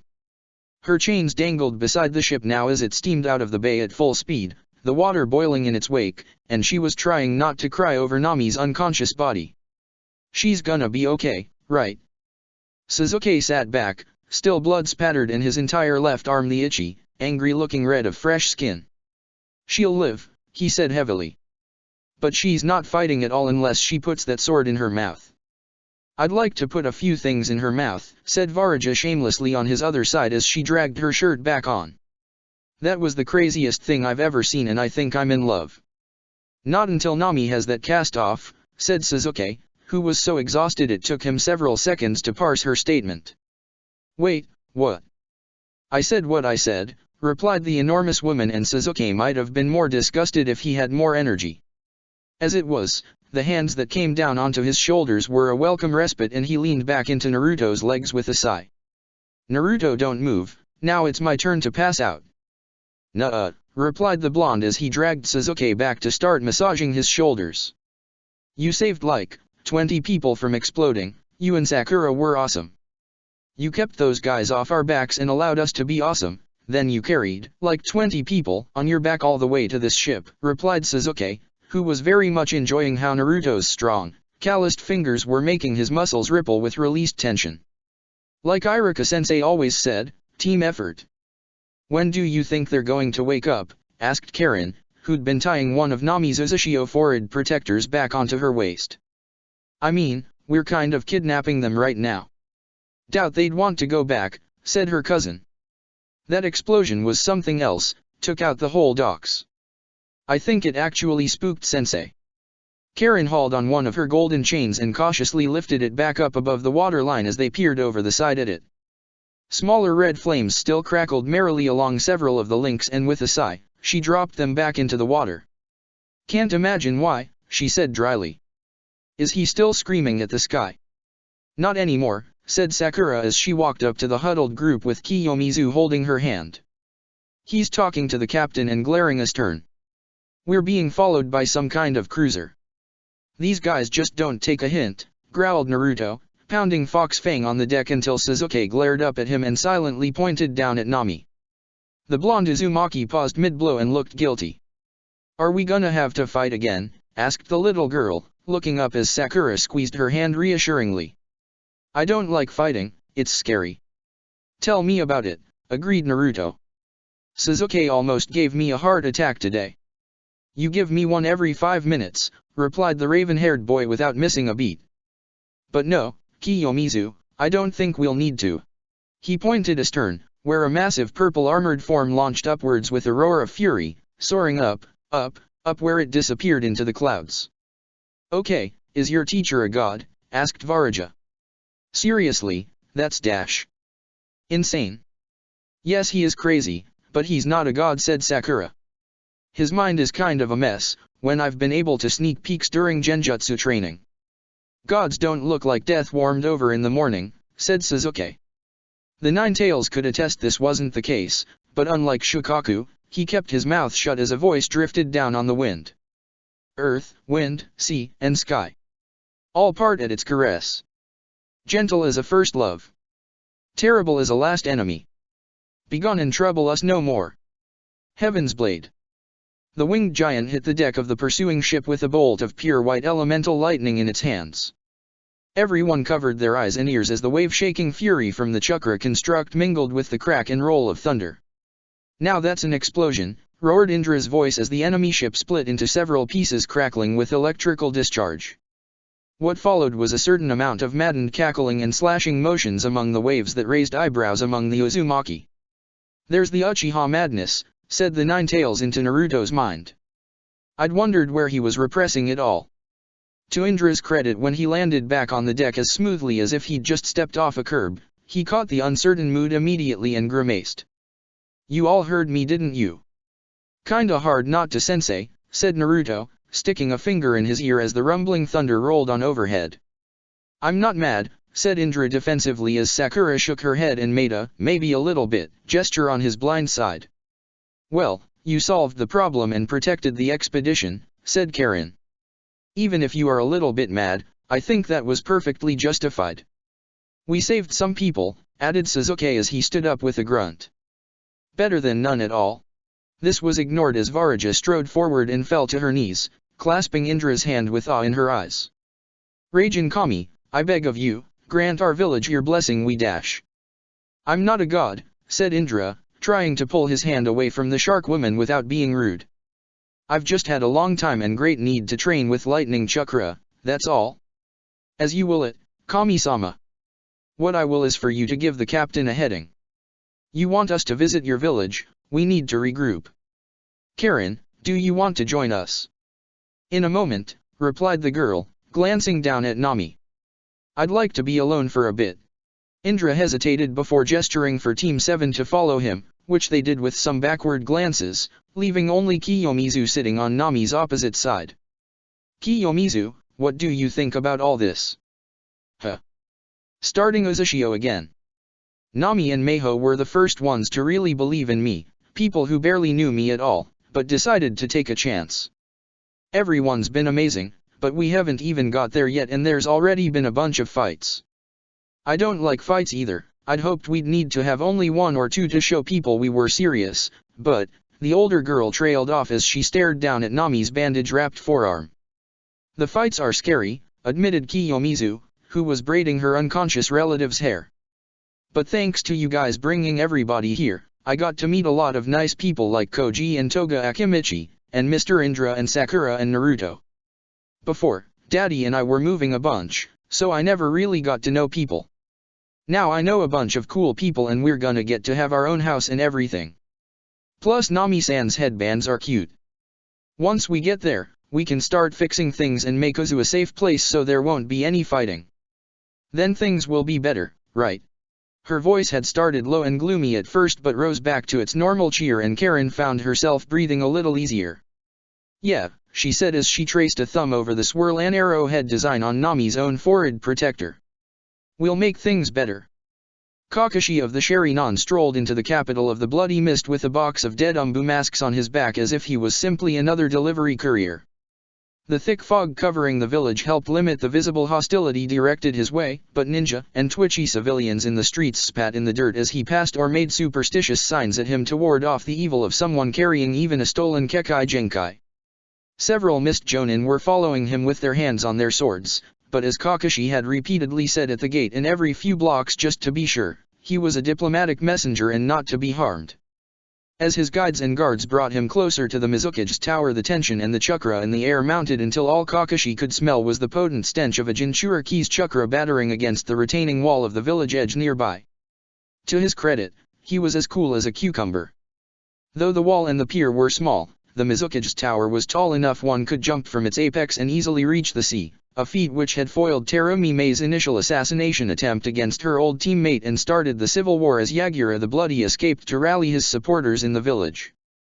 There was a distinct line Kakashi could discern along the side of the tower between old and new stone, when Yagura's retaliatory Bijudama had erased the upper half of the structure, along with several of Mei's lieutenants and 2 of the ninja swordsmen. The reminder he was about to face a Jinchuriki made Kakashi hoist his pack higher on his shoulders to mask his trepidation, and he stepped into the tower feeling like he was stepping onto a tightrope. Halfway up the staircase and the tower itself, Kakashi started seeing little clusters of white skeletal coral in the corners or sprouting from door hinges, forcing them open. Some had overgrown the doors entirely and fused them to the walls when those inside had been deemed insufficiently competent or loyal. There were no closed doors and precious little trust in a village at war with itself, and Kakashi was reminded uncomfortably of how tense things had been in Konoha before the Chunin exams. He brushed the disloyal thought aside. Konoha was full of good people and had never been in danger of even unrest, let alone a civil war. Plenty of political arguments, but that was the worst of it. Even Danzo's route, Kakashi told himself, wasn't as bad as this place. On the next landing, he was proven right as 2 guards barred the way to the Mizukage's court with crossed swords and took Kakashi's message in for initial examination. The door itself was a simple waterfall curtain, the seawater flowing down from pipes in the wall and out through the drain in the floor, soaking any who passed through. A mild humiliation and another layer of defense. But what Kakashi was having difficulty not staring at were the ninja encased in the coral-encrusted tanks around it. Most of them were still conscious and several were even permitted the luxury of moans of agony as crustaceans, bottom feeders, and other fish slowly ate them alive. As Kakashi watched, the coral actually retreated to allow several crabs access to a man's nose, and the victim twitched as the feast continued. "Don't worry, you won't get the wall," said one of the guards, a woman with spiky brown hair and a nose ring. "Mizukage-sama only puts serious traders up, like Krabby there. He went after Yagura-san's kid and supposedly the pretender didn't sanction the mission. Pfft, as if anyone believes that." "Not very welcoming to visitors though," observed Kakashi neutrally, and the woman chuckled. We always get a chuckle when any water capital pen pushers come by with complaints or lists. A lot of them just turn right back around." A conch shell blew from within and the guards stood aside. "You're clear, head on in." She was still snickering at that as Kakashi flicked up his headband to reveal Obito's eye and marched through the waterfall with his box of dead umbu masks. The room beyond, once Kakashi wiped his soaked hair out of his stinging eyes, was buzzing with conversation, the clatter of weapons, and the rustle of paper. Dozens of shinobi, functionaries, and desks clustered around the edge of the wide room, the windows giving them commanding views of the ocean and the village, if they had not been mostly obscured by mist. Several mist chunin with sweat-soaked backs had evidently finished delivering a mission report, for they scurried out in the opposite direction and Kakashi saw the Mizukage for the first time. The man was short, with gray hair, violet eyes, and his stature combined with his round face lent him a childlike aspect despite the vicious scar on his face and the way he sat forward with elbows on his knees and steepled fingers. As Kakashi stepped forward towards the simple metal chair, several men in familiar slant-eyed masks glided out of the crowd to halt him. Bodyguarding a Jinchuriki had to drop Mist Umbu life expectancy by several years for sure. "I bring a message from the 5th Hokage of Konohagakure," he called down the hall as some of the conversation quieted. "Will Lord Mizukage receive it and guarantee my safe conduct upon its delivery?" "I shall," said the man, pulling a nauseated face. "But you must cover that filth you choose to carry in your skull." Kakashi felt his temper rise upon hearing Obito's gift, his treasured sherry non referred to as filth, but reined it in with long years of practice. I cannot do that, Lord Mizukage, he said evenly with a slight bow of contrition. My Hokage instructed me to record this audience for her review upon my return. There was muttering from the sidelines as Yagura digested this. I shall allow it, an indulgence for the pitiable drunk Konoha has thrown into the seat out of desperation. Inform her the next envoy must not carry a Kekai Genkai when she sobers up. As he was about to reply, Kakashi felt something strange tug at Obito's eye. For an instant he saw himself from another angle, looking down high and to the right, then the image was gone as the Konoha ninja rippled his chakra. Someone was fucking with him and the last several hours of building tension had left Kakashi in an unfuckable mood. Resisting the temptation to glance towards the assassin hidden in the rafters, he set down his box slightly in front of the Mizukage with a rattle and a gesture from one of the Umbu who confirmed it was safe. Your message? Asked Yagura the Bloody, Yagura the Mad, who had sent his Umbu to kill innocent women and children because they'd been born Uzumaki. Yagura, who half a nation had risen in rebellion against. Kakashi felt a surge of anger as he remembered the terrified pregnant Uzumaki woman they'd tried to kidnap, seeing Naruto, Sasuke, and Karen sitting amidst the smoke-charred ruins of the Uchiha district as they tried to salvage what they could. The disrespect for Tsunade was the last straw. Kakashi kicked the box forward, sending a gentle clatter of Umbu masks pouring over the Mizukage's sandaled feet and spilling into full view as several in the room gasped.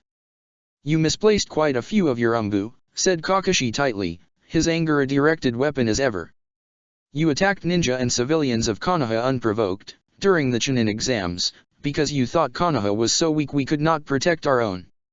His heel came down and shattered several masks to punctuate the point. We killed them all, Lord Mizukage, and buried them in earthy soil to feed our trees. Every stomp. Last stomp. One stomp.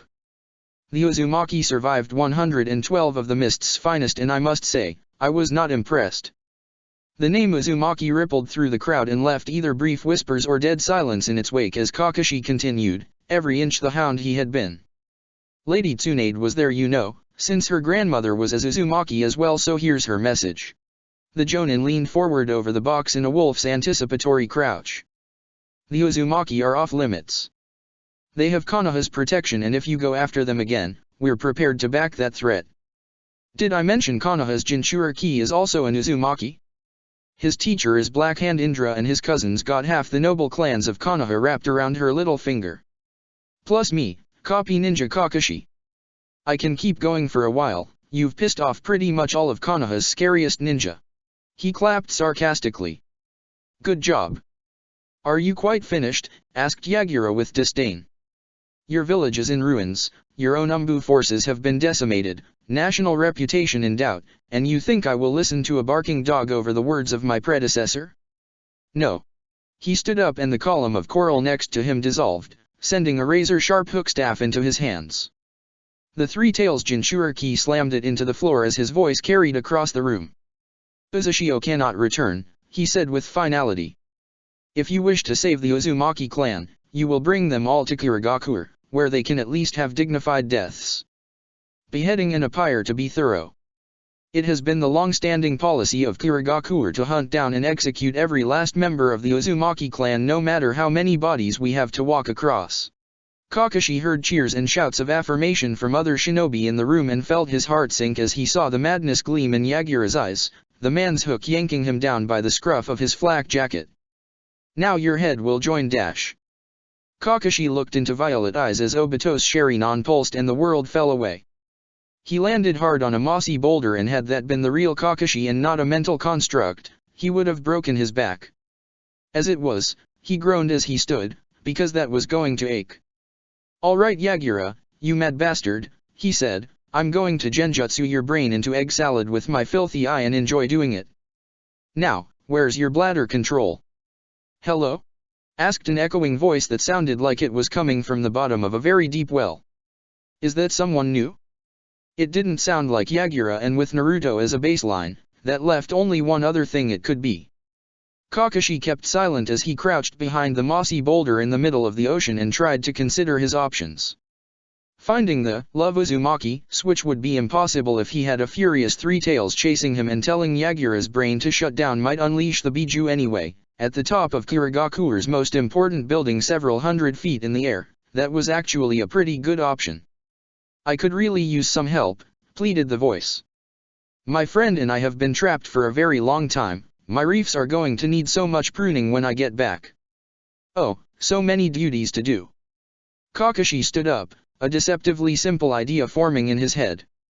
Where is your friend? He asked, the vast kaleidoscope of red and black that formed the backdrop and shifting shadows of Yagura's mind.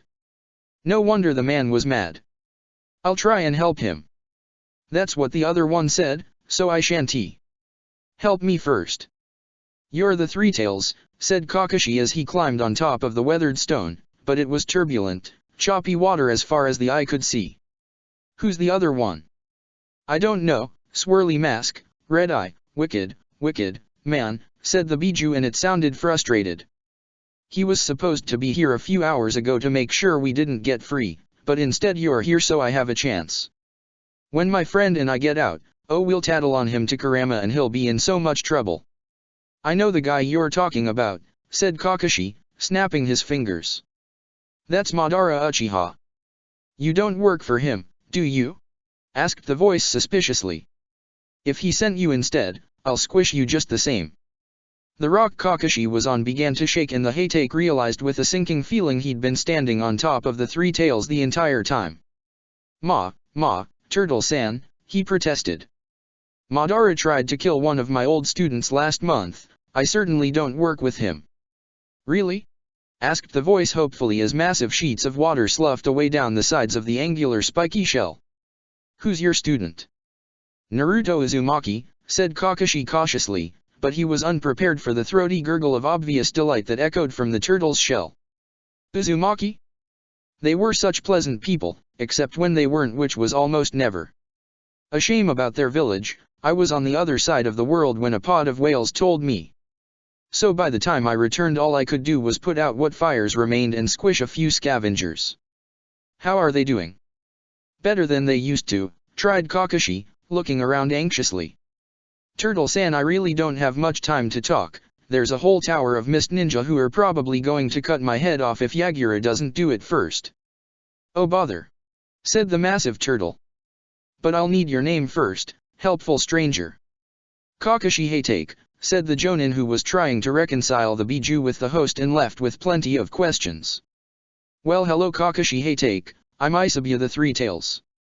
You sound familiar, but first things first, look way up into the sky, see if you can find my friend. Kakashi carefully looked up, and the whirling colors were so tantalizing, so familiar, he'd seen them before, he was sure, he just had to think about the colors more and dash. The Jonin slapped himself across the face, recognizing a dangerously subtle genjutsu trap inside Yagura's mind. I can't, he said. If I look up, I might get stuck inside this trap Yagura put inside his head. Yes, the genjutsu Madara used, said Isabu excitedly. It's very special, very strong, like the Rinnegan or Father Six Paths. My friend and I would have broken it otherwise, long ago. I'm a turtle, so I learned the trick. You have to look down at the water to look up. Can you see my friend? Resigned to the splitting headache he was going to get assuming he survived today, Kakashi looked down into the ocean as the waves and the swirling colors faded one another into the background. I think so, he said. Is he chained to the sky? Yes, said Isabu, sounding glum. Turtles are excellent and noble, but we cannot jump. Alas, the bothersome Madara has chained me to the bottom of my friend's mind, so even my tails cannot reach him. Cut my chains and I shall take you to him. Chains, huh? Asked Kakashi as a lightning blade crackled in his hand. Promise you won't eat me? I swear upon the sea and sun, said the Biju with a shudder. But never the moon. Unpleasant thing, that, even if it tries to bribe us with tides. Kakashi half listened to the massive turtle with the bumbling, slightly stuffy voice while he sawed away at chains as thick as he was, and got the distinct impression the creature was terribly lonely and starved for conversation. It was an uncomfortably familiar reminder of his pre-Iruka, pre-Naruto, pre-Guy life in the Umbu Black Ops. And maybe made the Konoha Jonin just a little bit more willing to listen. Finally the last link broke and Kakashi yelped like one of his dogs as Isabue surged up to his full multistory height with an echoing rumble of triumph. "Ah, it feels good to stand again," said the spike-armored turtle appreciatively, stomping his feet. "Now, Kakashi Hatake, attend to my friend up there." One large weathered tail lifted Kakashi up to the boy-shaped figure held against a very solid-looking sky by more vast black chains as his head jerked back and forth, dried blood staining his lips as old pain failed to break him free. He was muttering, and against his better judgment, Kakashi tilted his ear to listen. "Mercy, father? Mercy is a lie, a delusion of the weak to think themselves strong. Isn't that what you taught me, taught Uzushio?" "Yes, Uzushio, the man from Konoha said so," he said their back. "Well, we can't have that, no we cannot. Too dangerous. I'll get Isabue and we'll crush them, and then we'll crush Mei. And wait, why are we fighting Mei? That's right, she betrayed us, tried to kill us, very rude. So she has to die. But no, no, no, why would she unless, no. Doubt is another weakness, to show weakness, to allow weakness is a failure. You cannot be a failure, Yagura, you are a Jinchuriki, you are my son, that's what you said, isn't it, father? Father? Where are you? Ah yes, I killed him. Did I kill Isabue? He's been so quiet for so long, I can't hear him, he's just sleeping. They're all just sleeping, sleeping with the fishes, yes.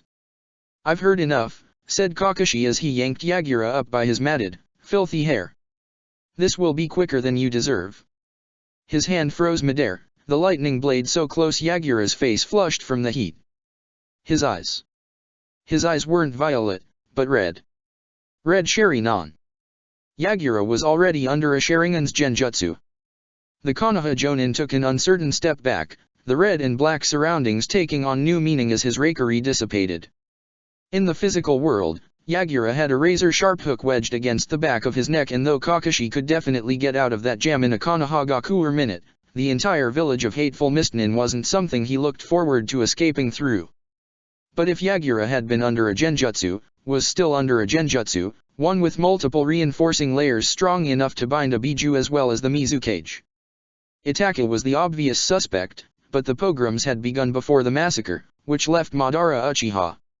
Exactly why he would want hundreds of thousands dead in systematic killings in a civil war was a question even Konoha would dearly like answered.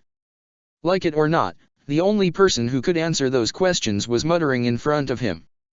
"I'm going to regret this," said Kakashi, and cut through the chains instead of their captive. He held the short man up as Isabue's tail lowered, the vast beast burbling with cheer. "Excellent, excellent, Kakashi Hatake. I was having a bit of a puzzle while you were puzzling away up there, and I remembered. You're that little fellow who killed my last Jinchuriki, the little girl with the brown hair." Kakashi dropped Yagura like last week's garbage. "How?" he managed, and Isabue waved a massive Chidi news paw. "Oh, don't look so shocked, I don't hold it against you, the poor girl practically did it herself, and I don't blame her. Those mist shinobi used some Uzumaki seals and they did just about everything shoddily, absolutely shameful. I do believe they wanted me to explode out in a towering rage or some such. Why, I was admittedly upset about it all myself, she seemed like such a lovely girl." "You're talking about Rin, aren't you?" "Oh, so that was her name. I find it difficult to remember human names. What was yours again?" The vast creature peered down with one open eye, and in a moment of insanity Kakashi's hindbrain told him to stab the Biju and take his revenge. He ignored that stupid, suicidal impulse and vented his feelings by kicking Yagura several times, with genjutsu disruption as an excuse. "I'm dash. You there," croaked Yagura. "If you kick me again I shall fill your toes with coral." "Oh goody," crooned Isabue. "Goody, goody grunchlings and crunchings. Friend Yagura, you are back." "Back?" asked the man as he dragged himself up Kakashi's legs into a sitting position, and the Jonin took the first opportunity to back away. "When did I leave?" "Oh, ages and ages ago," said Isabue breezily. "Kakashi, you there, Hatake," said the swirly masked man who tricked us and trapped us was Madara Uchiha, which is odd, because he's supposed to be dead. "You dumb turtle," said Yagura glaring up at the building-sized Biju who shrank back. "Don't you think at all? He's from the leaf and he has a Sharingan. He's the one who trapped us. I can feel him, said the Biju defensively as it shrank back into its shell. He's warm and jumpy, the other one had a cold soul, like the bad things we squish. Also, his eyes on the wrong side for the swirly mask. I did just free you both, said Kakashi. And speaking of jumpy, you currently have a very sharp hook pointed at the back of my neck in a room full of mist ninja shouting about killing my favorite student. Be grateful I wanted answers more than I wanted a hole in your face, Yagura the Bloody. Yagura the what? Water whipped up from the ocean to swirl around Isabu's tail tip and the violet-eyed furious man as he staggered to his feet and leaned on Isabu's claw. Call me that again and I will drown you with my bare hands. Awfully bloody hands, baited Kakashi. Or did you miss the bloodline pogroms, the civil war, the last 6 or 7 years of rampant piracy and organized crime in water country? Yagura's eyes bulged and he made a strangled noise in his throat as the Hatake genius let him put the pieces together. Oh, I guess both of you did. Want a history lesson? Not from you, said the fourth Mizukage irritably as he sat back and let Isabu hold him up. Everything you just said was a terrifying combination of words. Blood of the sea, is my family even alive? There's a guy getting eaten alive by sea crabs on your trophy wall because he went after them, said Kakashi, shrugging. I assume that means your family's still alive. Trophy wall? Enough talking, no more talking from you. Yagura clapped his hands. Isabu, take us up. It sounds like we have work to do. A wall of cheering, raucous Kirigakure ninja assaulted his ears along with the reek of salt and body odor as Kakashi ducked down and away from Yagura's hook, shredding the protective collar of his flak jacket. His hand went for a shuriken as... Everyone shut up, squeaked Yagura from close range, and even though it wasn't an impressive shout the room went dead silent almost instantly as the Mizukage spun his staff across his shoulders to point at a seemingly random jonin. How is the progress on the bloodline pogroms? I wouldn't know Lord Fourth, stammered the man. I deal with village finances. Sir. Yagura's attention and his staff swung around to a woman in an umbu mask. Per your orders, we've finished cleansing the northern Keikimichi Islands of their impurities. 27 of the filth gone and we only lost one of our own.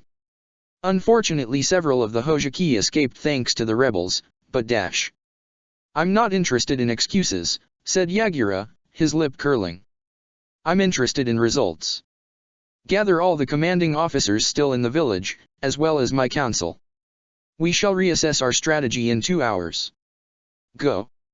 She saluted and vanished in a mist shunshin as Kakashi again experienced the strange sensation of looking down at himself. Well, if he needed a distraction. Lord Mizukage, Madara is watching us, right there.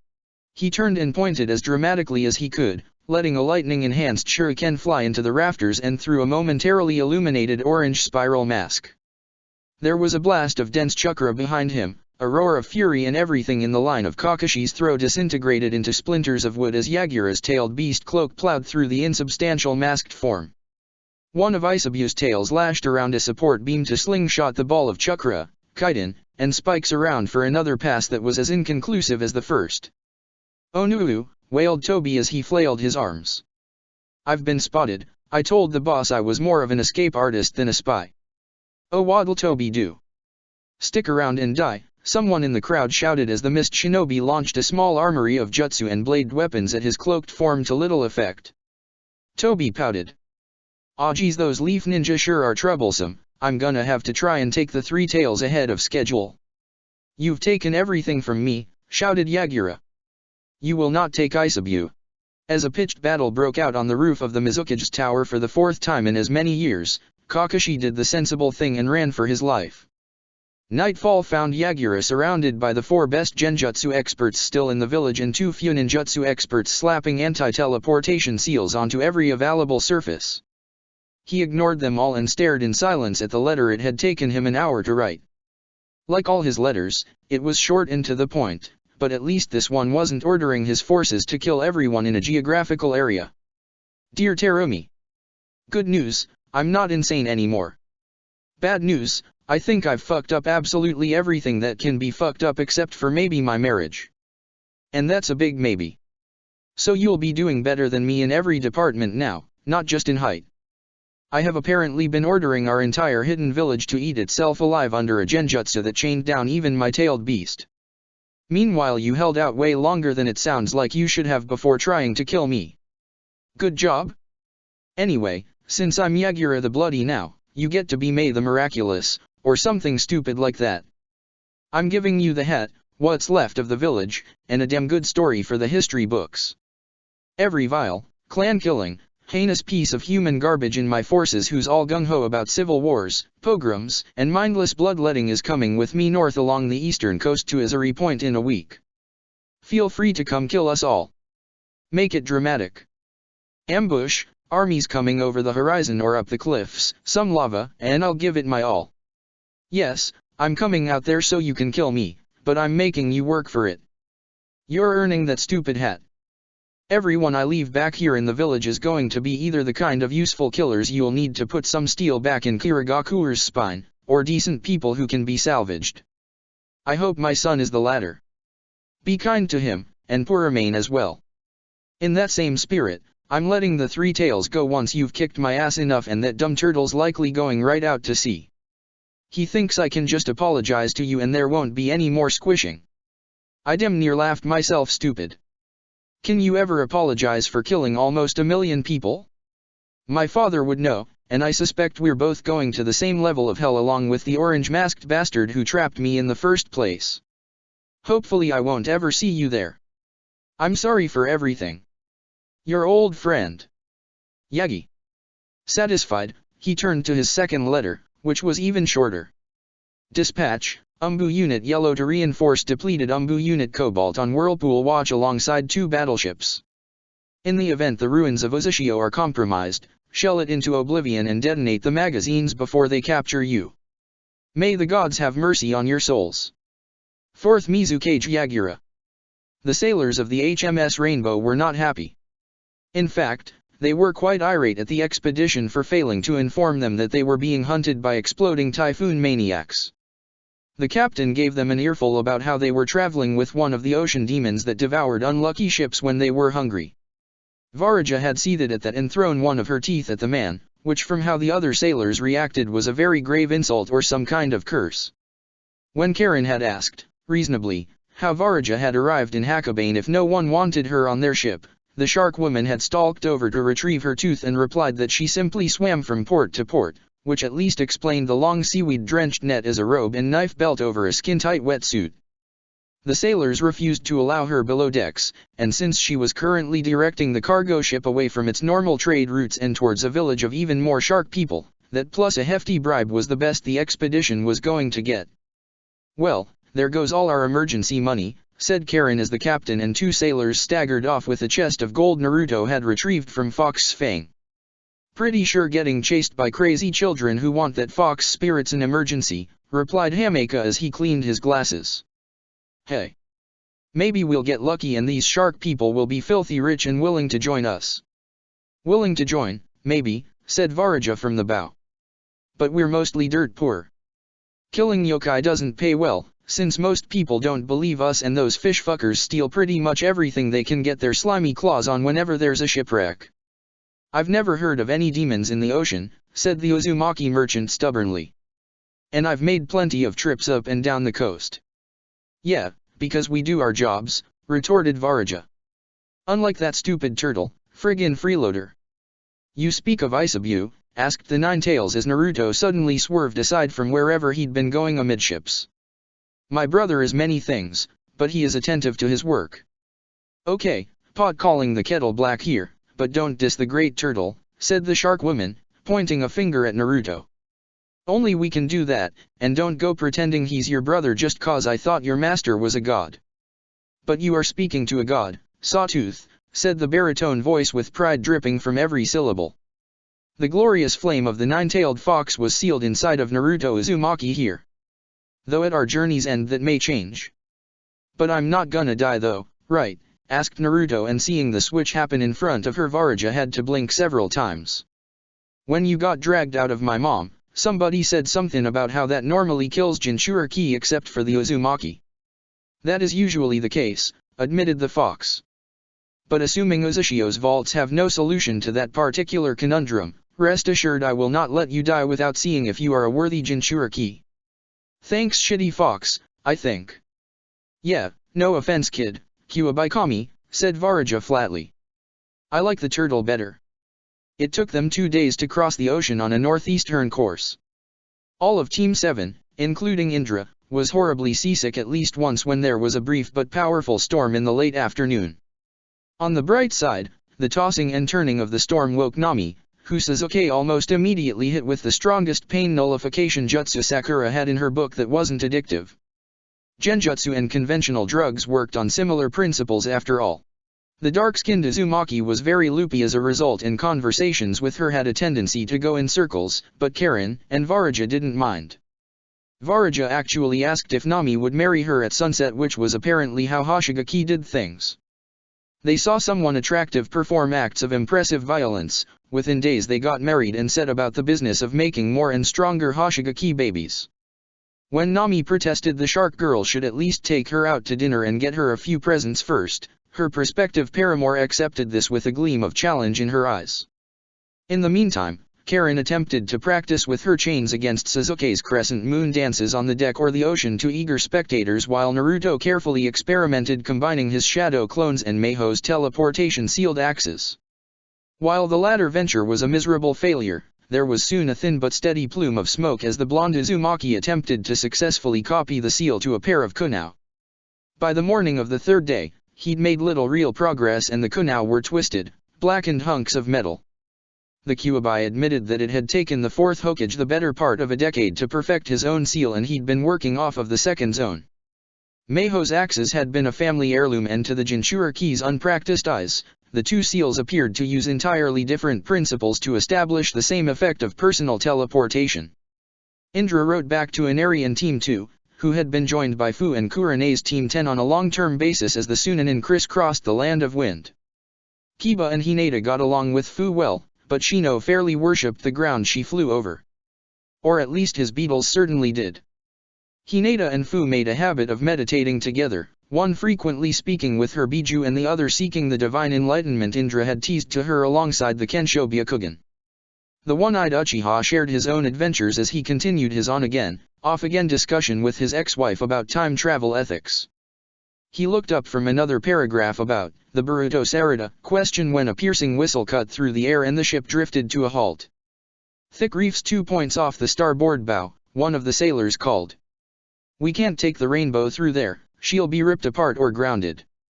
Damn it, swore Varaja in self-recrimination. I swim through them almost automatically now, I forgot they were there. Still, it means we're almost home. Sasuke sheathed his sword and grabbed the binoculars Hameka threw him before passing them to Karin. That's your home. They were still a mile offshore, but the sheer cliffs of dark rock to either side framed a small span of white sandy beach clearly visible in the late afternoon light. Beyond it lay a cluster of palm-thatched houses with smoke drifting up to curl around the cliffside. That's a go, said the towering shark woman proudly. Chiwibukai a go, but nobody calls it that. Watchful jaws, asked Karin as she panned the binoculars from side to side. That would explain the skulls on spikes I see on the reefs. The Deathless Vigil, said Varaja with a nod. Ceremonial and practical. We use those when I actually need to navigate a supply ship through, but yeah. Speaking of watchful, I'm sure somebody felt the ship coming, we should be getting a boarding party any minute now. She waited as an expectant silence fell on deck. The sailors and several of the Uzumaki looked over the sides slightly nervously. Any minute now, man, you guys are making me look lame. Water style, ocean torrent jutsu, shouted several voices as 10 pillars of water launched 10 massive figures high over the ship to land in a hammer of intimidating thuds amidst the expedition. You don't need any help from us to look lame, laughed a middle-aged gray Hoshigaki as he clasped Varaja's shoulder. You do it enough on your own. Yavar, we sent you out with a net of clean fish and you come back with a cargo ship? Did ya forget how to swim, or was the deal really that good? The ship and the passengers were a package deal, uncle, said the Hoshigaki as she jerked a thumb over her shoulder. Take a wild guess. 10 predatory gazes slid onto the clusters of shinobi who'd gone back to back around the civilians, an even mix of yellow eyes and coal black, and Indra saw a light blue woman missing a wide chunk of her face beneath a bandana touch her brow in solidarity at his wound. "At least one of 'em knows how to fight," she said, pointing a barbed trident at Indra. "They're all short though." "Everyone's short for you ladies," said Hamaka, and Indra had to admit he was right, for not a single one of the Hoshigaki was under 6 feet tall. Most were 7, and the massive tan woman who had an entire ship's anchor resting on her shoulder was easily 8 feet of muscle sandwiched between a skin-tight wetsuit and dark brown hair. She grunted as the other grinning sharks elbowed each other. "Konoha ninja small fry, bunch of red-tipped shark bait. Are these the Uzumaki that have old gills so excited?" "Yup," confirmed Varaja, reaching out an arm and scooping in Nami to squeeze against her possessively. "I'm gonna marry this one." "Both her arms rebusted," said another one of the blue women, most of whom appeared to be sisters. "Not much fun there?" "Excuse me, I'm quite good at we haven't even there's supposed to be romance here," sputtered Nami, waving her cast and bandaged stump. "Ah, mainlander stuff," said the girl dismissively. "Ahem," coughed Karen as she cleared her throat and came forward when it was clear the enormous Hoshigaki were not immediately going to attack. "It's nice to meet you all. I am Uzukage Karen of the Katsuria Matriarchy. May I ask who's in charge here?" "I am," said the tan woman as she swung her anchor down to rest on the deck. At least, that was the intention. The moment she let go of the anchor, both of them dropped straight through the deck in a shriek of metal and a succession of heavy impacts. The rest of the Hoshigaki burst into laughter, several bending double or clutching their sides as their gills flared. "Serves you right, Ari," called the gray man who'd first spoken, and he got a torrent of distant cursing in response. "I'm H," he said, dropping to one knee as the other sharks hastily followed suit with curious glances. "It is an honor to have you grace our fortress, Lady Uzukage. I lead this particular hunting party, but Salamasina leads the clan. Anchor here, we will return with craft and guide you in." "Anchor?" cried the captain, finding his voice at last. "You vile demons just dropped an anchor through my ship, probably spiked her hull as well. Can you pay for that?" "That's what my money was for," said Karen as gold chains reared from her shoulders to a ripple of shock from the Hoshigaki. "I can add a few more holes to your ship if you like." "You ferry the Lady Uzumaki," reassured H with open palms as his dark eyes glittered. "You will be safe here." The captain and his sailors looked mutinous, but Ari's tan bulk clambered out of the hole she'd made and her snarl dissuaded him from saying more. The next several hours were a whirl of energy as the expedition to Uzushio dragged many of their personal belongings into knapsacks, bundled them down the side of the rainbow and stared in awe at the vibrant coral reefs the Hoshigaki towed them over.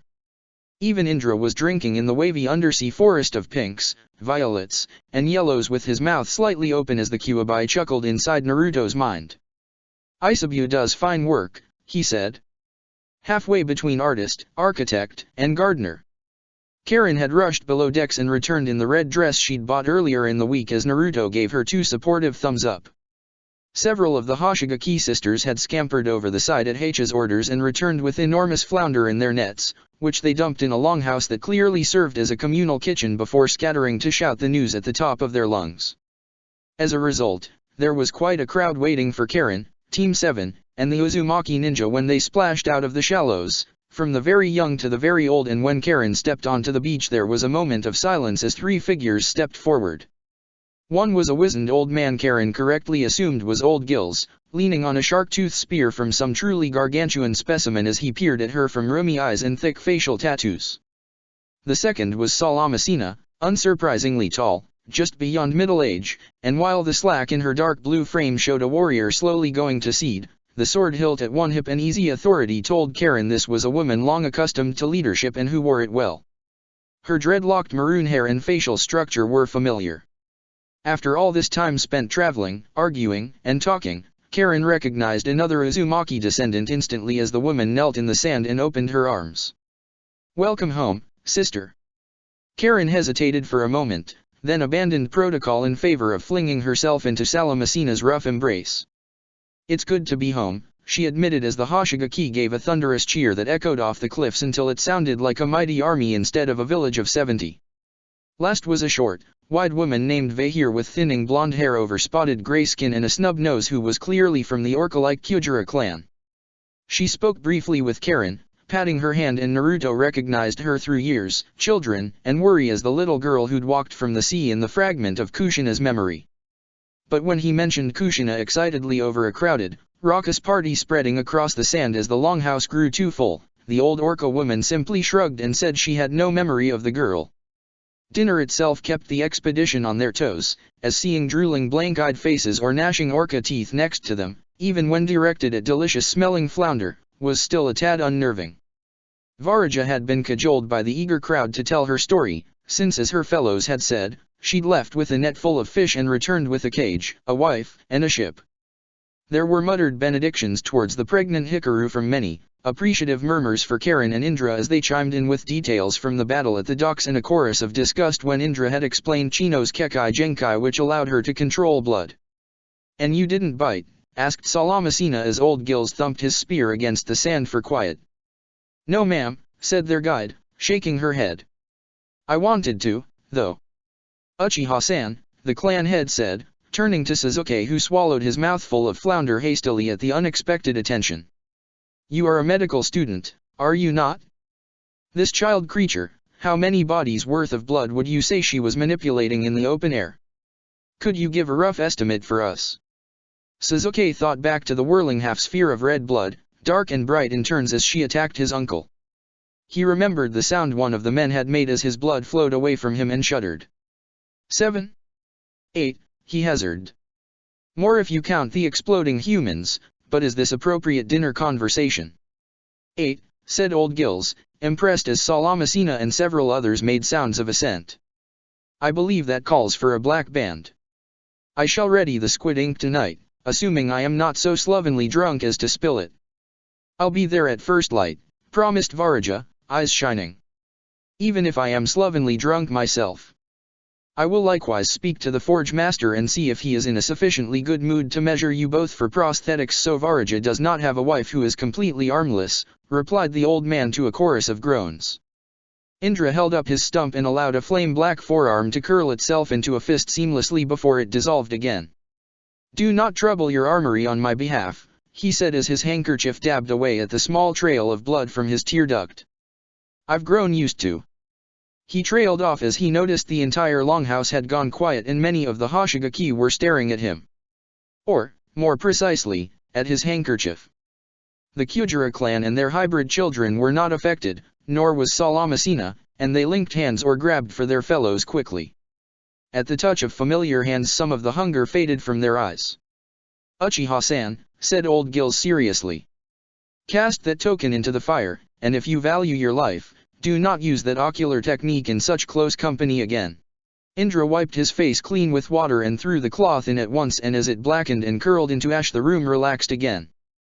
Conversation picked up as the Konoha and Uzushio guests sent glances or genjutsu that ranged from, "Well, that was weird," to, "I'm glad sensei didn't get eaten alive." "Now then," said the wrinkled old shark man, prodding Meiho across the table with one long finger, "who wants sake?" "Me," sang Nami from further down the table, and Sasuke scowled at her. "Mixing genjutsu painkillers and alcohol is dash fun and educational," said the shark woman, missing half her face. The younger Uchiha threw up his hands. "I give up. Go ahead. Drink yourself into oblivion for all I care. I'm done taking care of stupid idiots who get themselves hurt." "Nah," said Inner Sakura, who thanks to her theft of Indra's sake cup when he wasn't looking, had swapped with Outer Sakura gleefully as her cheeks and ears went rose-red. "You Lulu of all of us." Sasuke looked at the ceiling and grumbled something indecipherable. "You do," teased Inner Sakura, gesturing between Naruto and Sasuke. "Hey Grandpa Gills," shouted Naruto desperately as he cast about to change the subject. "Can we get tattoos too?" "What have you done to earn them, boy?" said the old man as several of the Hoshigaki snickered. "Everyone in this village who has gone under my needle and my father's before him has given blood, sweat, and salt to this place.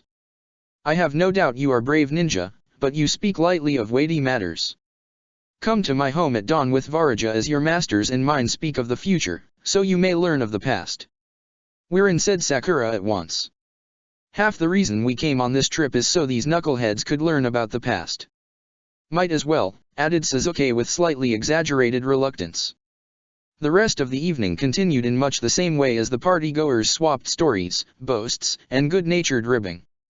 Varaja was roundly disbelieved when she told her clan members about Indra's furious outburst that had sundered a pursuing ship, and despite much cajoling, the Uchiha refused to demonstrate.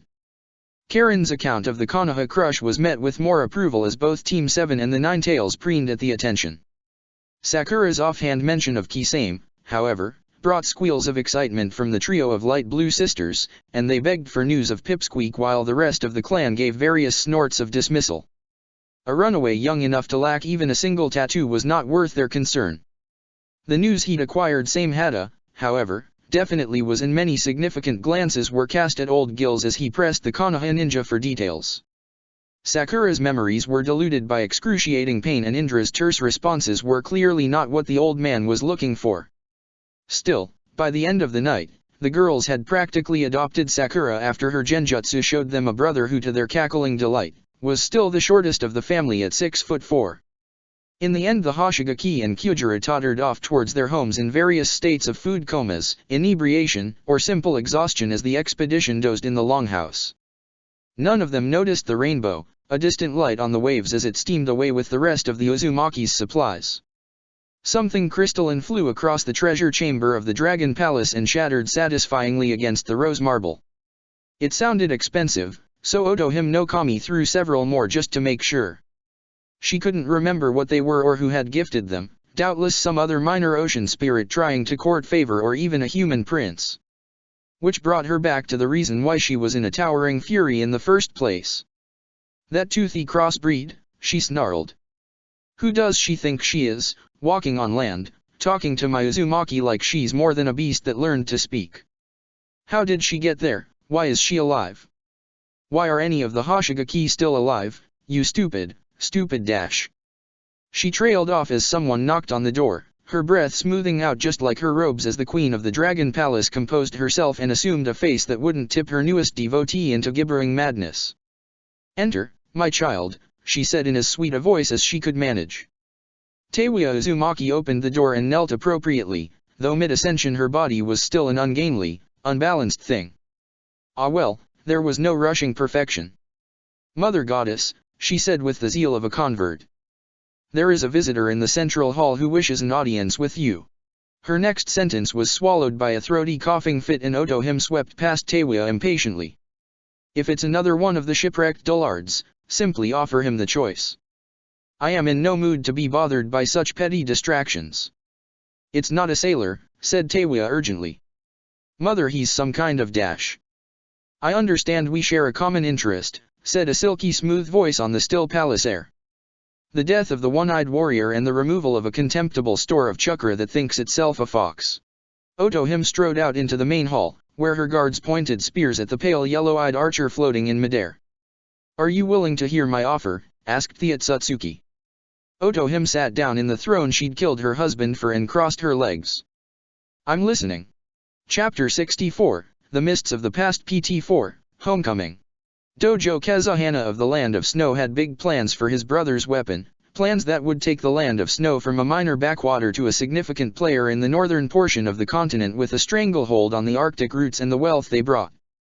He and his ninja had spent 10 years searching for Koyuki Kazuhana and the hexagon crystal she'd stolen during Dojo's rightful ascension to the throne to make their plans a reality. That she was the internationally famous actress Fujikaze Yuki had been something of a surprise, but nothing compared to what was currently sitting on his mountain fortress. Hi, chirped the massive winged green beetle who had stuck an entire platoon of his ninja to a wall with some sticky white stuff Dojo didn't like the smell of. You look important, are you Lord Kazuhana? I am, he said as levelly as he could, twitching a finger to activate the chakra armor prototype underneath his robes as his elite squad brandished theirs much more openly.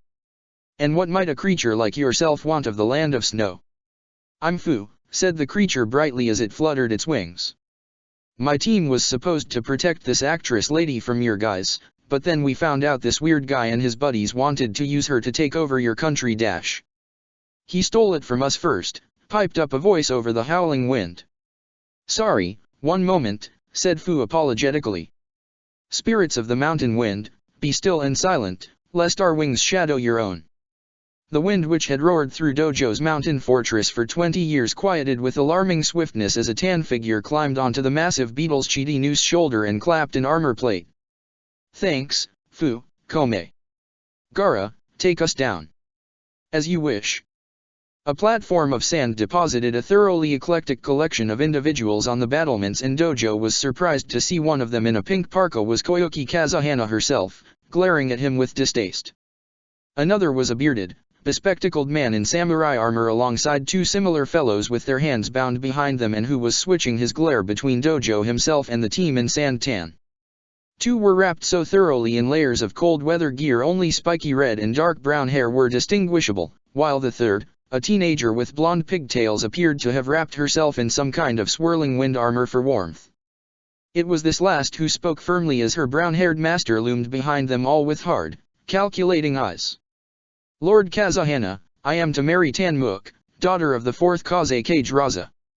My team and I were hired by this man." She jerked a thumb over her shoulder at the samurai, "under false pretenses to protect a well-known actress from assassins, only for us to discover he was attempting to use her true identity in our own aid to overthrow your government as revenge for the Winter Revolution."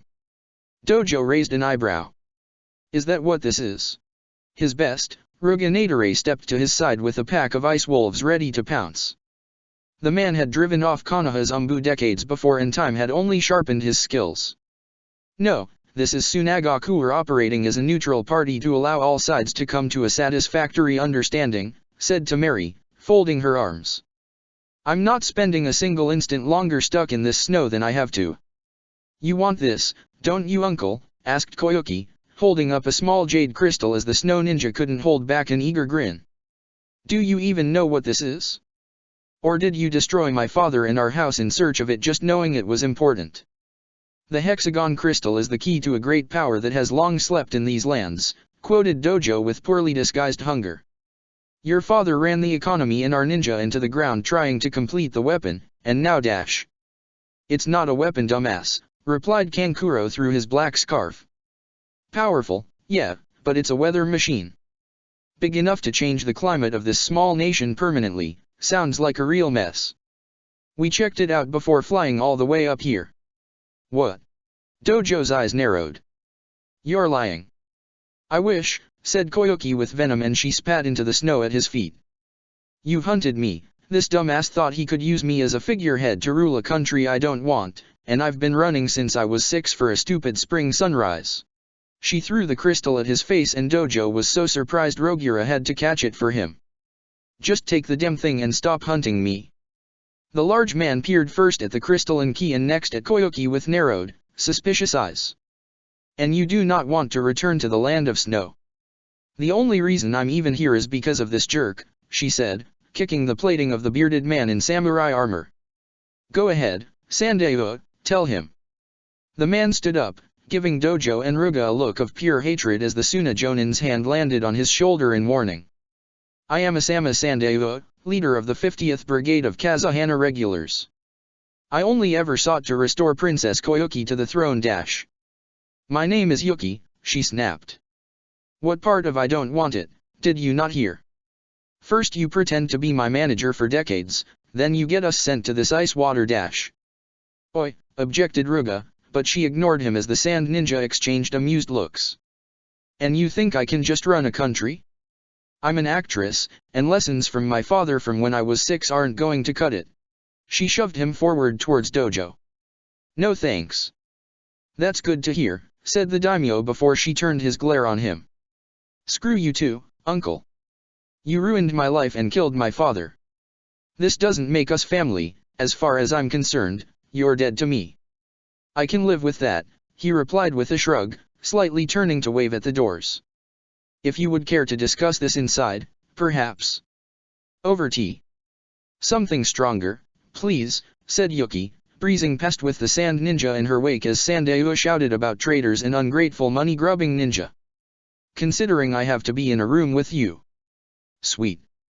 Hot cocoa," cheered the massive beetle and disappeared in a swirl of neon green chakra as a small mint-haired girl landed on the battlements to the snow ninja's bafflement as the wind started up again.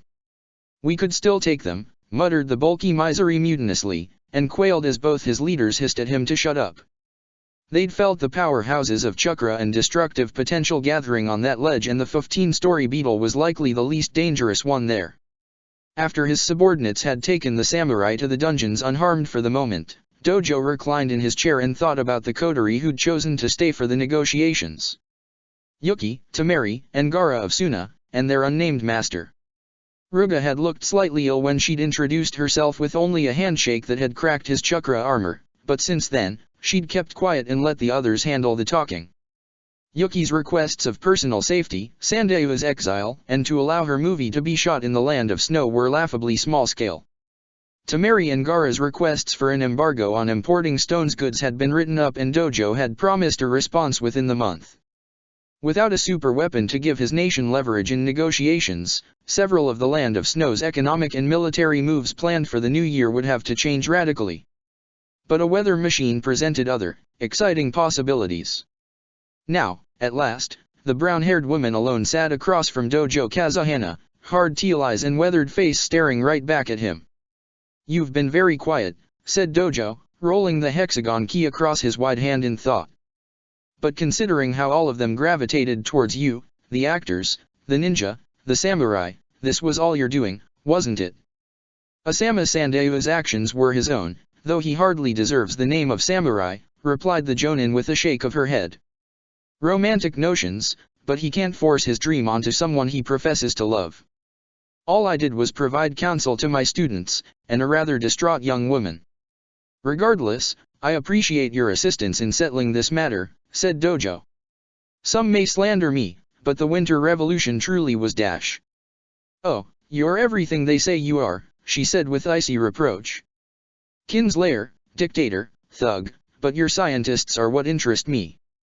Your chakra armor is impressive for prototypes developed 30, 40 years ahead of schedule." "Schedule? Long story, you're not worth it," said the woman dismissively before she leaned forward in her seat. "I shall be blunt, Dojo. Your only interests are in money, power, and the weapons which can give you the other two things. All the money that's going to come from your economic plans, your trade terms from Suna, I want you to pour every yen into refinement and mass production of that chakra armor. I want every warehouse in this land stacked to the roof with them, and I want corruption and smuggling kept to a minimum. 5% or less." 5 began Dojo Kazuhana, but the Sunanin barreled on, her hands clenched around the arms of her chair as it made an ominous creaking noise. "When the day comes, you will sell this chakra armor to every nation that asks for it, and you will outfit every man, woman, and genin who asks for one, no matter their allegiance." "That is an interesting proposal," offered Dojo as he imagined himself an internationally renowned arms dealer. "But I notice that despite the significant power your team has, you haven't simply killed us and done so yourself. That's a very large sum of money you're just walking away from, even if you're loyal to Tsunagaku. Do I look like the kind of woman who has the time to run a nation?" "No, my desires are not so provincial," said the brown-haired woman. "There's a war coming, perhaps in 20 years, not between nations or ninjas, but for the survival of every living being on this planet." Her voice had dropped into something dark and deadly serious even as she began to hyperventilate. "You'll think I'm crazy, but you'll be rich, so who cares? Isn't that what you're thinking? Try and find a way to ice Yuki, lower production, set unrealistic time horizons for development of the armor, and I'll come back here on my own and be a lot less pleasant without the kids. Are we clear, Dojo Kazuhana?" Somewhere in this speech she'd leaned across the desk and grabbed him by his robes, but the fear and drive in her eyes had enthralled him. "Who are you?" "Irrelevant," she said, kicking Misery's bulky charge away without even a glance despite the pneumatic mechanical fist aimed at her head. By contrast, his armor shattered under her heel. "Not a healthy idea," she warned as the other two veterans froze in their tracks. "Starting now, you work for me. Not Suna, not Raza, or his daughter, me. They're a useful badge. And your job is very simple, it's what you were going to do anyway, building more armor. I'm just adding a few more zeros to the order. Got it, fat boy?" Her hand clenched and Dojo's activated armor, which should have made him invulnerable, crackled like tissue paper. "Yes. Say it. I work for you, and you want me to build more chakra armor. And who am I?" she asked with a question that sounded like a warning. I don't know. That's right, you don't know. Let that little mystery keep you up at night. Then she was gone in a swirl of sand and Dojo collapsed back into his chair, shivering as the wind howled around a fortress that despite hundreds of ninja, armored walls, and heavy weapons, seemed suddenly brittle. Salamasina was woken up by one of the teenage Kyujira clutching a pair of binoculars in his hand, and when the clan chiefess lowered them from the distant dot of the HMS Rainbow on the horizon, her expression was thunderous. The echo of her bare heel through H's front door was equally so, and the middle-aged Hoshigaki looked up from a cooking fire with irritation. Who died? No one, yet, hissed Salmasina, her hand clutching the hilt of the scabbard sword pouch at her hip. The vessel which brought our guests has fled in the night, along with their goods. The Lady Ozukage has confirmed this was against her wishes. Karen nodded a sleepy-eyed confirmation from beside her. Who do you want with me on this one? The first 5 warriors you see when you walk out the door, said the Hoshigaki woman brusquely. Bring that ship back here at once. Then what? Asked H with a glance between the 2 red-haired women. Then, said Karen with satisfaction, we can discuss the future. After a rushed 5-minute breakfast where they all devoured the soup he'd been reheating, H rushed off, leaving Salamasina to give Karen an apologetic smile. Sorry about that. I'm afraid it's rather dangerous for any ship to just go gallivanting around out in the seas just now. The yokai are stirred up for some reason, so getting your ship back is as much for the crew's safety as it is for your transportation, Lady Ozukage. Come, walk with me on the reefs. She crooked a finger, and as Karen followed the older woman out through the village, she took another look around and confirmed her earlier suspicions. The Hoshigaki and Kyujira had welcomed them with a feast, but this was a poor village, or at least one that was barely scraping by. The daylight revealed the holes in roofs, the open-air windows, the shabby and handcrafted quality to the repairs. A young man sat under a tree working on reweaving a much-used fishing net, and his pants had similarly been patched so many times it was difficult to distinguish their original color. Your generosity last night was greatly appreciated, Salamasina-san, said Karen, slightly hesitant. Not to insult, but I hope we didn't put too much of a dent in your food stores. I'm sure before we leave we can make up for it somehow. Food is for eating, and if we can't feast at such a reunion, what kind of celebration would it be? Asked Salamasina with a pointy-toothed grin. But you touch on a subject that has of late often lurked within my mind also. Fresh eyes, perhaps, though we get so few visitors. They reached the beach, and though Karen hesitated briefly, she followed Salamasina out on top of the water, the shark woman ankle-deep in the waves as she strode upon the coral battlements, the salt wind rustling her checker-patterned skirt and red dreadlocks. I thought you weren't supposed to touch coral, said Karen, still perched on top of the waves and hopping over each swell. Normally, yes, but this is Isabukami's special coral, it will always regenerate. The tread of Hoshigaki feet is nothing compared to what these reefs have survived. I believe the coral throne you seek is made of the same material. Salamasina nodded at one of the Kyujira on watch as H and 5 other forms ran over the ocean and dived into the water, several still slinging spears onto their backs or tying brightly colored sashes of boys to their waists. They were soon lost in the waves, though from the trails of bubbles, it was clear the hunting party could move at great speed. In a way, said Salamasina, the coral and this village are much alike, Lady Ozukage. Both have been grievously battered by time and tides, but we always come back. At least, that's what old Gills and the rest of the overly optimistic like to say. You believe differently. We are being worn away, replied the chiefess bluntly. In the last 6 months we've fought off more sea devils attacking these walls and most of the surrounding islands than the past 6 years. Each year, a little more death, a little more loss. Uzushio used to be a true power in these waters, along with Isabukami, but now both have been missing for a long time and the sea has suffered. Even if it is just in name only, having Uzushio back will stiffen some bent and weary backs here at home. It won't just be in name only, promised Karen, stomping her foot on the water in a splash, her mind racing. Uzushio's going to be our home, and it can be yours too, if you want it. Salamasina turned. You're aware of the immensity of your suggestion. You wouldn't have brought all those supplies and builders if you didn't mean to truly rebuild. So you understand how ludicrous it is you suggest uprooting my people, my family from their way of life just to follow you. I am, said Karen, adjusting her glasses. But I've brought more than just builders and red-headed Uzumaki. I've planned everything, from good fishing rates to bad fishing rates, what that means for food supplies, lined up traders from Konoha who will buy our goods and the specialist seals we can make when I open up the Uzushio vaults, the Mist Village's responses from shipping attacks to another full-scale Umbu assault, everything. My cousin Naruto is the Jinchuriki of the Nine Tails, and I have his support. Your cousin, you mean, pointed out Salamacina as she took a long stride over a gap in the coral without blinking. Not the Nine Tails. I have his support too, admitted Karen defiantly. I told some dumb goddess we didn't want her help and he's all in now out of spite or something.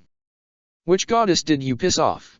Salamacina was looking at Karen with something between admiration and incredulity.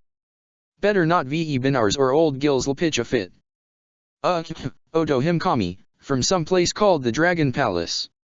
Ha, barked Salamacina and she turned to the spear of skulls denoting the outer boundary of the reef.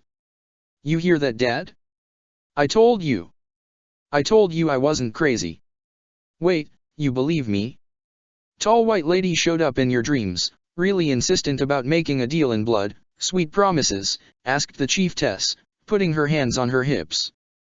Same thing happened to me when I was like 5, except since I'm half Hoshigaki plus Uzumaki, someone else showed up to save my fins. Now your crazy quest's making so much more sense. Thanks. Salamacina's hand was drumming against the ring of black jagged triangles circling her upper thigh and her eyes were locked on the horizon. Karen noticed 3 other bands on the woman's opposite thigh and both biceps, along with a dozen other solid black rings encircling them with white edging. The shark woman was quiet for some time and Karen let her think, watching the wind and the waves wash over them both. The rough coral against her feet kept her grounded and finally, Salamacina turned back to her. All right, Lady Uzukage, here are my terms. You and I are going to visit every one of the families in this village and you'll tell them everything you just told me. Not the god stuff, but the bit about the plans and the Nine Tails. Then you'll leave, I'll talk with them, and by the time H's hunting party gets back, you'll have your answer. Naruto and Varaja Hoshigaki had as promised, woken up both Uchiha up at first light and dragged them towards old Gills's home as Varaja bounced ahead, nearly giddy at the prospect of getting a black band tattoo. Indra had at this point resigned himself to indulging Naruto's early morning attitudes and that this version was decades younger and his student did little to detract from the nostalgic air he wrapped himself in like his cloak and scarf. His younger self, by contrast, still complained to keep up appearances, while Sakura and Nami were almost as excited as the Hoshigaki. Ah, excellent, you're all here. Old Gills was bustling around the heavily cluttered space, tossing everything from tortoise shell shields to jutsu scrolls onto the shelves while a short Hoshigaki only Indra's height spread a white towel across the table, smoothing it down and weighting the ends with white stones. This is Tetsu, my assistant in our blacksmith. I assumed that while I work on Varaja this morning, those of you missing limbs might want to be measured for shinobi prosthetics. I'm fine, demurred Indra, leaning against the wall as his eye took in the spear he'd last seen in the hands of one of the Hoshigaki sisters alongside Samehada, killing an Atsutsuki even as her legs tumbled to the ocean in a meteor of blood. He'd seen little of that hardened warrior in the giggling teenager from the night before, and tried not to think what had become of this village in his first life. Look, if it's just a wooden claw or a hook or something, I'll pass, said Nami, sitting on a counter as the Konoha genin scattered around the room to ogle the artifacts. Indra noticed Sakura head right for the spear with a mild frown, and so did old Gills. If you wasn't a mainlander I'd be insulted, said Tetsu with a harumph of malign dignity. Please. I tie my creations into your chakra system, custom built, and can genjutsu em so it looks like you never lost your arm in the first place. You see any other islanders runnin' around with obvious, bum-lookin' limbs? No. That's 'cause we do our job, chorused the Hoshigaki and Naruto laughed. Is that, like, your clan motto or something? It's a way of life, said old Gills, towing a step stool forward. Varaja, strip and climb up. Tetsu, the skylight. Told ya you were in for a treat, said the shark woman with a wink at Nami, as she stripped to the waist and climbed onto the white cloth. Tetsu obligingly smoothed it out again with the stones, before handing Varaja a much not human femur to place between her teeth. And you, said Old Gills as he bustled back behind a wall to prop a scroll the size of Naruto next to his spear in the corner. Aren't supposed to speak during the ceremony, so my predecessors and I shall be the entertainment today. Tetsu pulled a lever on the wall as a trapdoor in the ceiling opened, bright morning sun shining directly down onto Varaja's muscled back through a mirror contraption of some kind. You're not supposed to speak either. The mainlanders will learn from the scroll, Tiawanga Inahi. Now, the old man's voice took on a ritualistic tone. Is all in readiness? Aye, replied Tetsu as Varaja hesitantly brought the bone to her mouth. They felt a pulse of chakra from behind the wall and Old Gills stepped out, his face solemn as he held a large seashell of black liquid between two cupped hands. He set it down next to Varaja's shoulder alongside a wooden box full of needles and what Sasuke recognized as a medical kit. There was no shabbiness or misuse here, for every tool was as smooth, clean, and sharp as they would have been in a Konoha hospital, a mix of modern stainless steel and the white of oft-used bone. He dipped a needle into the ink and bent over the young woman's arm as a reedy crone's voice spooled out from somewhere else. Black for the depths of the ocean, red for lifeblood, and the white of wisdom bone, these are the colors Samehada Kami, daughter of Sahaimachi no Kami, son of Wadatsumi no Kami, brought us from the sea. This tattoo will be dear to you, for as you have earned it with acts, you now buy it with pain. Varaja screwed her eyes shut and bit down on the bone as Old Gills' chakra thickened, spreading from him to suffuse the room with its rough abrasion. Indra sat forward and Sakura gasped as they saw yellow-gold coloring grow from the edges of his eyes and gills. Nature energy, breathed Sakura as the buzz of needle against skin filled the room and Sasuke gestured at her to be quiet. The recording continued. Pain has always been the destiny of the Hoshigaki, pain in the stead of our obligation. Long ago, when tales were still worth telling, Sahaimachi no Kami, denied in his crossing of the sea which had birthed him, returning from the founding of the fourth kingdom of man, went down into his mother's country. The ocean depths did not caress, but crush. The water was cold and unwelcoming, and Sahaimachi saw that yokai and other foul spirits had come to spoil all that was good beneath the waves. My ancestors are heavenly gods, and my mother, Tutelary of the sea, declared Sahaimachi Kami. Yet, why on earth have you come to torment me, not only on land, but also at sea? The horde laughed, for they needed no reason and delighted in death. Enraged, Sahaimachi fought them, but shaped as a man, he could not win against the hordes. They took his eyes, so he replaced them with black stones. They ruined his hands and feet, so he replaced them with fins fashioned from sea foam. They took his mind and broke it, but he made it anew in the heat of the deep-sea vents, all sharp-edged purpose. They took his genitals, but Sahaimachi did not yet have progeny of his own, and that he could not abide. In his new form, he swam forth and wreaked a great and terrible vengeance upon the yokai, such that they returned what they had stolen, pleading for mercy, offering their own children in place of his own. I have no need or love of your children, said he, dashing them against the rocks and sending others fleeing into the blackest abyssal trenches. To spite you, I shall sire a legion of my own and they shall be a bane upon you, watchful jaws ever at your throat so that man is untroubled as you have troubled me. Sahaimachi tucked his genitals inside of himself so the yokai could not attempt such a trick again and returned to the surface, where his fleet had waited for him. 20 days and 20 nights, they had waited at anchor but Sahaimachi's coming drove them to dread.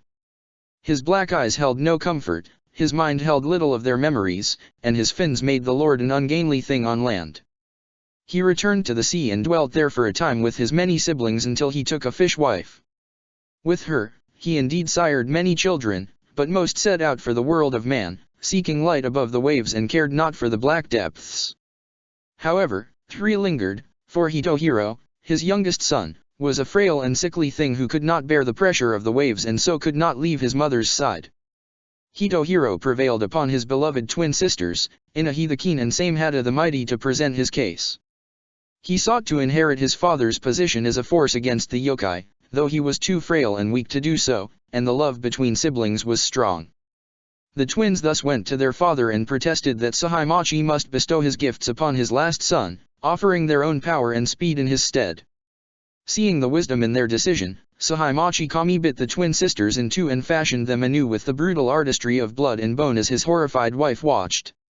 Generous are your sisters and mighty are their gifts, he said as the 3 siblings twined together in union.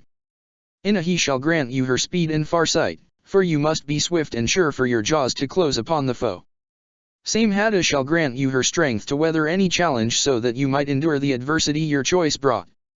Hitohiro accepted this and rose with his siblings to the world of men with eager joy, punishing the yokai when their temerity outstripped their fear. Down the long span of years, Sahaimachi no Kami's children have spread and spread again, but only the Hoshigaki remain true to our ancestors and the duty we were charged with.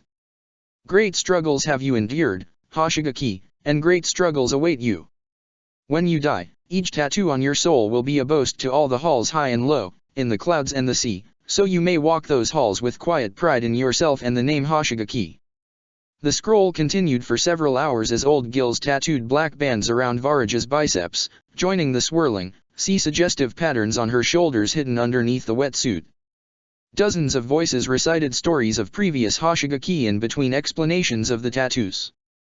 Black was for enduring great adversity, white for moments of clear wisdom or cleverness, and red for killing something or someone particularly impressive.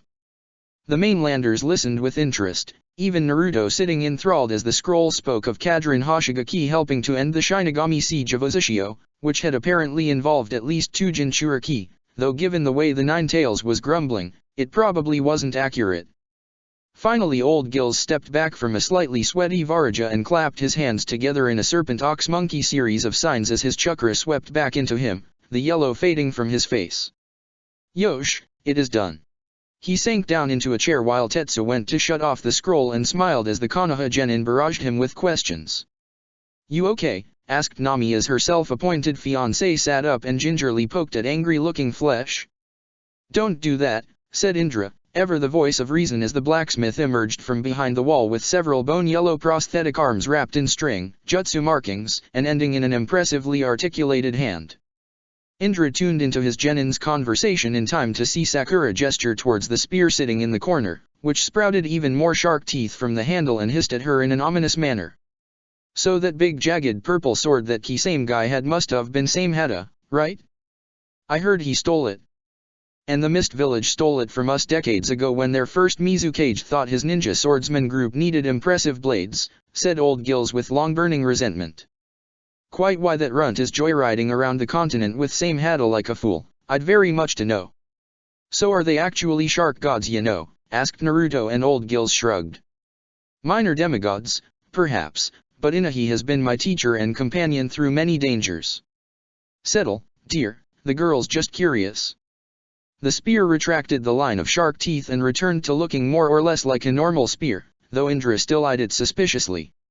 Sakura, on the other hand, was overjoyed. You could teach me more about nature energy, I felt you using it today with the tattoo. I use it too, just not very well, maybe you could dash. No, said Old Gills bluntly. I just finished a rather taxing tattoo session, and you children are going to find something else to do while I go sit down in the sun. Preferably with something to eat. Team 7 looked slightly guilty and Indra glanced over at Nami, who was deep in discussion with Tetsu about her prosthetic arm, with Varaja making occasional remarks. She'd be fine. All right kids, come along, he said, shooing them towards the door. You've sat on your butts long enough, let's do some combination drills down on the beach. Kakashi was normally the hound, not the quarry, but the Mist Village just kept throwing him curveballs. The Mist Nin combing the city were certainly keeping him on his toes, but the occasional black void that kept trying to open up near him was a goddamned problem. The last really good hiding spot he'd used last year and which he was staring into now, was also occupied by a nervous-looking collection of young refugees hiding from Yagura's wrath. Kakashi could just do a stab and stack like Monkey would have, but he wasn't hound anymore for a reason. Sorry, he whispered, sliding the grate in the sewage treatment plant closed. Good luck. All his good hiding places were gone, which left either bad hiding places, or risk a naked break for the border in whichever boat he could steal. Kakashi shuffled back into the shadow of some truly foul-smelling pipes with a puddle underneath them and knelt to think. Zabuza Momokai had kind of offered him refuge with Terumi Mei's rebellion, and implied she was sending Karen as Lady Uzukage a bunch of civilians to get them out of the line of fire. Supposedly, Mei could just be sending a disguised assassination force to eliminate a rival, and this was way beyond the scope of Kakashi's mission. Konoha shinobi, burbled a voice that had the gray-haired ninja jump and slam his head into the pipes and draw a kunai despite the pain. Ow, ow. Don't stomp on me. Kakashi's body flicker took him several feet back and up as the puddle he'd been standing in pulled itself up and solidified into a white-haired teenager. Young, like Team 7, white hair, no mist headband, and annoyed. Oi, get back down here, I just didn't want you standing on me. No thanks, said the Jonin in a low voice, planning 3 ways to knock this kid out because he was loud. The last thing Kakashi needed right now. Be quiet. But you're the Konoha guy Master Zabuza warned us to watch out for, protested the kid. Plus you didn't narc on the other spies, so you're cool. You mean the kids hiding in a grate? Yeah, chorused the kids as they popped up. Suijutsu, let's dash. Kakashi body flickered back and clapped a hand over their mouths. Be quiet. We are being quiet, said Suijutsu the water boy, who really wasn't. Look, you've got the gray hair, mask, and the Konoha gear, you want our help getting past the patrols or not? 2 questions, said Kakashi, thanking whatever merciful fate let him escape becoming a Jonin instructor. He stared at the white-haired kid. That a bloodline trait? Pretty cool, right? The kid gave an awkward grin, showing off how he'd tried to file his teeth down into points himself. Mist Nin were crazy. Second question, Zabuza's tall, thin, blonde hair, and uses lots of wires, right? No, said the kid, backing up as his face tried to go even paler than it already was, wondering if he'd screwed his friends over. He's tall, looks like a mummy, and has a huge sword. Kakashi relaxed.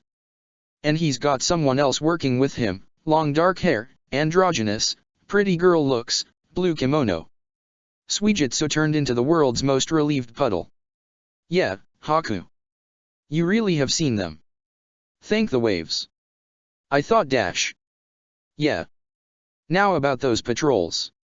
Okay, so you're either gonna have to turn into water, or fit through a hole about Taius wide. Suijutsu held out his arms and Kakashi briefly despaired. How old are you again? 11. The black hole appeared to Kakashi's right and began to grow before it vanished and both of them twitched. We've been here too long, said Kakashi shortly, dragging his canteen up and stuffing it into one of his flak jacket pockets. Can you hide in this? Suijutsu looked nervous.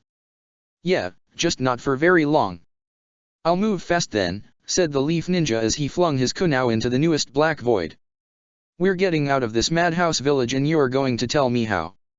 It turned out their training on the beach had attracted a crowd, including a large number of miniature, shark-shaped children, so Indra was soon forced to reluctantly downgrade Team 7's actual sparring workout to something with less likelihood of collateral damage or misfired genjutsu. Then Naruto started to show off with his club, alternating flashy useless moves he'd invented himself with two-handed heavy swings against Indra's guard. At the occasional glower on his face when this happened, Indra put 2 and Naruto together and realized the kid was trying to work through the revelations about Kushina Uzumaki through his usual outlet of train and club the problem until you can't think. Indra was regretting encouraging such an attitude right about now as the miniature version of Team 7 bickered inside of him. Well, at least I'm not just repressing everything, said his Naruto defensively. Someone's going to get hurt you morons, snapped his Sakura. This has gone far enough. Naruto swung down and plowed a crater in the sand as Indra made his decision. Before the older Uchiha could throw him into the sea by the scruff of his neck, the massive tan shark from the ship's deck strode from the crowd with a grin almost as wide as Naruto's. All right big shot, which one of you's the toughest, strongest mainlander here, called Ari, pulling the massive iron anchor from a scroll at her hip with an ominous-sounding thud as it hit the sand. Sasuke and Naruto turned to Indra, who looked perplexed and shook his head. Why are you staring at me? I have one arm. He waved his stump to demonstrate and Ari grinned. Exactly, and he's skinny too. I'd pick my teeth with his ribs. I'll take her sensei, said Naruto, hefting Fox Fang over his shoulder to land head down opposite her as he leaned on it. Hey, maybe I can learn something. Learn how to get your head stomped in, more like, muttered Sasuke from behind them. Indra considered this as Ari turned and threw teeth at some of the members of the Uzushio expedition in the crowd. Salamasina asked if we want to join these landlubbers in their new village, Well, I'm not satisfied. Varaja goes all gooey-eyed, and now we're supposed to pack up and leave? Hells no. There were some vague murmurs at this, but quite a few Hoshigaki and Kyujira also looked hopeful, and an Orca man turned to begin speaking with Hameka excitedly. "Ahri," roared Salamacina's voice as she followed her quarry's trail through the sand, with Karen close behind, both looking absolutely livid. "Are you seriously doing this here? Right now?" "Look, Lady Ozukage, Sally," said the massive woman, waving in dismissal. "I get those chains re-special, but I wanna follow somebody who can actually take a punch." Naruto thumped Fox Fang in the sand several times as Indra put a hand on his shoulder to drag him back into the crowd. "Look, you got a problem you wanna punch out, Shark Lady? I'll kick your butt." He shrugged Indra off and strode forward as the rest of the village backed up to an appropriate distance. "This is stupid," said Sasuke, but his eyes were worried. Indra silently agreed as the two Uzumaki women approached. "Tell me about it," said Salamacina as she fiddled with one of her braids. "You don't see any white tattoos on her, do you? Ari likes to make a scene." "She'd better not make a mess," warned Indra, as Sasuke joined Karen. "Can't you order her to stop or something?" The tan shark woman's arms, neck, and legs were covered in red and black designs, sharp and angular, and she was grandstanding as Karen chewed her lip. "I have no actual authority, but if Salamacina calls it off and Ari refuses, she'll lose too. Like she said, Hoshigaki respects strength." Naruto had clearly been arguing with the Nine Tails from how his eyes had flickered between blue and red, but when Ari turned back to him, he leaned forward on Fox Fang eagerly. "All right, what are the rules, Shark Lady?" "Simple, we go a few rounds until I'm satisfied you lot are tough enough to be worth following. I smack you hard enough, your little twink medic back there can put you back together, right?" Sasuke made an outraged noise deep in his throat, but Naruto launched skyward off a clone's own Fox Fang, somersaulting several times to build up momentum. The Naruto clone charged and was caught by Ari's massive paw, which simply tightened around the clone's head until it poofed from the strain. A volley of poorly aimed kunai came spiraling down and most of them missed, though 3 embedded perhaps half an inch in the Hoshigaki's arm, which she endured with a fanged smile. Finally the real Naruto plummeted out of the sun with a shout on his lips as Fox Fang barreled towards Ari's smiling face. She pivoted on her heel without warning, turning at the hip as both her hands slung around the anchor ring. 1,500 pounds of solid iron swung around with a roar from the shark woman, creating a wave of wind and sand that had the observers shielding their eyes. Clang!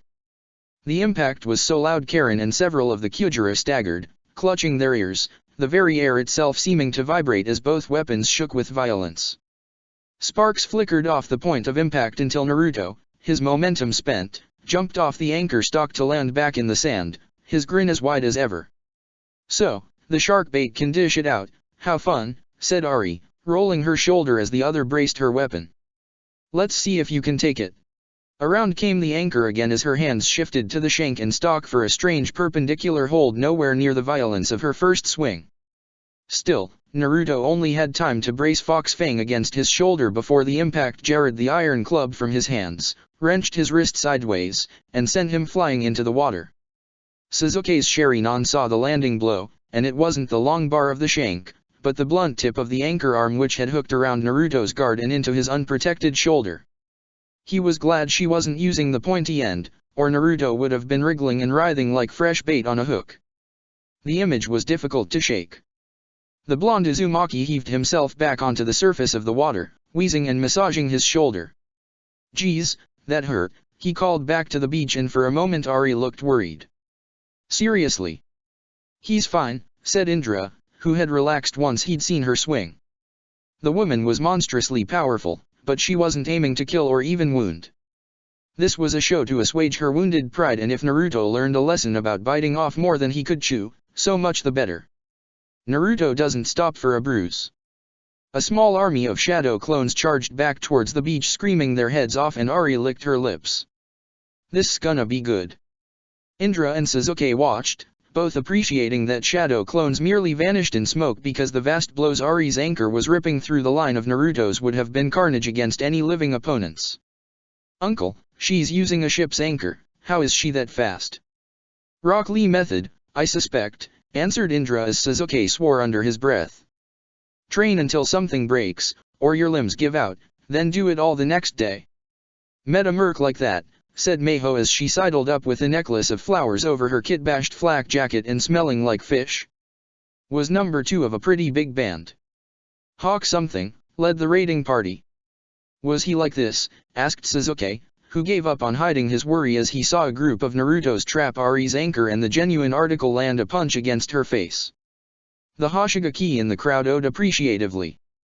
Pretty much. Ari looked insulted. Are you pulling your punches on me, shark bait? Not anymore, said Naruto, who looked disappointed as he edged back into the much smaller crowd of clones. That didn't even do anything, did it? Like a slap from my second boyfriend. You wanna do this old school then? Nah, chorused the Narutos as they brandished Fox Fang 3 dozen times over. Come and get your anchor then. She did. Stupid, stupid, stupid, muttered Sakura as she marched away from the crowd and up the sheer cliff edge. We got too eager asking about nature energy and spooked that old guy. Probably made him think we're just idiots like Naruto and Sasuke, screwing around with something dangerous. We are screwing around with something dangerous, pointed out inner Sakura as the leaves and petals in Sakura's cloak swirled around them in defiance of the breeze. But we're not being stupid about it. I mean, you didn't like my suggestion of experimenting on our own and wanted another teacher who doesn't suck ass. But he wasn't using wood style, so who knows what his sage jutsu can do, replied Outer. For the last time, we're gonna do this in the middle of nowhere, so a mountaintop not even the Hoshigaki use for anything will be perfect. Danzo's story really freaked you out, didn't it? Or was it seeing all that dead grass? Both, said Sakura, her hands absently forming the signs as she returned the leaves to her cloak, curling forward to begin a more conventional and far more grueling climb up the side of the cliff, trying to draw nature energy from the surrounding stone instead of fuzzy lichen. She heard distant thunder and let out some of Inner's curses. Of course it's gonna rain. Sounds like thunder, mouthed Mayho, and Indra rolled his eye despite the fact he kept his hand and stump tightly pressed to his ears. Sasuke had stuffed cotton balls into his own, and the rest of the expedition and village were still watching in a kind of horrified fascination as Naruto Uzumaki and Ari Hoshigaki beat each other black and blue. Indra knew his Naruto had fought against him in the Valley of the End for most of a day and had settled in for the long haul, suspecting the Uzumaki had found his counterpart in stubbornness at last, because Ari wasn't giving up either. Or they were both idiots. You're an idiot, he called as a Naruto clone's attempted armbar got him hurled skyward for his trouble. Sasuke looked scandalized. Uncle, where's the support? Naruto has my support, replied Indra. Not my approval. He started this by showboating and falling for Ari-san's bait. Or is it chum?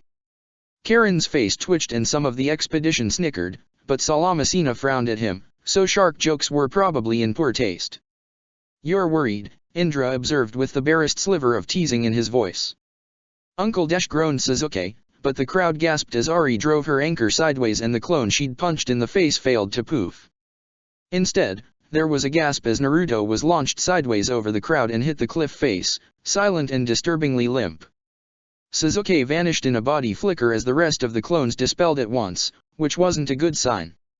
Naruto, you moron, berated Sasuke, his hands already glowing as the Sharingan took in his chakra system and the purple and blue face.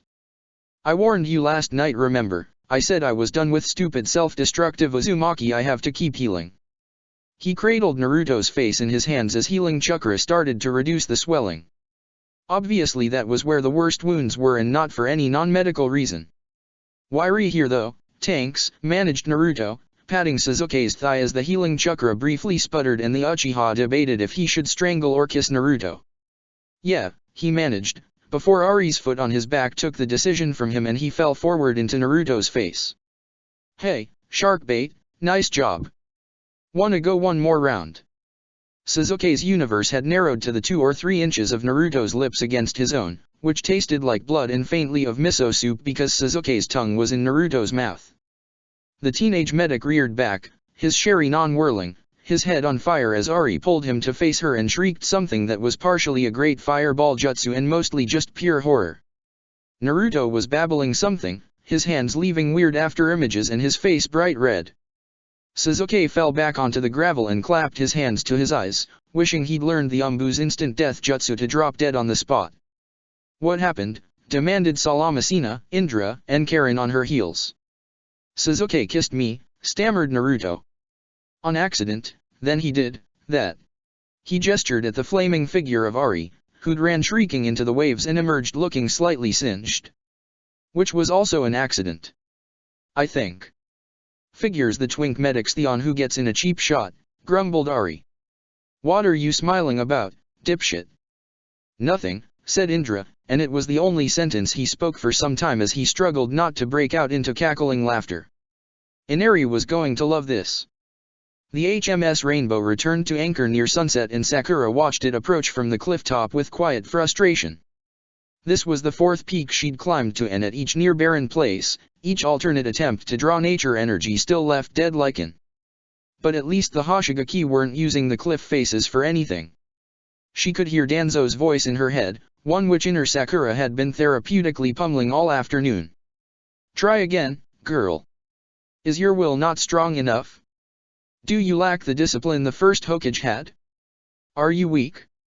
Outer Sakura stopped her foot inches before she could angrily punt a rock down onto the heads of any innocent Kyojuro clan members down below. She punted it down the opposite side of the mountain. Interesting training, said Old Gills as his hand blurred to catch the poisoned kunao Sakura had reflexively thrown at him. Do they kick rocks off the top of your stone faces in Konoha? Outer Sakura was busy wondering how the hell did this wrinkly fish get up here? So Inner took the wheel. No, she said, kicking several more rocks down into the empty cliffs. I just get berated by a stupid infuriating old man my sensei wants to stab 11 billion times on top of my mountain. Is that what's gonna happen here? Is that why you creeped on me? How the hell do you even do that anyway? What do you want? Old Gills looked amused. So many questions. No, I have no intention of lecturing you, Sakura Harino, aspiring sage. I came to observe the sunset and to wonder why such a bright young lady chooses to linger on a mountain. It's not a requirement for being a sage, you know. He leaned on Inahi and moved forward. It sounds like you have a poor opinion of your senjutsu teacher. He's like a war criminal, traitor, kidnapper, and general bastard, said Inner Sakura at once. But he's even more of a bastard to me because he's the only one I can learn from, because you said no, another shitty old man dash. My refusal was not forever, chided Old Gills as he sat down on weary, thin limbs with a grunt. You were skilled enough to recognize sage jutsu, but it takes its toll, especially on an old man. Sakura waggled her right hand, which retained the green palm and slightly wood-grained texture. Mine can turn me into a tree, and I just suck all the life from everything around me. Old Gills looked surprised. Hence the mountaintop. Sakura nodded, Inner's bellicosity winding down as Outer Sakura's analytical mind returned to the fore. I know nature energy gives you access to potentially infinite chakra, except this thing's infinitely hungry for it too. I saw how bad it can get back home in Konoha, but even when I'm trying to control the jutsu, it's like trying to find half of infinity. A puzzle fit for a sage, mused Old Gills, prodding a clump of shriveled, dead lichen with the butt of his spear. So you burn away your arm trying to solve this conundrum and do not wish it removed? Sakura shook her head, her jaw set. The power's fighting me, so I'm fighting back. I'm going to master it, make it mine. To what end? Sakura shrugged. I mean, I can still be a ninja, but there's lots of ways a girl who can control plants could be useful. Growing rare flowers, poisons, speeding up crops. Yamato-san was growing houses, except I couldn't even grow a chair. Comparison is the thief of joy, said Old Gills, gesturing as the sky caught fire in oranges, pinks, and dark purple clouds of a sunset. Perhaps someone else is seeing a better sunset, I do not let it detract from this one. Yeah, well, the sunset's not going to kill people if you look at it wrong, retorted Sakura, who sagged as she realized how tired she was.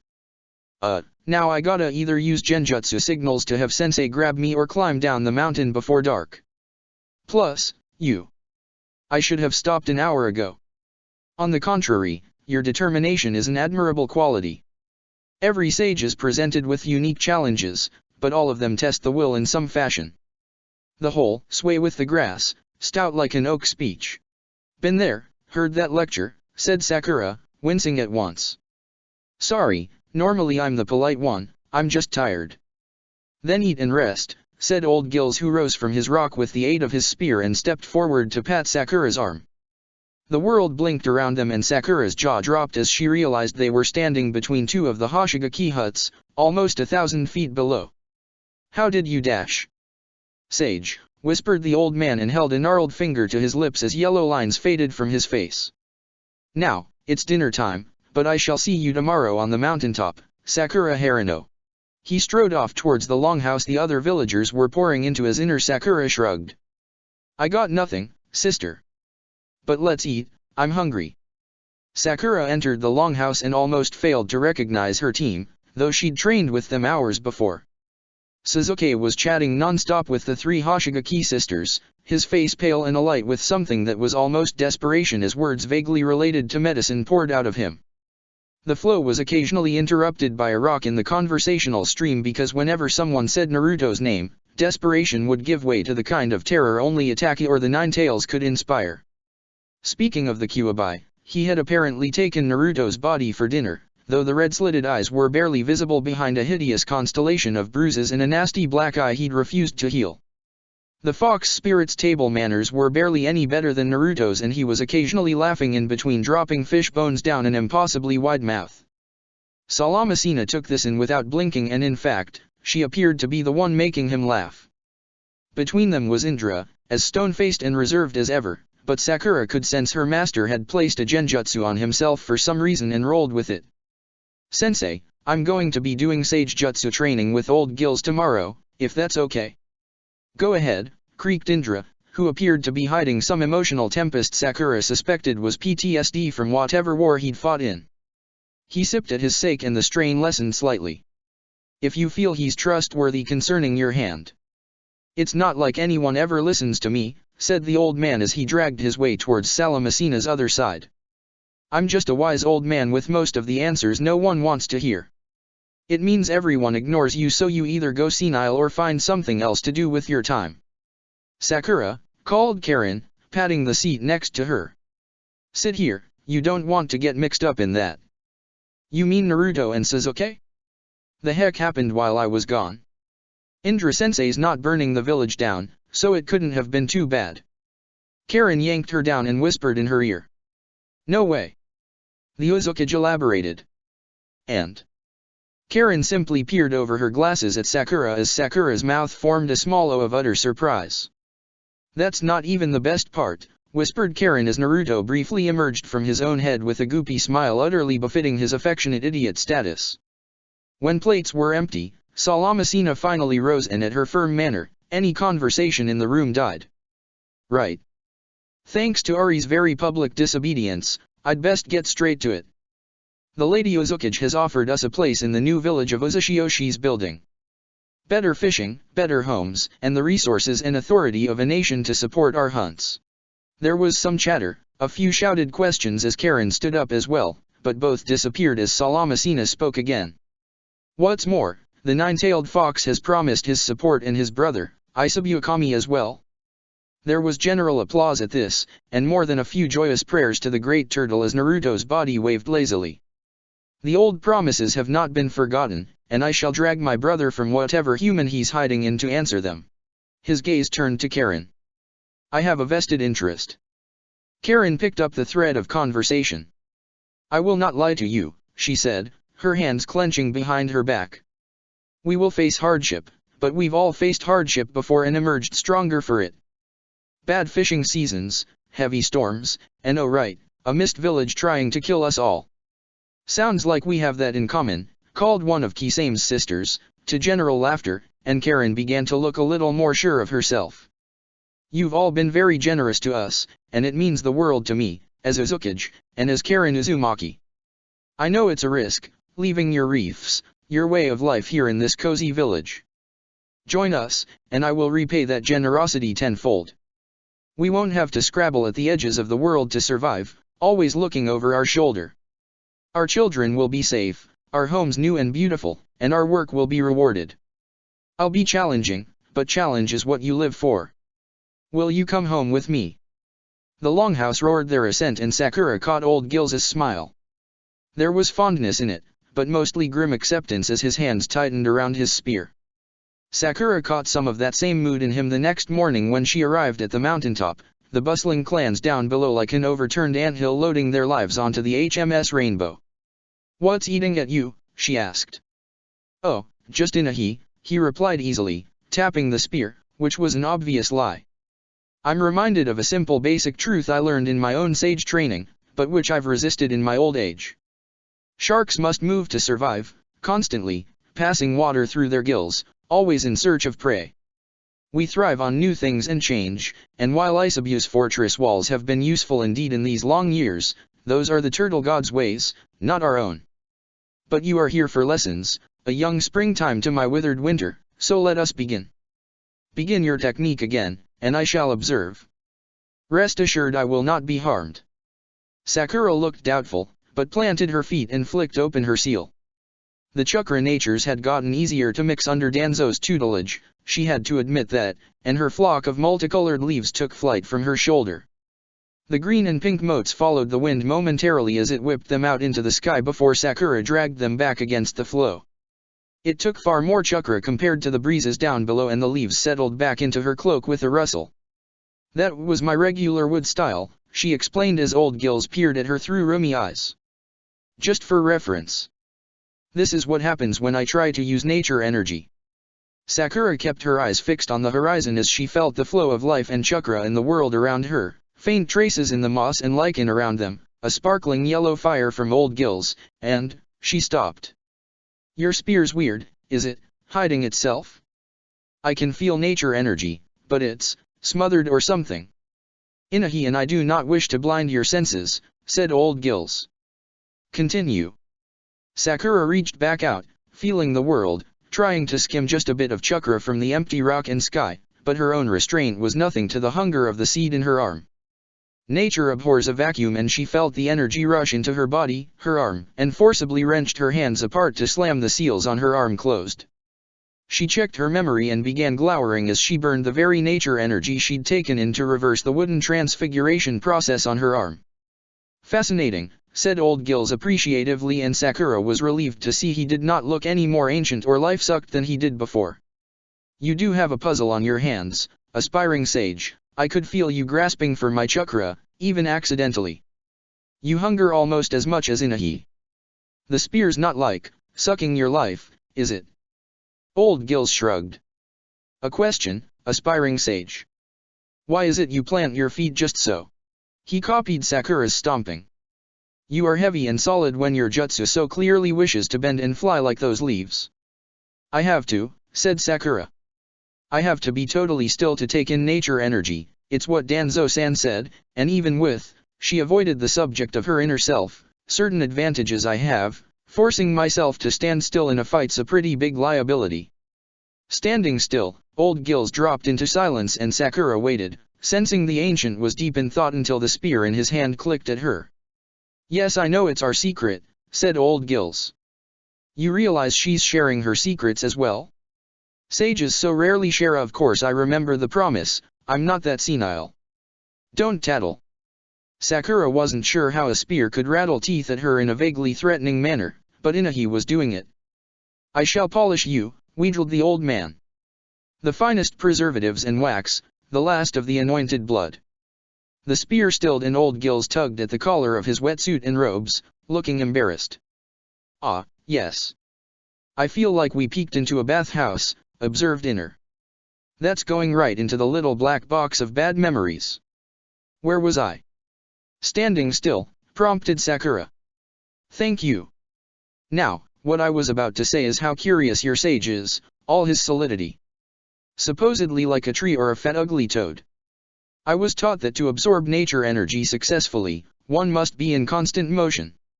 Speed above all, to immerse yourself in the flow and surrender. In surrender of control, you find it again." "You weren't moving a lot when you were doing Varaja's tattoo yesterday," said his Konoha student. "Ah, but I was, Sakura." Old Gills held up one wrinkled finger and waggled it back and forth, faster and faster until it blurred back into a single digit with the same buzzing noise from his home. Sakura's eyes flicked up and noted the reappearance of the yellow lines accenting his gills and tear ducts. This time, with him looking directly at her instead of down, she could see his eyes had gone dark, with the faint yellow of his irises visible behind a milky white cloud. Then the signs of a sage receded as Old Gills lowered his hand. High-speed vibration to oscillate the needle, just as I infused the ink with my nature energy. I move so much, it is as if I have never moved at all. Stillness in motion, breathed Sakura in awe. That's genius, an entirely different set of principles, and of course it makes sense from what you said about sharks. I bet Indra-sensei's birds approach nature energy like that too, except all their teachings are probably all about gliding through the air, metaphors like that. I wouldn't know, said her teacher as Sakura's smile dimmed. Except I don't think that whole surrender thing's gonna work for me. She tapped her green palm and the seed nestled within the nest of vines and seals. Surrender means this thing starts growing into my muscles and bones, probably my organs. The doctor was going to cut my arm off to stop that before Danzo-san used his seal. Old Gills looked horrified. And you accepted this seed thing knowing the risk? It's actually a bioweapon jutsu from the first Hokage that didn't kill me, replied Sakura, placing her hand in Old Gills for his inspection. The whole wood-style, sage jutsu stuff was a happy accident. No one accidentally becomes an aspiring sage, said Old Gills sternly, pressing his fingers into her palm. Do not belittle your chosen path, Sakura Haruno. Well, began Sakura, but the wizened shark man shook his head. This did not happen to you, Sakura. You happened. That's some profound Zen shit, observed Inner as Sakura nodded. Old Gills released her and stood up. Now, stillness in motion. Obviously, you cannot learn as I did, and from the sound of things your sage was fairly inflexible himself. Let us walk and think. Try not to fall off the mountain. Shouldn't you pack up your house if we're leaving for Uzushio tonight? Old Gills waited for the penny to drop. Right, sage.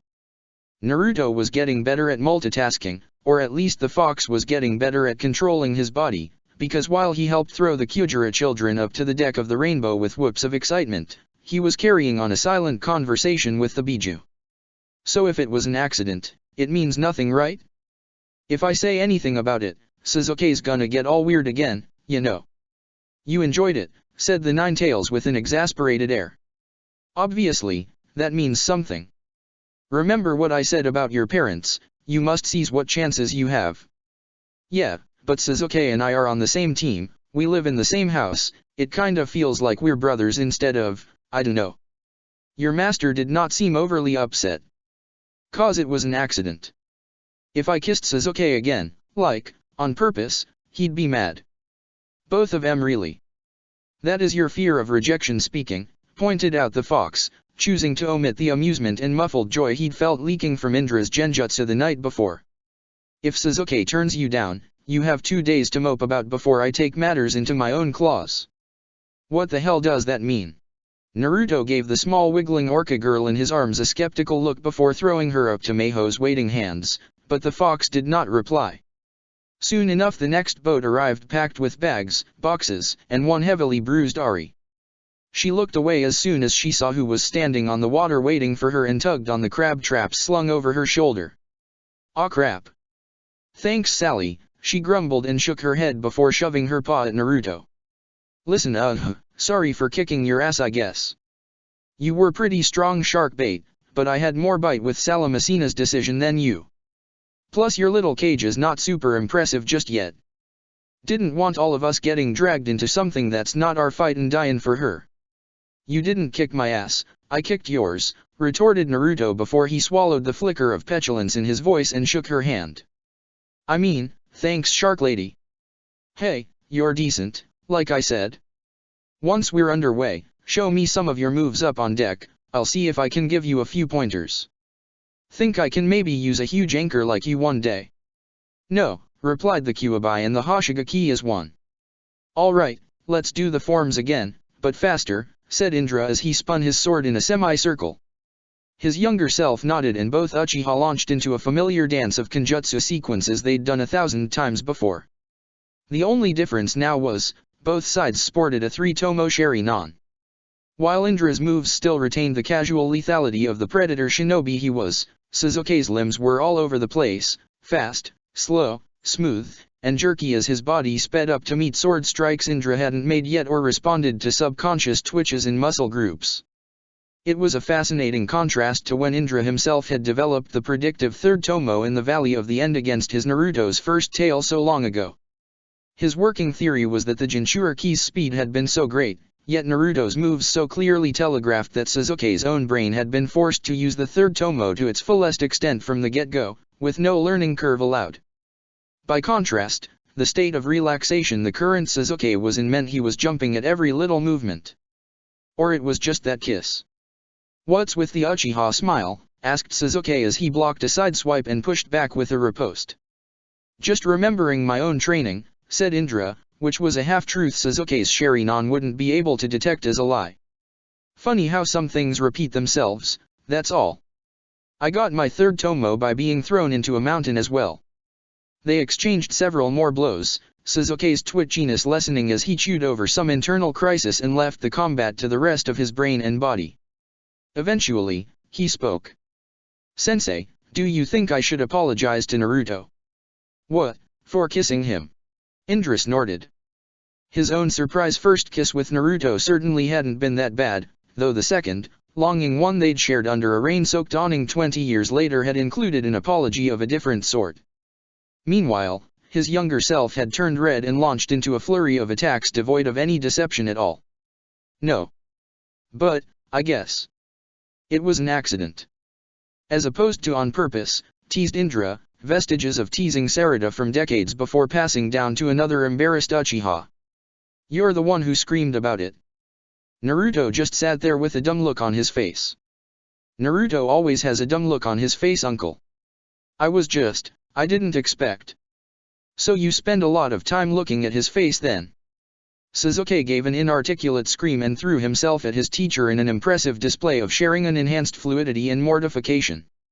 For all the misery of 2 accumulated lives, thought Indra. This was absolutely worth it. When they had finished sparring and a more subdued Sasuke had wandered off to think about his life choices, Varaja and Nami approached as the latter brandished a fishbone arm almost as clumsy and awkward as Sasuke had been. "Hey, Kami-san," said Varaja with a slight bow. "Ladies, what can I do for you?" Nami half raised her prosthetic. "So from one recent cripple to one who's been around the block, got any tips on getting used to this?" "I don't have one, so not really. But," he considered, remembering the months when he'd been in Konoha's jail after the 4th Great Ninja War, blindfold and straitjacket. His Naruto had come down there every few days and talked about the arm Sakura and Tsunade were building out of Hashirama cells. The physical therapy, getting it attached, getting used to it. Plus, there was Indra's own little repertoire of ocular tricks. "I'll tell you what I know, perhaps it can help." The swollen expedition raised anchor that evening with everyone in good spirits except the sailors, who were missing their captain and kept shaking like leaves in the wind whenever a Hoshigaki adult spoke to them. Karen had taken back the gold she'd given them, on the basis they'd broken their original bargain and tried to abandon the expedition in Chiwibukaya-go. Chiwibukaya-go itself, watchful jaws, still had a few candles burning in the windows and several shadow clones left behind to maintain the illusion the Hoshigaki were still there. Salamacina and her warriors had also left behind enough booby traps laced across the reefs and buried in the sand that any attackers would be blown halfway up the side of the cliffs. For some reason, Salamacina was certain there would be an attack, and she said as much to Karen and Naruto as they steamed away from the distant fires. "Are you gonna miss home?" asked Naruto, a touch wistfully. "I kinda miss the Leaf Village, you know." "We all will in some way," said the chiefess from where they stood on the roof of the bridge tower. The other villagers also gathered astern to watch their home disappear. "Memories of place are very strong, but the people who helped make those memories are what's more important." The Uzumaki agreed before Naruto spoke again. "You know something really weird? Shitty Fox showed me a bunch of my mom's memories of Uzu before it got destroyed, so it feels like we're going home to a place I've never been." "It's true though," said Karen, squeezing his shoulder. "We're Uzumaki, so it is our home. You can belong to both Konoha and Uzushio." Naruto made an uncertain noise in the back of his throat. I don't think ninja villages work like that, Karen. Granny Tsunade and Kakashi-sensei, everybody in Konoha would think dash. Who cares what they think, said the Nine-Tails with his usual sudden interjection which only made Salamacina startle. I told you, Naruto, if you want to be a Jinchuriki, a true Jinchuriki, you must gain a larger view of the world. Villages and nations, bah. Both are not even a century old. Yeah, well, Uzushio didn't even make it that long, but here we are going back. Plus, I do care about Kakashi-sensei, Shikamaru-san, and everybody else. Gaara, Inari-sensei, even Fu and Komei are our friends. They're all from other villages, right? None of those Mistumbu or Stone Chunin became your friends, or Grass Shinobi dash. Alright, that's enough, said Salamacina, waving her hand at the blonde Uzumaki. You two can debate international politics all you want, but I don't have to stand here and listen to it when there's a village to get settled. Lady Karen. She bowed to her new Uzukage and returned to the deck as Karen, the Kyuubi, and his host spent the rest of the evening watch picking at Naruto's vague feelings of disloyalty. They saw the maelstrom on the horizon the following morning, a distant blotch of ugly dark cloud against the bright morning sunrise, and arrived at its edge the day after, where they anchored to go over the crossing once more. Can't we just go around, wailed the plaintive first mate, but Salamacina bared her teeth at him and he shut up. Our records have a route through the smaller whirlpools, yes, said the chiefess, indicating the yellowed parchment scroll she'd brought out. But it was meant for small boats and the Kyujira took heavy losses in the crossing. The recorded routes for cargo ships like this are all on the other side of this storm. Storms above, typhoon below, mused Old Gills. If every water-style user tried a raging torrent jutsu, or a variation of the ripple current jutsu, it would at least lessen the danger from below. If you all exhaust yourselves fighting a whirlpool, we get sucked down, said Sasuke. Plus there's the storms above us. Leave the storms to me, said Indra firmly. It won't be smooth sailing, but hopefully we won't capsize. Hopefully, echoed his team. How'd you get there the first time, asked Karen. Ran through lightning country like all the hells were after me, said Indra, which was understating the speed and desperation of that final med push. Never shoulda taken this job, said the first mate, which earned him a slap on the back from Salamacina. And yet here you are, with the lives of 105 souls on your ship. Keep us alive or I'll eat you first when we capsize. She winked, and as the ninja bustled out of the room, the Kyuubi's dark chuckle held no reassurance for a terrified sailor. All the cargo that could be secured was triple-checked, life vests handed out to everyone, and the sailors had pushed the HMS Rainbow to her top speed of 14 knots as the bow surged into a wall of rain so thick and freezing everyone on deck was soaked in an instant. The wind howled its outrage into Indra's face as he let the purple armor of the Susanoo launch him up into the storm, extending his chakra through the guardian to the squall. Almost instantly his purple wings were wrenched open by gale force winds and he was flung away from the ship. Oh no you don't, he thought, clenching his fists as crackling electricity was sucked from the clouds and into the Susanoo. Dissolving the wings and any non-essential plating that could catch the wind again, Indra blasted himself back in the direction of the ship with a crack of thunder and lightning. Any pleasure at regaining sight of the swaying ship as it plowed through the waves was lost as Indra realized he was also falling on a collision course with it. Another blast of lightning chakra that ate into his own reserves sent the purple armor into the waves off the starboard side and it dissolved instantly from the blow. Indra wheezed for breath and found only water as he struggled to keep his head clear. The last time he'd been hit that hard was by an Otsutsuki. He felt hands grab for his belt, take his leg, and the Uchiha was dragged upside down out of the current by Ari, coughing up salt water. Golden chains around her waist pulled them back up the side to the deck, where Indra regained his senses to see Karen, Sasuke, and Hameko looking worriedly at him. Ow, he managed as his younger self ran a diagnostic jutsu. Amaterasu's fire, that wind's insane, coughed Indra as he rose to his feet and Sasuke confirmed he'd gotten the water out of his lungs. Karen, chiefess, he shouted over the wind, looking like a drowned rat. Can't alter the storm from up there, I'll have to do it down here. Hand gestures and shaken heads at least conveyed a broad idea of his words to the other side of the deck, where Sakura, Old Gills, and 52 clan members poured their chakra into the ocean beneath the ship. If they were having any success to show from their straining faces, Indra couldn't tell. The ship was still pitching hard to port, the currents trying to drag them away from the outer edge of the maelstrom and into the swirling black center. Indra was momentarily reminded of Kamui and shook his head, plastering wet hair over his missing eye, the patch lost to the sea. "Kmin Suzuki," encouraged the Naruto in his head. "You can do it." Indra gave the rescue squad of Karen, Hameka, Meiho, Ari, and Suzuki a vague salute and clambered his way to the bridge roof, where Nami Uzumaki had the grace to not say "I told you so." "Let's try it your way," he called, and together they sent wind and lightning chakra up, pushing back against the pressure and energy around them. It was difficult, but bearable, so Indra and Nami managed to find a hard-breathing rhythm familiar to any ninja who ran miles and miles across the continent. For the better part of an hour, the rain's curious intensity was forced back as Salamasina added her own jutsu to the lightning-style user's makeshift barrier, and it seemed to Indra like they were making progress. He hoped so. With no landmarks beyond the great eye of the maelstrom, it was difficult to tell. He spared a moment to glance down at a rumble distinct from the thunder and saw the Nine Tails, two glowing chakra limbs in full prominence and sprouting a third, laugh into the storm. "Is this it, Otohime? Is this all your fury and spite amounts to?" The chakra sputtered out and was whipped away by the wind as Naruto slapped himself in the face and Karen swore. "Kuwabai-san, don't jinx us. Don't be daft, child of the sea, I dash." Lightning struck the bow of the ship with blinding fury, and Indra closed his temporarily useless eye as he tried his best to divert more of the lightning storm. He heard explosions, the sound of screams, and Nami's horrified Varaja, before she took a running leap off the roof. The next bolt shattered their jutsu without her to support him, and Indra jumped up with purple-armored fingers, praying to the Lord of Thunder his body could withstand the strain. The lightning hit Indra harder than the water had, turning his shirt and precious purple scarf to ash in an instant, and he realized this wasn't normal lightning.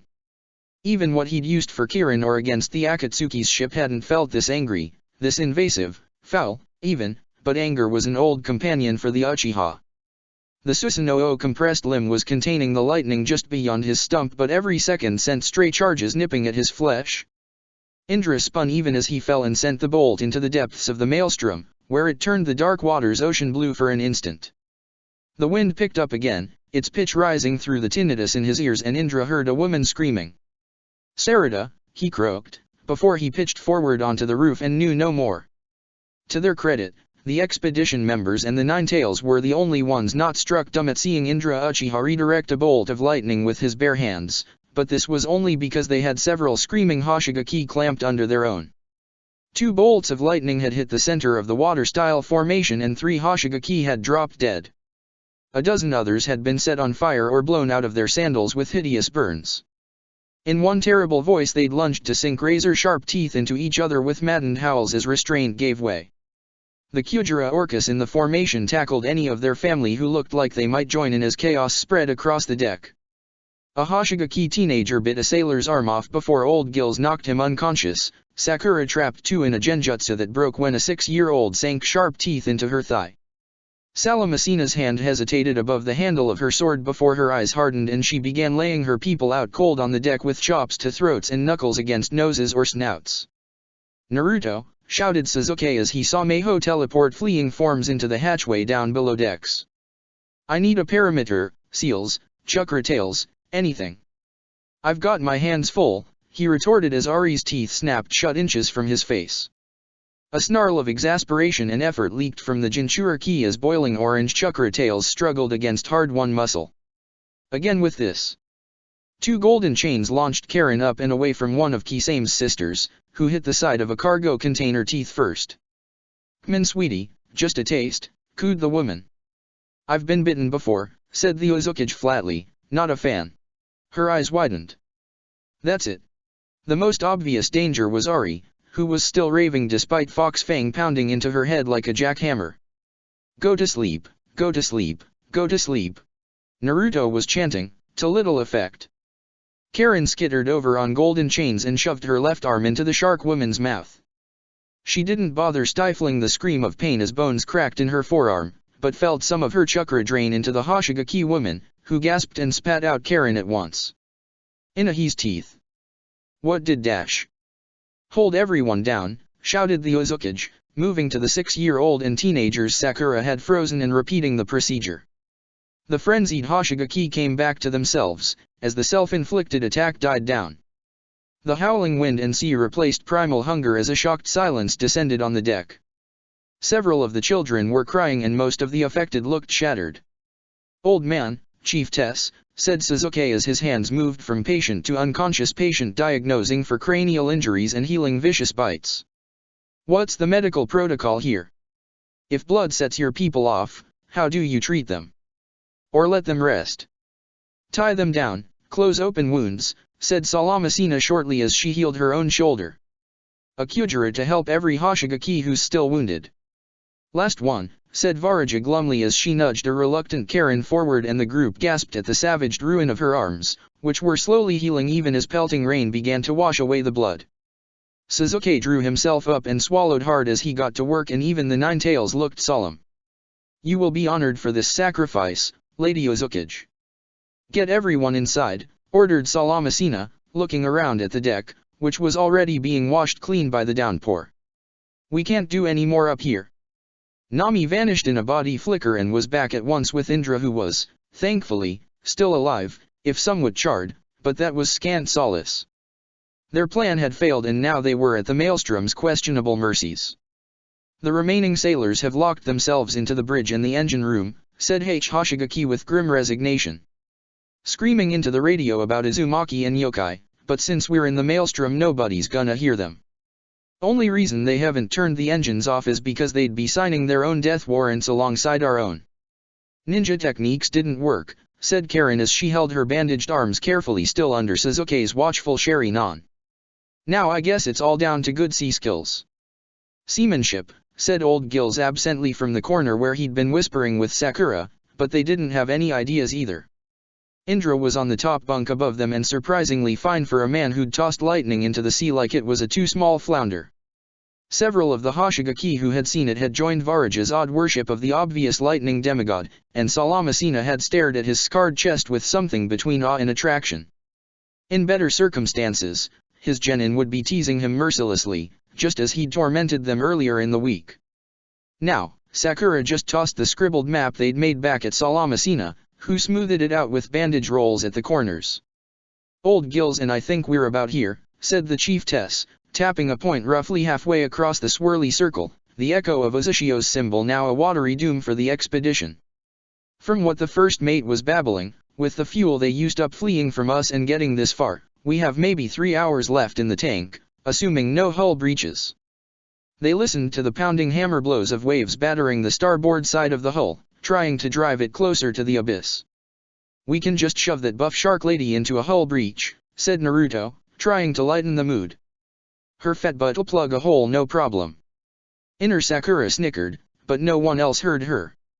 "We're at a stalemate now," continued Salamasina, "but that just buys us 3 hours of time to think of something." "Do something with the anchor?" asked Karin, making a slinging motion before Sasuke froze her arms with a medical jutsu. "Ari could throw it up out of the storm and we could tow the ship to it." "Ari's weapon is small and light," said Salamasina.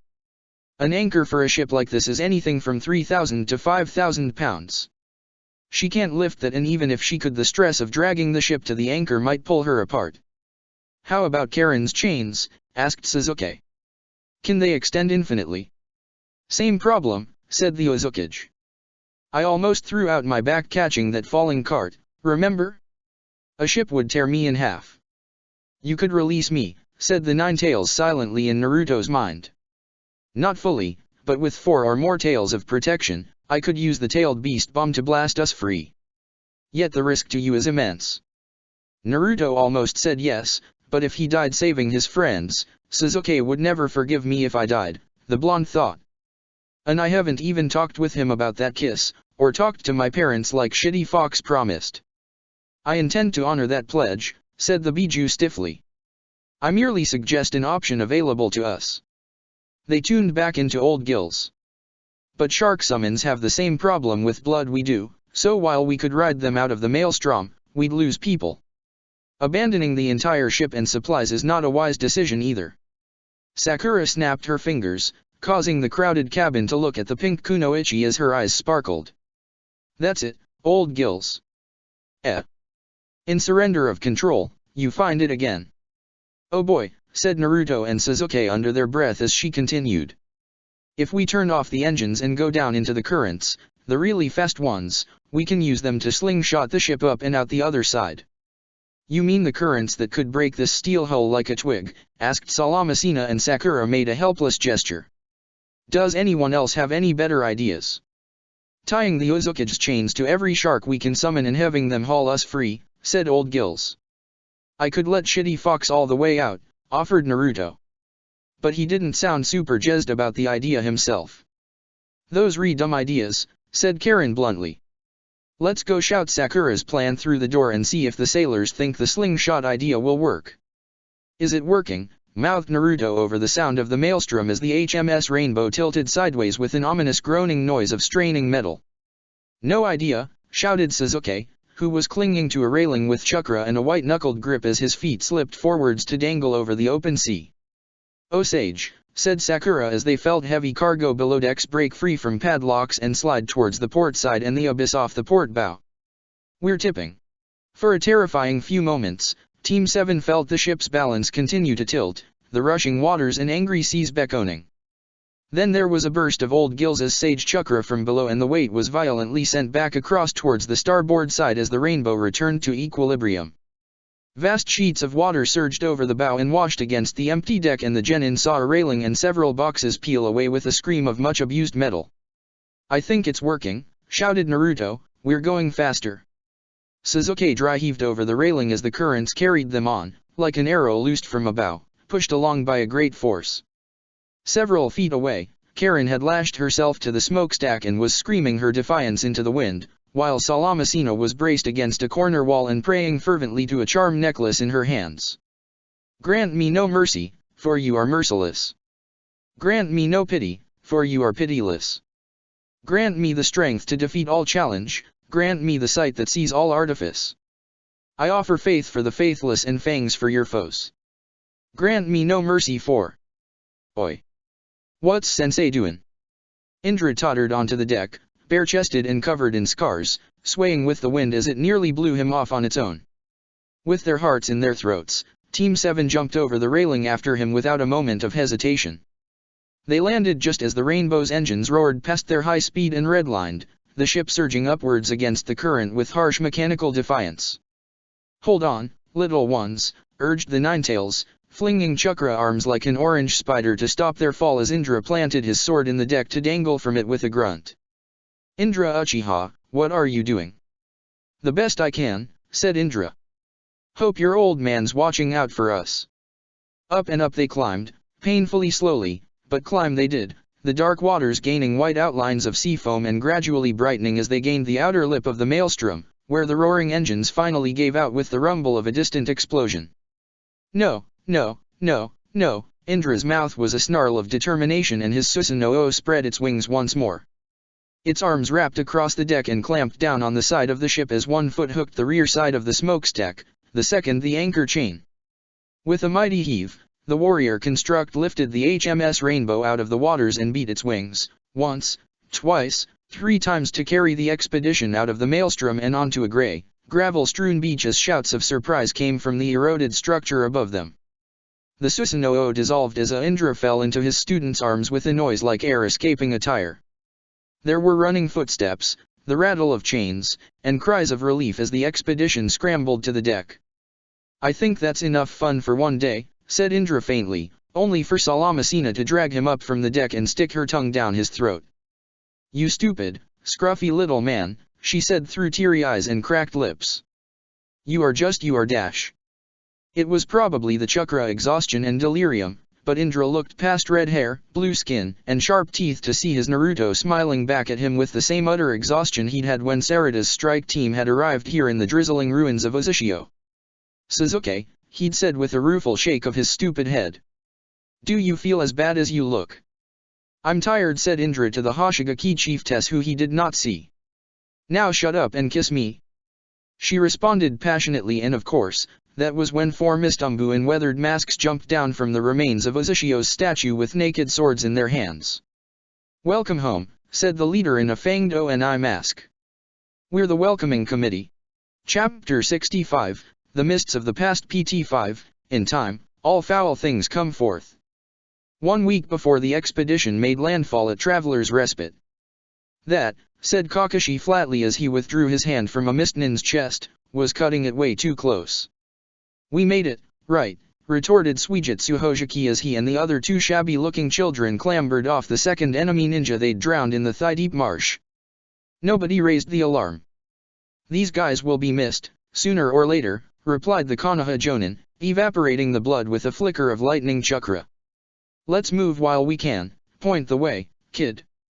Maybe it was Kakashi's aching desire to go searching for Obito, but in the 2 days of furtive travel northwest through humid swamps and mangrove forests, Suigetsu kept giving him uncomfortable reminders. Brash, confident, with something to prove about himself, constantly chattering about how his older brother was going to kick Yagura's butt and then Suigetsu himself was going to surpass him with all the great swords. He was at least a little more responsible than Obito had been, since he gave Kakashi some warning before they reached the range of Terumime's sensory ninja. The copy ninja slipped through a curtain of hanging moss to feel 3 chakra signatures lock onto him instantly and refrained from drawing a blade when Suigetsu and his companions grinned at the goosebumps on their own arms. "Suigetsu, who's this?" called a deep voice from somewhere up in the mangroves, and the water boy gave Kakashi 2 finger guns in salute. "The guy Master Zabuza told us to watch out for, Kakashi gray hair, and yes, I already checked him." "I'll be the judge of that," said a gruff voice as a man in blue robes and dangling seal earrings slid down the side of a trunk. The right side of his face bulged beneath an eye patch and Kakashi felt his lip lift beneath his mask in revulsion. "Farsight Ao, huh?" "The very same," said the man as Kakashi held his hands up and allowed himself to be patted down. "Someone has to whip these worthless youngsters into shape since a damn war doesn't seem to be doing it. Follow me, Lady May wants to see you at once." "I'm coming too," tried Suigetsu, but Ao appeared behind him in a swirl of mist and punted the scrawny child down a boardwalk between the mangroves. "You'll do no such thing, the audacity of young fools. To the training ground with you." "Ao say Aon," chorused the children as they scampered after Suigetsu. But Master Zabuza dash, another sandaled foot through a watery face forestalled any more complaining from the white-haired Hojiki. "Has enough brats hanging off him, now go." With a pout easily overpowered by Ao's glower, Kakashi's escorts obeyed, leaving the Konoha ninja silent and attentive as he was swept through a ramshackle, buzzing hive of activity. Small ghost green cooking fires were everywhere, floating on the brackish water and the weak early morning light filtered through the mangroves. Kakashi swayed aside as a ninja carrying a stack of swords rushed past. The mood of the camp was eager excitement, tinged with nervousness, and snatches of conversation he managed to catch before the presence of an outsider smothered them were suggestive indeed. "They say the whole village has been emptied. Think the pirates can make a big enough dent?" "No chance, it's fucking Yagura, innit? Slow 'em down, maybe." "Where's my whetstone Uryu?" "What's up?" asked Kakashi, his ika a shield as always, and Ao grunted. "Nothing you need to worry about, hey take. Make yourself presentable for the Lady Mizukage, you smell disgusting." "Says the man living in a swamp," said the Jonin, since his sewer-stained, sweaty reek was Suigetsu's fault. "I thought being a harried rebellion meant you wouldn't stand on ceremony." "Even here, the true mist has standards we uphold," said Ao firmly. "And your matter is not so urgent as your self-inflated village might lead you to believe." Even if the former Umbu was insulted by that, the feeling of hot water scraping away the grime and salt crystals from his body was so cleansing Kakashi would have forgiven a great deal. Aod had some of his clothes cleaned, and doubtlessly searched, but all the important scrolls and tools were still in his flak jacket, so Kakashi let the relentless paranoia slide. After all, he would have done the same thing. Terumime's tent was no larger than the others nestled in treetops, or the hammocks slung between trunks, but it was distinct by virtue of the several Umbu in sea-green mesh armor casually lolling around the area. They weren't wearing masks, but Umbu could always mark one another in passing. Something about how they stood. After a brief smattering of introductions, more pat-downs, and obligatory threats to Kakashi's important organs, Zabuza Momokai ducked out of Mei's tent, flicked his eyes over Kakashi and grunted. "Good, you're here. Ayo, who brought him in?" "Hojiki's group," said the blue-haired man, and Zabuza let a curse escape him that was mostly muffled by the bandages. "His brother's dead. We got the report from the survivors who stumbled into camp yesterday." Ayo looked momentarily dismayed. "The second coming of the demon, dead? How? When?" "Less than a week, and the scroll he was carrying was lost to the sea. He refused to abandon the northern Keikimichi Islands." "That sentimental ID dash," blurted Ayo before he swallowed his words. "I told Mei she should have ordered him to retreat, I told dash." "Is that Ayo's recrimination I hear?" sang a melodious voice from inside the tent, and both Mist Ninja stiffened. "Yes, Lady Mizukage," said Ayo with resignation. "Both of you, get back in here." Kakashi was dragged into the room and forced down onto one knee by Ayo and Zabuza's hands on his shoulders, as Terumi Mei rose from her position leaning over a map. Even in dim candlelight, she was a stunning woman with long red hair, full bow-shaped lips, and a figure Kakashi would have been blind to not appreciate for aesthetics alone. She took him in as well, gaze cool and assessing as she trailed a carefully filed finger along his jaw. "A fine-looking suitor you've brought me this time, Ayo. All the way from Konoha, then. Has he agreed to be my husband?"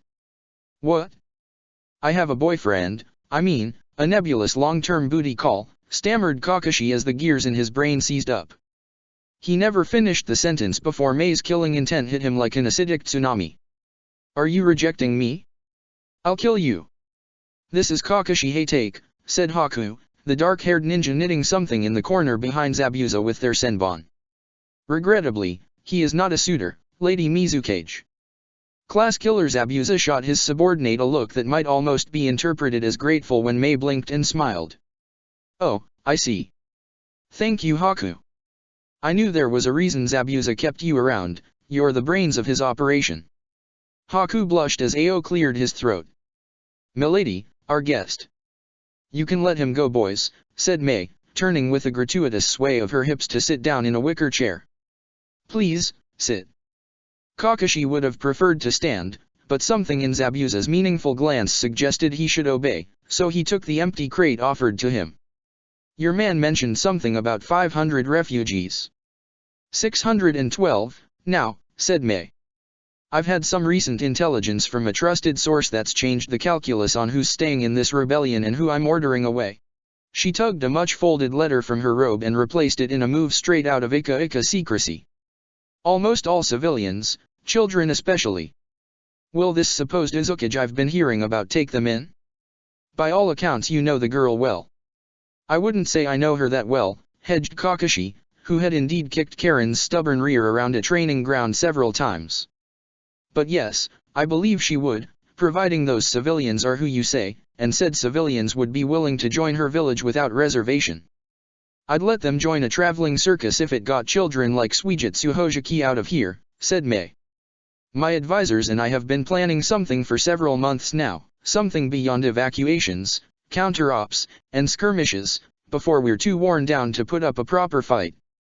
"If Yagura is mad enough," she trailed off and her hand pressed to where the letter was hidden. "Well, it's an opportunity one won't miss, and I don't want to worry about the entire baggage train of civilians, families, and hangers-on who've followed us around the island chains all these years. We're moving fast, hard, and we'll be gone from this place in 3 days, so you got here just in time. I have a ship hidden here, one of many, and a man who says he can get you to Uzushio dash." "Gods ward us," said Zabuza as he spat on the floor and brushed his shoulder while Ayo's restraint finally gave way.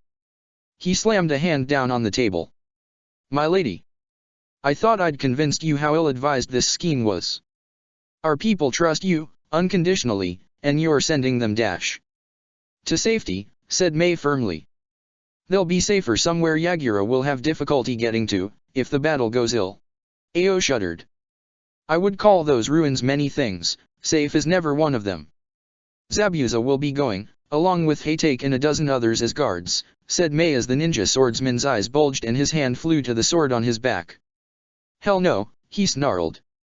I'm not gonna hide in some haunted rubble while you go round 3 with Yagura the Bloody. With Haku and Suijutsu by your side on the battlefield, I suppose. Of course not, said Zabuza, and the click-click of sewing needles behind him was replaced by an icy chill.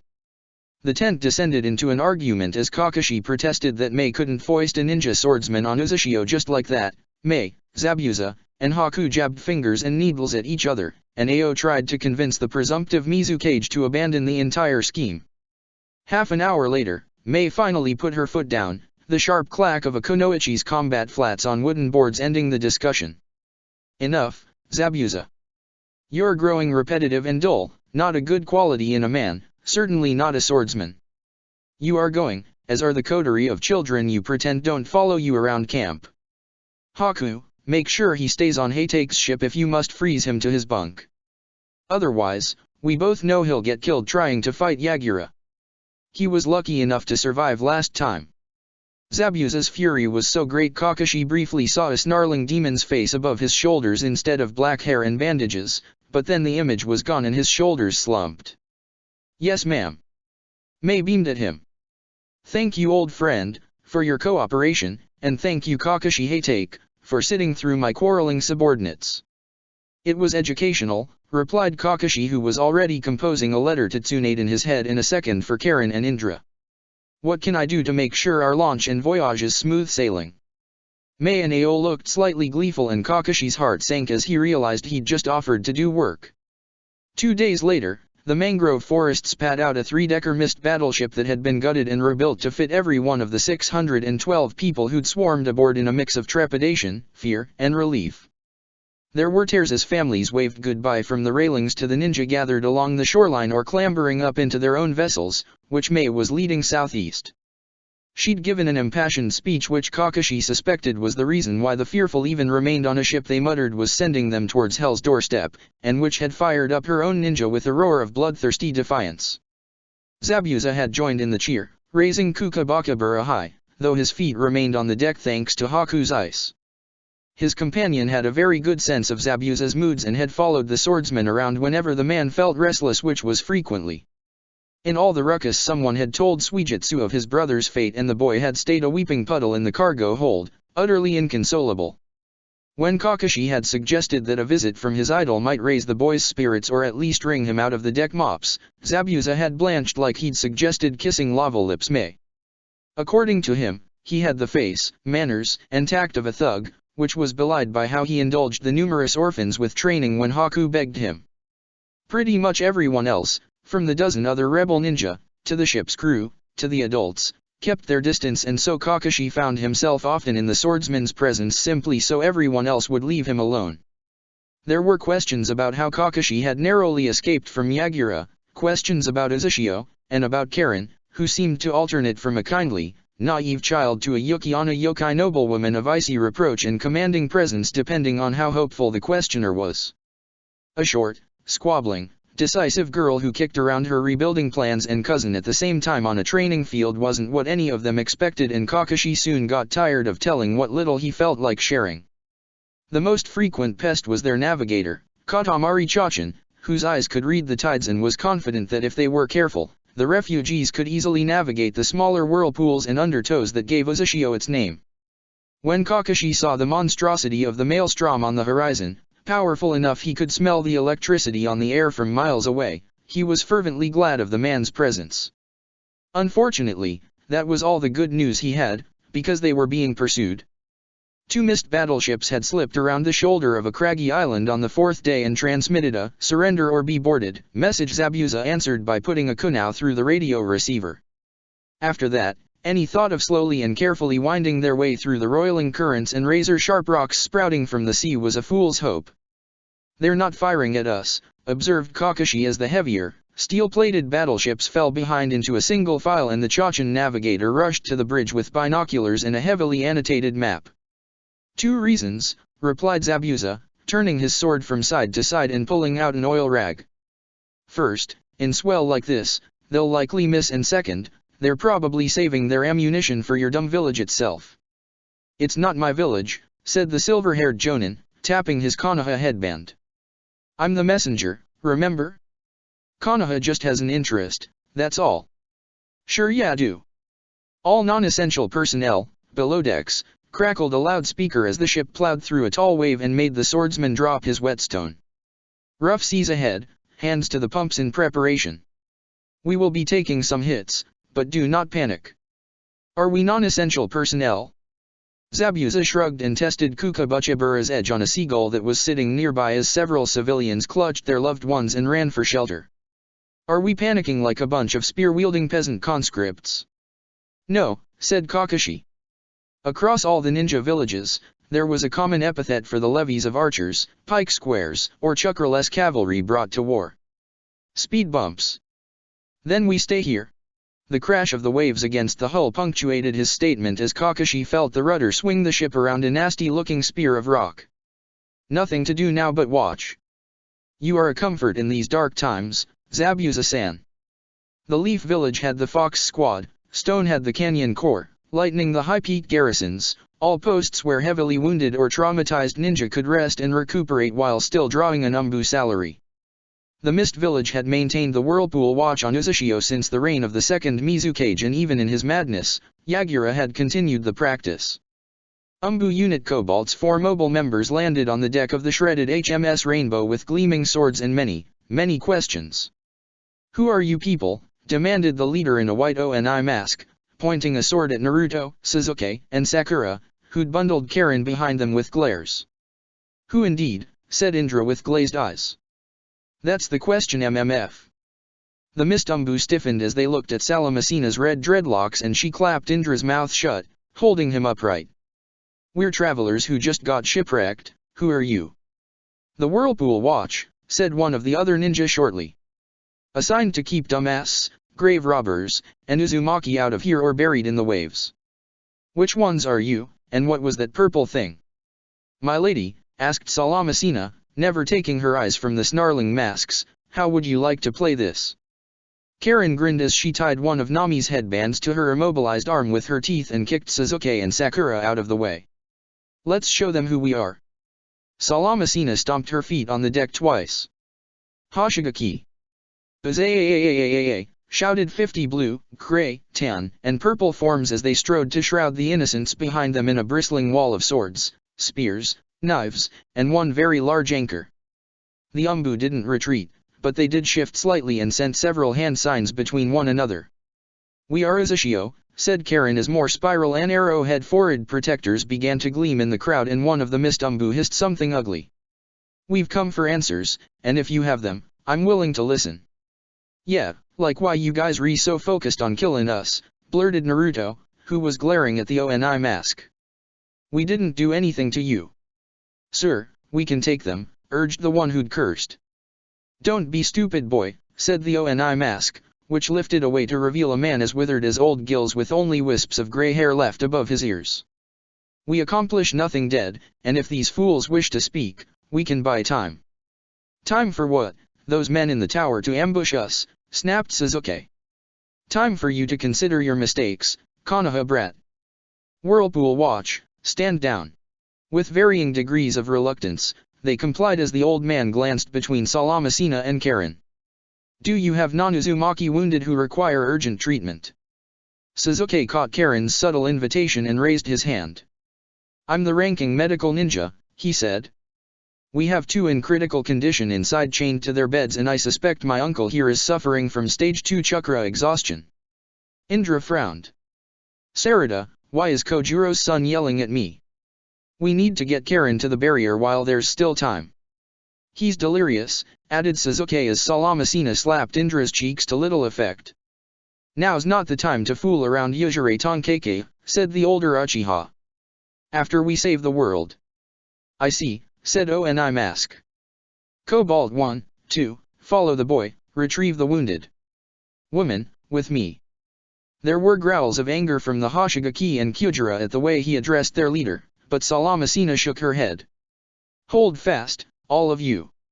Old Gills, take him.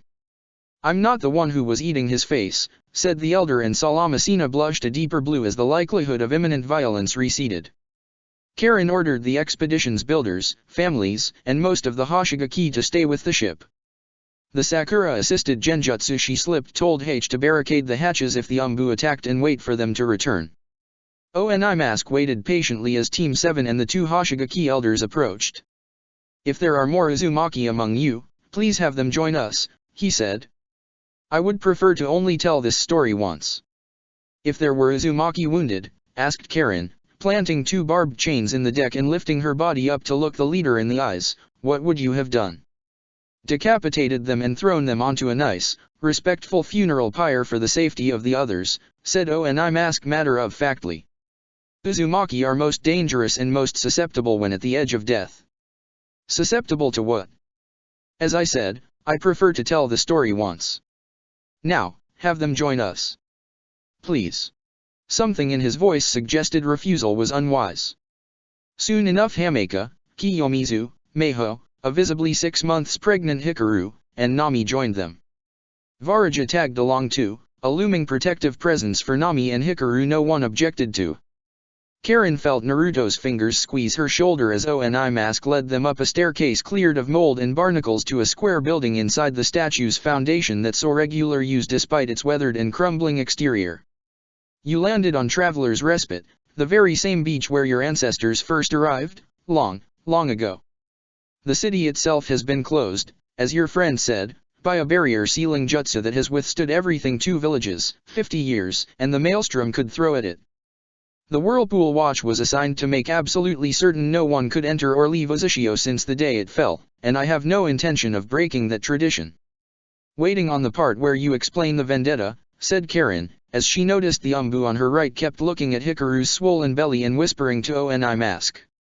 The decapitated head of the statue, stained green by sea air, peered from thick underbrush beyond the staircase as water stains suggested tear trails at odds with a woman's beatific smile.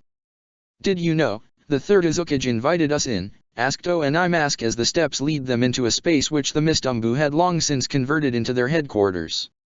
There were electric lights in good working order and they made the man's face seem even paler than it was, the dark blue of veins standing out on his temple as he looked down at Karin. "I was there, you know. I was there 56 years ago, which is why I stay. Do you understand that kind of responsibility, girl?"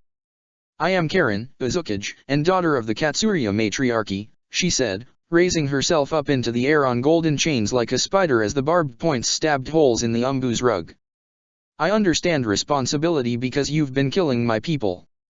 Katsuria, said the old man, rubbing his chin.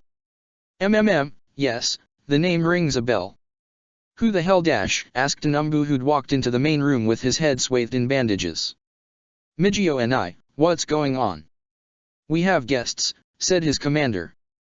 "Put on tea for the Konoha shinobi and get these wounded on a bed." "Yes sir." Mijio and I turned to Suzuki. "The recovery ward is well stocked, you are free to treat your wounded there, under our gaze, but do not leave." "I shall suffice," said Old Gills, throwing the semi-conscious Indra over his shoulder like a bag of laundry. "Stay with your friends, young man." The Hoshigaki elder departed, and Suzuki couldn't help glancing back as his reeling uncle was carried from the room. Mijio and I lead everyone else into a sitting room which contained a great many comfortable chairs, a radio set stuffed into a corner, and a magnificent view out over the storm that had almost killed them all.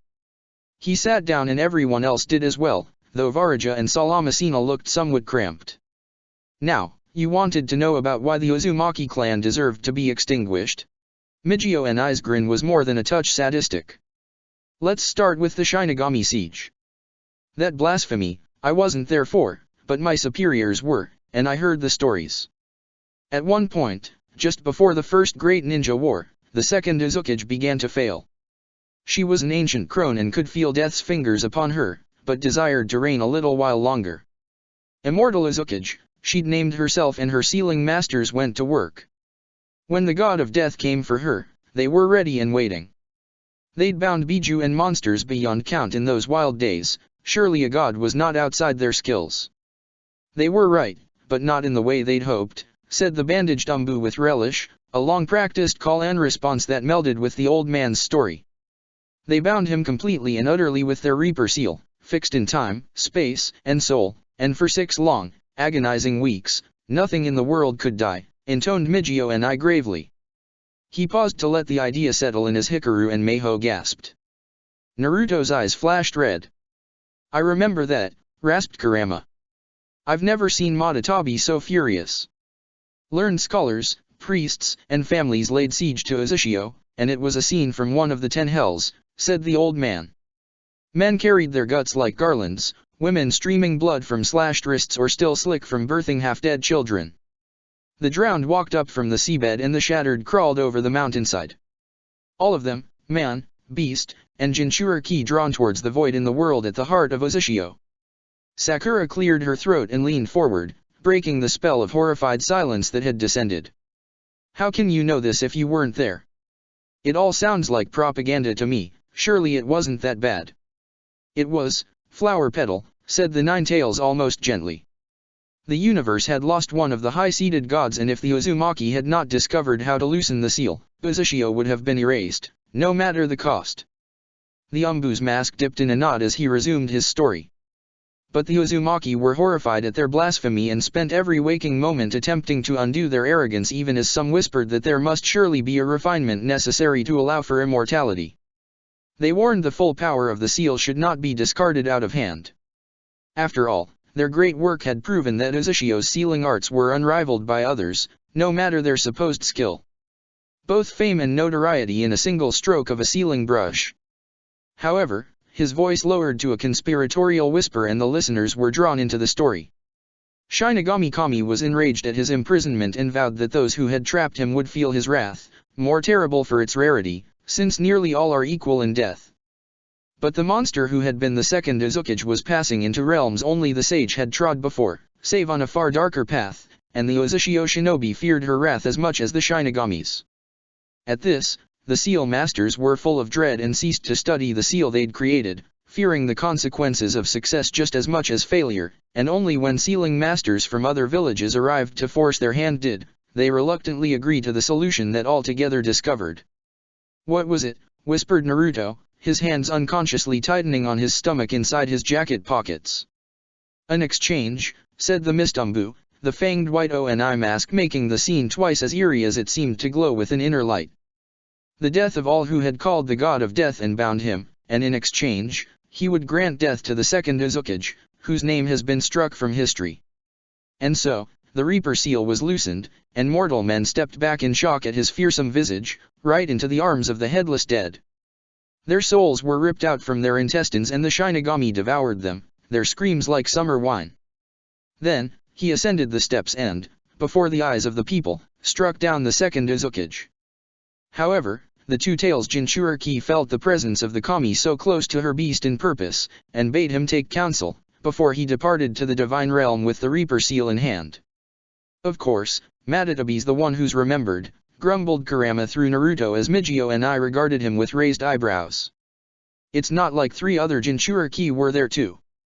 And the Hoshigaki, prompted Varaja, looking proud of herself for remembering this fact. The old man pointedly cleared his throat and continued. The Nico Tama, so contrary to her nature, cooled the flames of the god's wrath, for her Jinchuriki was wise and close enough to death herself that he was seen as an old friend to be welcomed. After all, they said, the world is young, and we know not what new monstrosities man might create that only we can put down. Should we not have some way to call upon you in times of great need? At this, the Shinigami saw some sense, but he was loath to be summoned for the petty deaths of mortal rulers, as he knew would be inevitable, and so carried his price onwards into the seal. From that moment, the Reaper Death Seal would take the soul of the caster along with the target into the god of death's stomach for eternity, sating his endless hunger. Thus ends the first of Uzushio's transgressions, so long ago, its tale can be told to those foolish enough to seek the profane city. The second of Uzushio's transgressions lingers still, and so we hunt all who bear the name Uzumaki, twice cursed and forsaken. Not forsaken, rumbled Kurama, who looked personally insulted. Not yet. Mijio and I finally turned to face the blonde boy, his gray eyes suspicious. And you are? Karen and Team 7 groaned as the Kyuubi rattled off the long list of his titles, which Naruto interrupted with a flash of blue eyes. Basically, he's the nine-tailed fox, so any chance of you guys actually killing us is like 0. Mijio and I looked very grateful he'd decided to talk. Now, what's the second part since I've got some of my mom's memories and Uzushio didn't seem as bad as you say. Pretty normal, really. Whatever you may or may not have seen was merely the calm before the storm, said the Mistumbu, shaking his head. There are many black things that lurk in the deep waters, and I shall not name them here. If you are Hoshigaki, he said, turning to Varaja and Salamasina, you know. When I was a boy, when it was thought Uzushio sought to make amends for their wrongs, there were blood oaths to hunt and seal such things. We know better now. His free hand curled into a fist on the armrest. Betrayal. The Uzumaki made deals with the deep ones, for sunken treasures, for bountiful nets, immortality as yokai, simply because it was forbidden. Worship of the Mother of the Sea was subverted, a holy shield that became rancid corruption. Full moons saw disappearances, deaths, blood on the rocks of every island, and the Uzumaki took their depravity even further to the very bedchambers. You lie, said Salamasina, nostrils flaring as she stomped the floor. The deep ones are vile, monstrous, inhuman. Really so different from yourself? Asked Mijio and Salamasina flinched like he'd struck her. You boast that same Hada is the daughter of a god, you are likewise descended, and men lay with you, as terrible as you are. The Kyujira who once lived here were alike in shape and form to Orcus. The deep ones, to the perverse, greedy, or the desperate, were not so far afield. Perhaps you yourself come from. Finish that sentence, said Varaja as she stood up, and I will rip you in half. Salamasina welcomed us to her home, said Sakura, voice wavering as she thought about the maddened eyes and feral bite of a 6-year-old on her thigh mere hours before. The Inyazuka clan are beast-like sometimes too, but they're not monsters. Oh really? Mijio and I snapped his fingers and a Mistumbu body flickered into the room. Bring me the scout. The woman returned with a scroll triple-layered in seal work, a bright golden script the Uzumaki had only seen on Yuahana Hakure's withered arms. He rolled it open on the floor as 6 more Umbu drifted into the room with their hands on weapons, masks gone, and all injured in some way. You're showing uncleared personnel, Lord Yagura will. They need to see, said Mijio and released the seal. Every Uzumaki in the room save Salamasina reared back in horror and disgust as they saw the corpse. Sakura screamed and Suzuki pressed himself back into his chair. All 2 human lips were stretched and distorted by a fanged maw even harsher than the regular serrated rows of Hoshigaki shark teeth. Above it, the nose flattened into nostril slits even as cheek and jawbones widened a once human face into something purely predatory. The eyes were still gray, but the pupil had shrunk, the iris expanded to something slitted, on its way to inhumanity. There were wisps of brown hair tangled in seaweed, but most had fallen out. Small fins sprouted where ears used to be, as the corpse-white flesh of a drowned man tinted green with scales surfacing through the skin of the corpse's neck. The scales continued to thicken the further down the mostly naked body they looked, interrupted by patches of human goose flesh. A stinking black hole just above the heart interrupted a small patch of human skin and the blood that oozed from the creature was thick, black, and made Hikaru turn away. You shot a grouper scout in the heart, said Varaja, reluctantly impressed. Harpoon. Grapnel, said Mijio and luck. But the rest of the room didn't hear them, continuing to stare in horrified fascination at what had once been a man and was well on its way to something else before it died. The arms shared the intermittent scales, lacking any hair, but bulged with distended muscle that broke through the skin at several points. The pinky and ring fingers had fallen off, the bones shoved to the bottom of the misshapen hand to rattle freely as the remaining fingers thickened into 3-digit claws.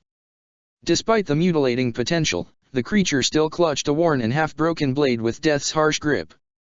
In contrast to the powerfully muscled upper body and legs, the intersection of which was mercifully scaled, the creature's belly was distended as redundant organs dropped away and collected in the gut.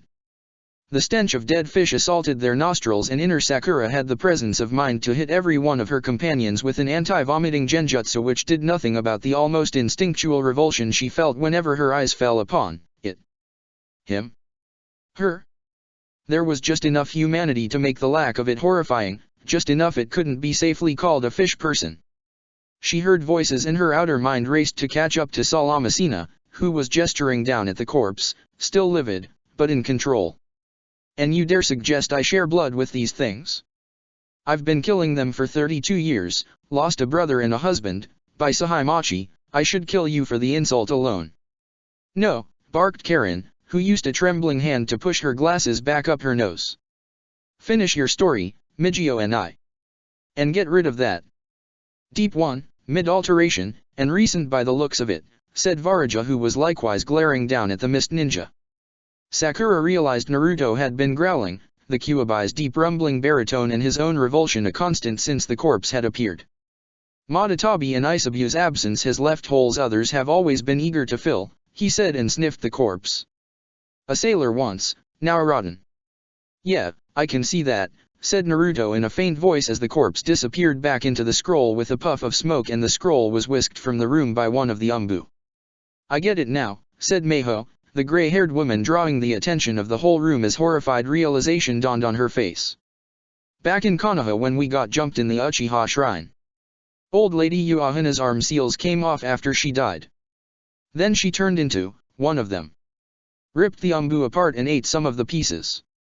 What happened to the creature? Asked Mijio and I sharply as the Hoshigaki also gave noises of dismay. Where did it go? Did it say anything? Meiho shook her head. I passed out from blood loss, but it didn't kill me, just your missed Umbu. Don't know where it went. Can they survive away from the ocean? Asked Sakura, struggling to accept that the sweet, old woman who'd been so excited to teach Naruto sealing had turned into something truly inhuman. Blood of Inahi, muttered Salasmina, running a hand through her hair before answering. They can, but even Inuka wouldn't make it from Konoha to the coast. Thanks to your ambush, the village was a war zone, said Karen acidly. Right, and your suicide bomber, and the 100 murderous Umbu, and the 6 tails, and... Nobody found a body like that in the rubble, said Suzuki. I would have known as Uchiha clan head or as the medic nin on site for hours. My uncle would have said something, hells anyone would have said something. If there's no body, there's no confirmed kill, said Mijio and I heavily and he sat back down. Kiyomizu attempted to flee the room in tears, but a mist Umbu picked her up by the neck and dragged her back to her father. The little girl buried herself in Hameka's arms as the old mistnin picked up his story. Hikaru had collapsed back into her chair in shock and her panting breaths leaned a desperate air to the words. This corruption spread deeply through Uzushio, through matriarchies, across many families, but the third Uzukage remained pure. She and her council did what they could in the shadows, but every day ships would arrive and depart, sometimes with smiling Uzumaki passengers, sometimes with hungry stowaways on the anchor chain. She sent several of the Kyujira clan to the third Mizukage with a warning and a plan. We readied our forces, but the deep ones struck first. They attacked the Uzukage's home, on the other side of this island, rising from the waves and butchered everyone who would not join them, even as their allies within the village itself broke the barrier seals at every turn. But the Uzukage was not at home, had been sending shadow clones to make her usual walk through the village every day. She drew them up from the shore, up through burning streets as Lord Third, the 7 swordsmen, and every Umbu to hand, including an upstart recruit, drove them onward. Mijio and I rubbed his chin, his eyes seeing long extinguished fires and howling maws. I have never, in 50 years, been more terrified, or fought harder than I did that day. But there were always more, in the water, they just kept surfacing, our ships were torn to shreds, he stopped himself and Sakura saw his hands were trembling. The Uzukage had been driven back beyond the second canal, the 6 hills of the founding families were islands in a sea of scales. They must have thought we were finished, because at last the numbers slowed and the bay was still. As planned, the Uzukage raised the barriers we'd fought so hard to restore and trapped the deep ones and their long-hidden forces, in the city. That sounds like she was a hero, said Naruto, so. Ah, but was she? Mijio and I wagged a finger at the blonde, his expression halfway between grim and desperate. All we knew was that the Uzumaki clan were the first to give in. Who was an ally, who was an enemy? I saw an Akaibos woman lead her squad into a trap and laugh as the deep ones killed her too. There were orders from the Uzukage's tower that made no sense, 2 of the swordsmen were dead, all you could be sure of was the squad you'd sailed in with, and even then. There had already been treachery, the corruption could not spread further, we all knew that. Was even this just a grander trap to destroy 2 villages who could stand against them? We had to be sure. So, you guys just killed everyone, asked Karen numbly. We had to be sure, repeated the old man. The Uzumaki clan was too great a risk to be allowed to live. You see, even now, the danger persists. There is no common corrupting matriarchy, no hidden symbol, no corrupting artifacts we can hunt for, though hunt we did. We could not ever stop, for the taint is in the soul. There's plenty of heroes, said Karen stubbornly, gesturing to Salamasina, who looked relieved and a little thankful. If you told us this at the reunion instead of sending an army. If you knew, you might make the same bargain, said Mijio and I, his eyes sweeping the room. Any one of you. His eyes lingered on Hikaru's pregnant stomach. Even a child. The moment of horrified realization drove the breath from Karen's lungs and the color from her face. Otohime. What? Asked the Umbu and most of the expedition. Otohime, said Karen. Salamasina, you said she came for you too, right? Except you didn't go through with her deal. The wave of red chakra washed over Karen like a muggy wind and mingled with the lingering smell of dead fish to create something truly foul. I knew it, growled the nine-tailed fox, dropping Naruto's body to all fours and pacing back and forth across the room as the humans stared. Treachery of the blackest kind, oh yes, now it all becomes clear. We made a blood oath, gasped Sakura, staring at her own hand. With Teiwa Uzumaki, in a field. Something happened. Oh fuck, said Varaja, shooting Salamasina a panicked look. Which one of you, what did you say? Everyone on Team 7, said Naruto as he resumed pacing without a break in his prowling, 3 tails of orange chakra lashing the air. Except Indra-sensei. We all promised something different. Sasuke was trying to remember. Loyalty through friendship, battle, and marriage, said Sakura, pointing at Naruto, Sasuke, and herself in turn. There was also stuff about keeping the faith. We wanted to make the world a better place, offered Naruto. To help each other. Sasuke also swore vengeance on those who ruined us, said Sakura, quoting directly from the memory inner Sakura was rifling through at that very moment. And the stream nearby turned into salt water. The Hoshigaki and several Mist Umbu hissed in unison as Naruto's eyes dulled. Hikaru burst into tears. Are we gonna die? Mijio and I stood, a hand disappearing behind his back. Kneel and accept your lot, and I promise you all a painless death. You'll be saving lives. None of you brats are going to die, said the Kyuubi, rolling his eyes. The baby's fine too. He paused. Probably. The Biju swept back up into an upright position and looked very smug. I saved your immortal souls instead of devouring them, you're welcome. Even you, Uchiha. What the hell is going on? Asked Nami and Mijio and I nodded slowly, cogs turning in his head. Please elaborate, Ninetails, if we can trust a word from your ma. For once, you can, said the Kyuubi almost cheerfully. Spiting that bitch Otohime has gone up to the top of my to-do list, right next to calling the high halls down on her slimy head, and wouldn't you know? There's a way Indra and I can do that just across the bay. No, the night you fools ran away from the hidden grass village, we had a little midnight visitor. The queen of the dragon palace, Otohime, who likes to call herself goddess of the sea since her husband who had the title, died. Your little blood oath woke her up, but since I was putting my chakra into Naruto Uzumaki from before he was born, she had to deal with me first. He's mine. Sasuke felt a brief burst of utterly irrational jealousy from nowhere, and the unexpected emotion jolted his tongue into action. What about Sakura and me? Oh, your clan was claimed by Amaterasu long ago, said the fox dismissively as Naruto was trying to decide if he should be worried about the Kyuubi's previous statement. And the flower petal, I convinced Otohime she was beneath her notice, which was easily the best lie I've told in the last decade. Inner and outer Sakura gaped as they realized the Ninetails had complimented her in a roundabout way as he strolled over and threw one chakra-coated arm around Karen, who yelped in pain. Oh, right. The aura of toxic chakra dimmed to the flickering edges of Naruto's silhouette as he squeezed Karen close. But the best part?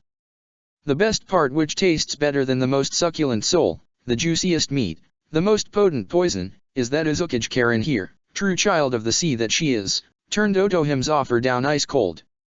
At the time, I thought that bitch was just making a play to cement her hold on the Uzumaki clan, since she couldn't have Naruto and Kushina's soul is still partially trapped inside this seal, but now, the fox gave a dark chuckle as Mijio and I frowned at the mention of trapped souls.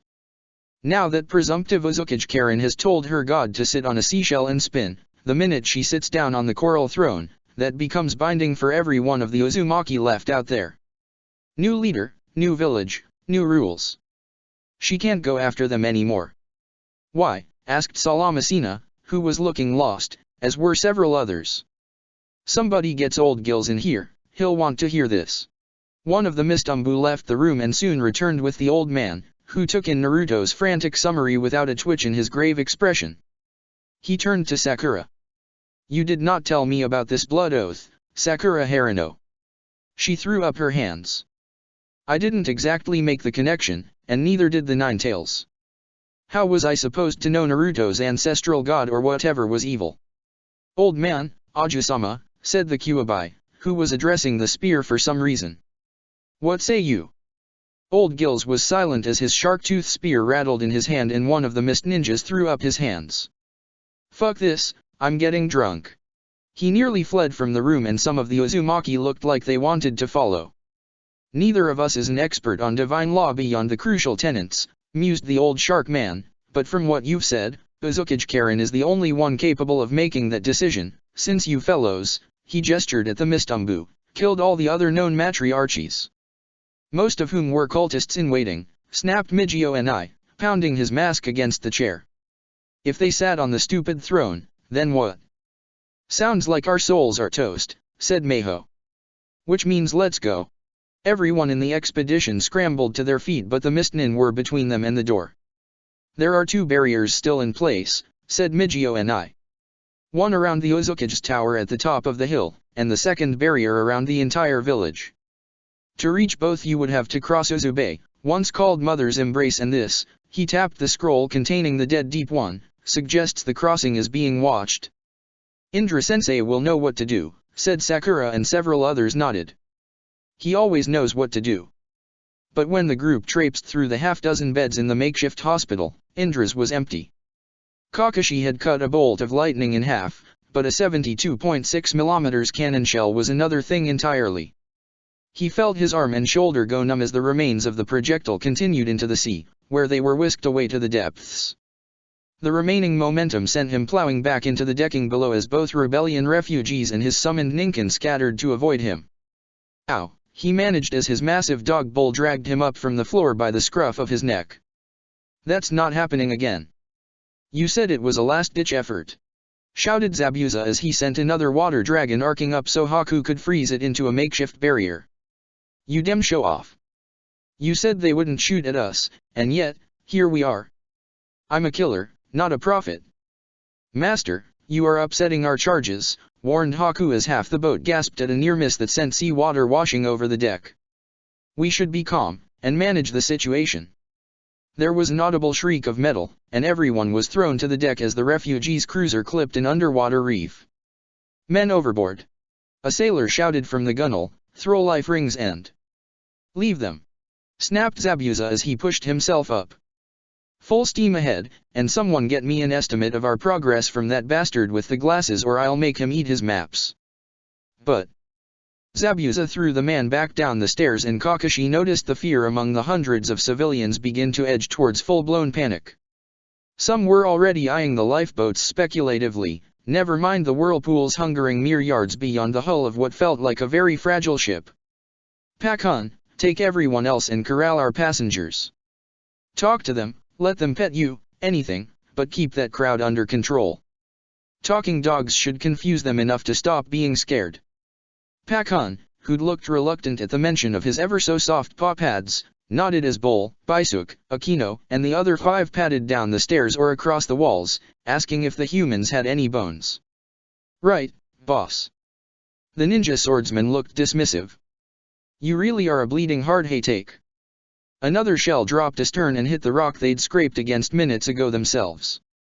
Speaking of sentimental fools, where the hell's that waterboy Hojiki? This should be a dem playground for him.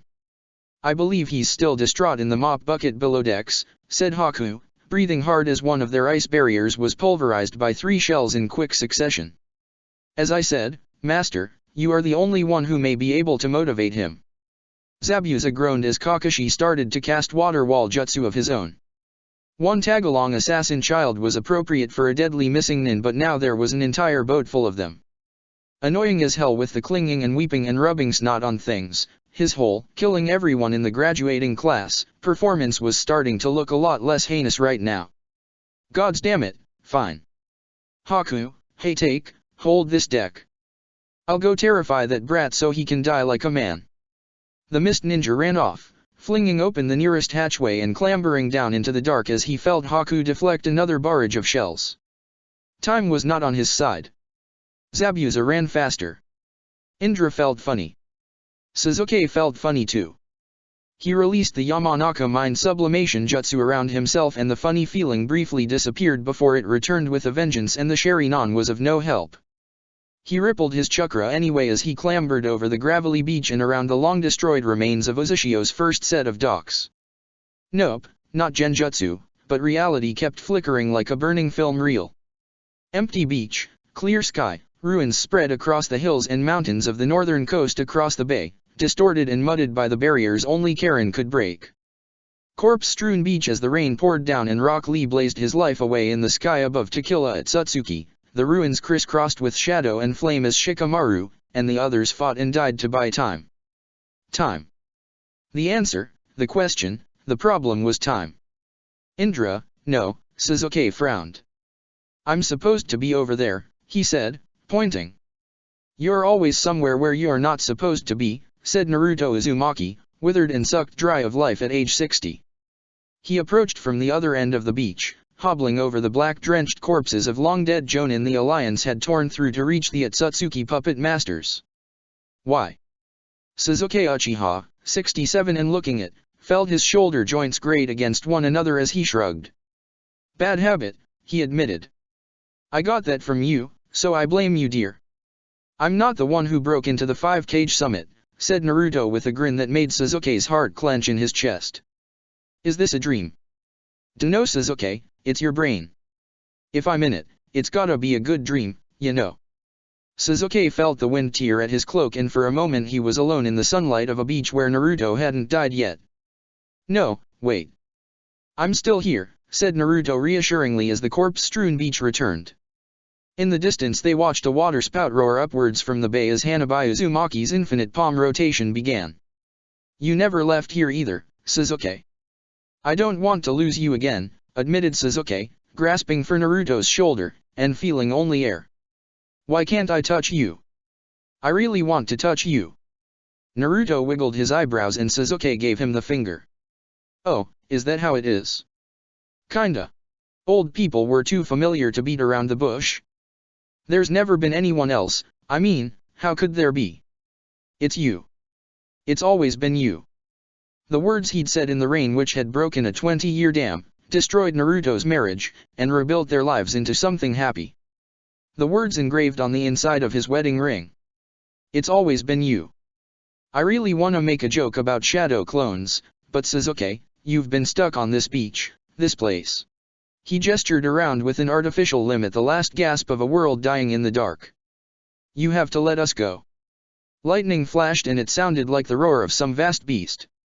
When Sasuke blinked, he saw 49-year-old Sarada standing there next to Naruto with white arrows protruding from her torso like a thicket of trees. He dragged his own eye upwards, awaiting judgment, and saw her dark eyes regarding him with a hint of annoyance. But are we everything? Asked Naruto with a hint of reproach. Everything that's pushing you forward, getting you up every day? Remember, living only for other people? That didn't work for me, it's sure as hell not gonna work for you. Sarada's voice was sharp-edged with annoyance, or perhaps irritation. If Boruto's thesis is right, everyone you left behind is either stuck in quantum uncertainty or dead, and since there's all these arrows in me, Papa, I'm dead. You're right, said Sasuke miserably, and Sarada's annoyance lessened a little. Did you do what I asked? I'm working on fixing things, stopping Obito, then the Otsutsuki. We've come back to Uzushio too. She cut across him, a whip crack of command and interrogation. Did you fix yourself? Should I still regret being your daughter?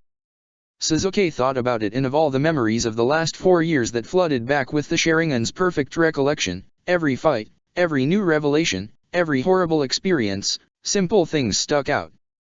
The sunlight filtering in through the Uchiha window as his younger self's splendor roared, Naruto strolling and singing the ramen song as Karen dashed out the door to retrieve Sakura from the Uchiha district gate. Warm tea in his hand and a purple scarf that had beseeched him to come back safely. The look of joy on Naruto's face as he received Fox Fang from Kakashi and Jiraiya. The hesitant smile Sakura had when told him she liked girls. Sasuke leaning back with blood-spattered hands and pleased because he'd saved a Konoha Chunin from bleeding out on the floor of the Uchiha shrine. Sitting across from a plastered Tsunade as they shared whiskey on the roof and talked about expectations. Watching Kurama and Shukaku bicker like he and Naruto used to. Shimura Danzo smiling at the prospect of the cherry blossom sage Sakura Haruno. Gaara calling an airy mother just to watch Kankuro's lower eyelid twitch. Seeing Yugo, Inajin, and Sai playing with children. Punching Itaki across Konoha's skyline with his niece's Susanoo technique.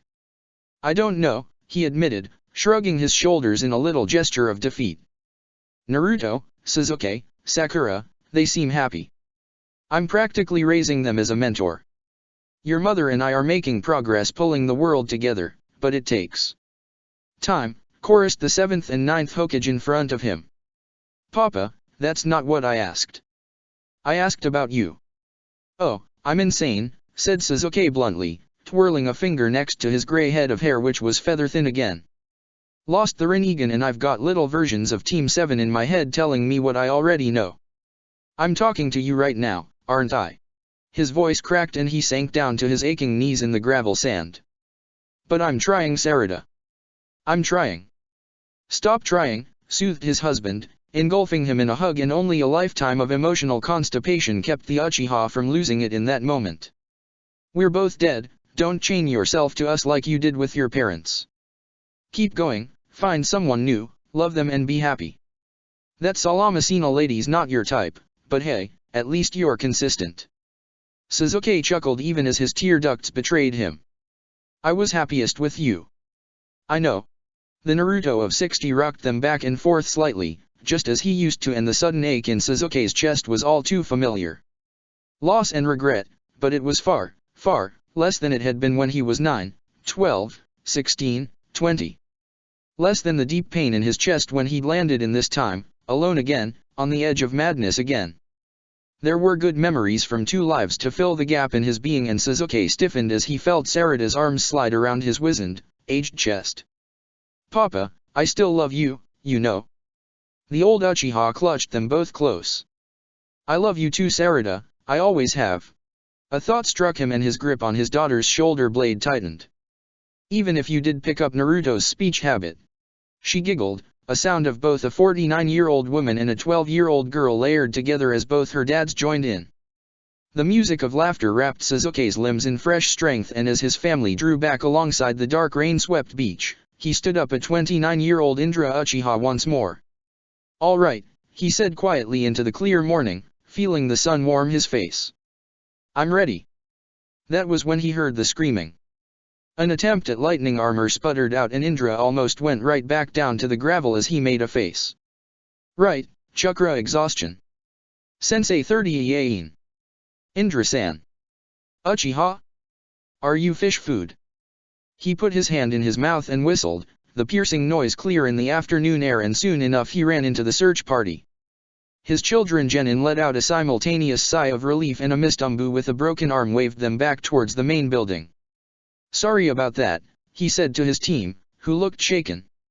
My mind wandered, and my feet followed. It's fine, said Sasuke distractedly as he kept sneaking looks at Naruto, and Naruto kept sneaking looks at the water. Replied their teacher. Anything I need to know about? They told him about the Uzumaki. Sakura with lingering horror, Sasuke with self-recrimination because he'd suggested the blood oath in the first place, and Naruto was bouncing off the rocks in a frantic, indirect anger as orange chakra flickered around his silhouette. Kmin-sensei, Kmin. Hurry up.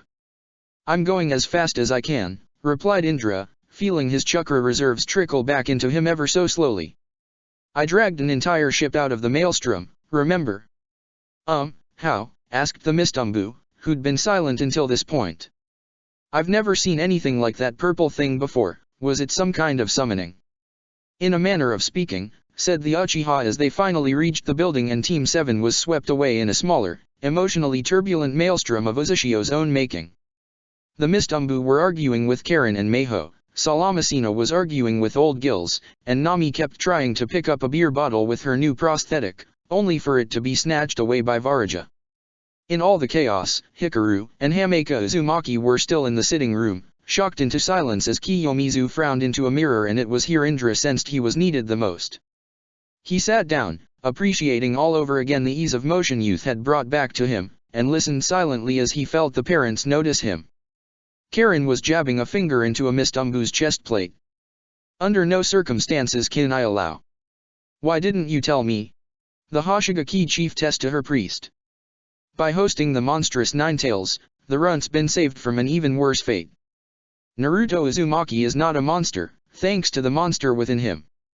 Ironic, isn't it, brats?" Kiyomizu whimpered and her father turned to Indra with empty eyes. "Rough day?" asked the Uchiha. He got 3 nods in return. "Shinobi-san, that red eye you have, can it?" Hikaru hesitated. "Can it see if there's something wrong with my baby? Your nephew said everything was fine, but he's young. If he missed dash." "I trust Sasuke's diagnosis," said Indra calmly, "but if it will put your mind at ease, I shall." The light blue cluster of energy faintly visible through the Sharingan's vision was the same as every other time he'd glanced past the pregnant Uzumaki T-server, and he told her so. "Shinobi-san, what should we do?" "Do?"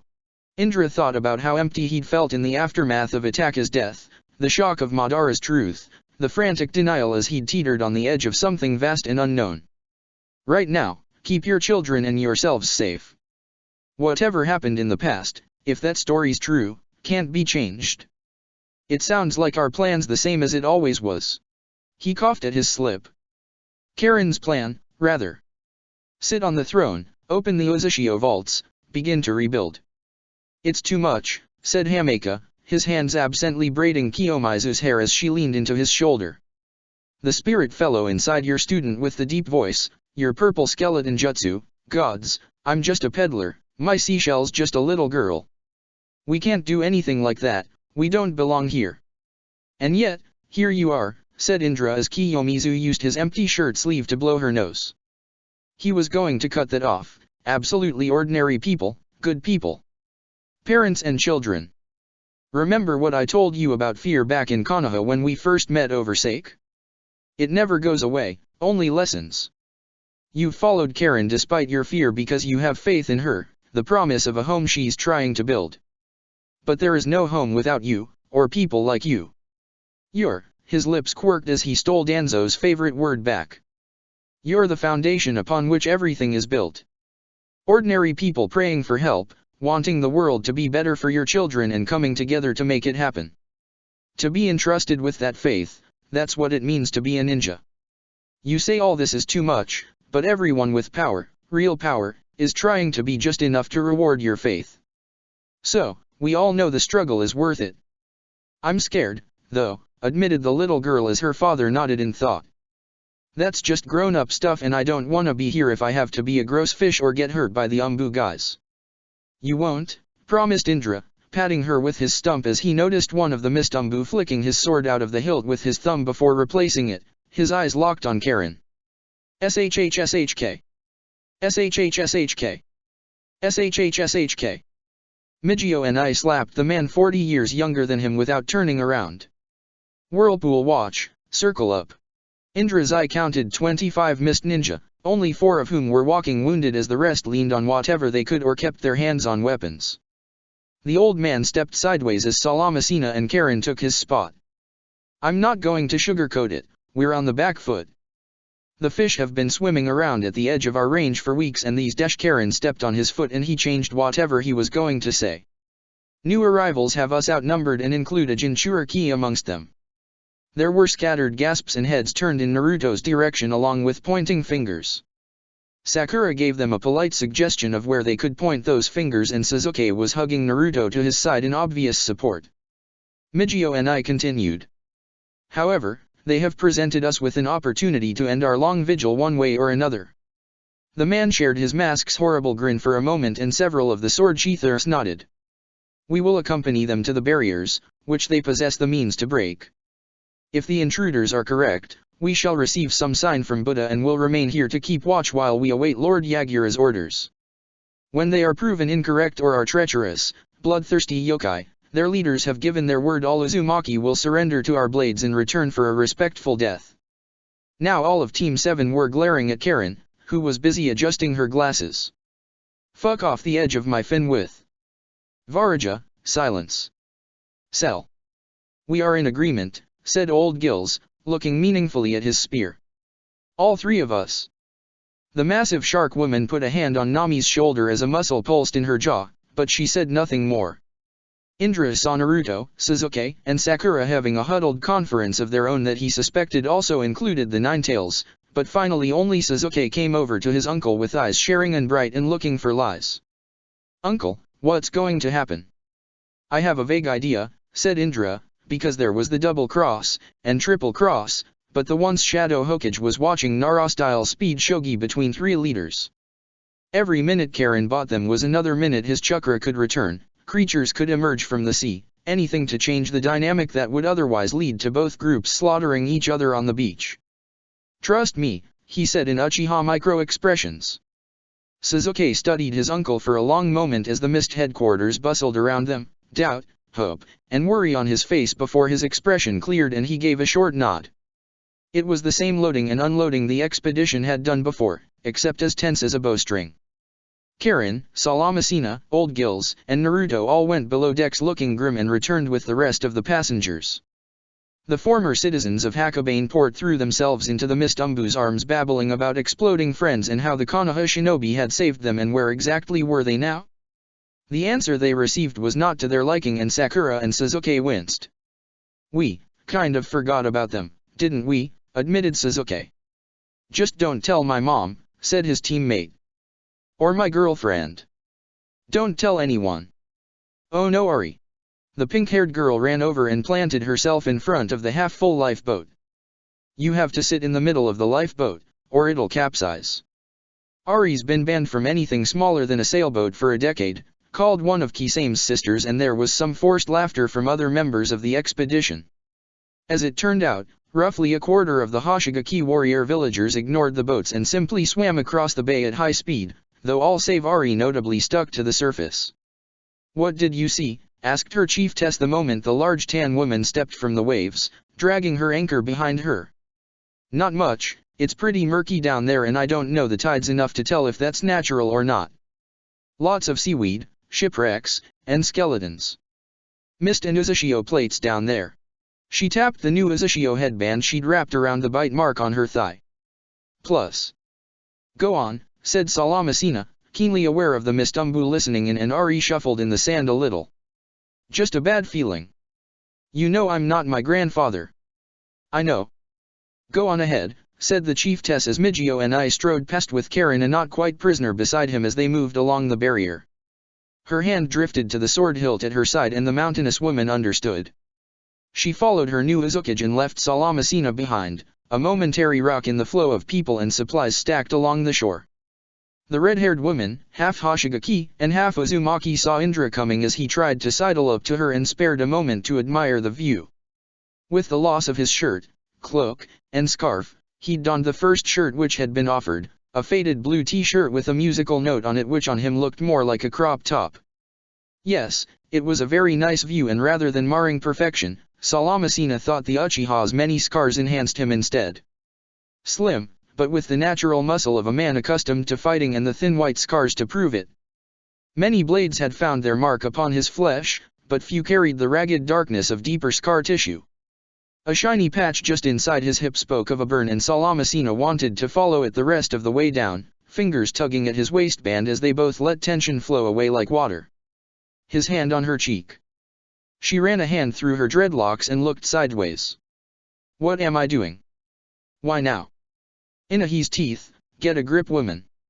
It might have just been the relief of surviving the maelstrom, but those had been two very nice kisses. That was why. And the 4-year dry spell. The barrier over Indra's shoulder rippled like the surface of a pond and Salamasina started at her Uzukage's voice. Found it.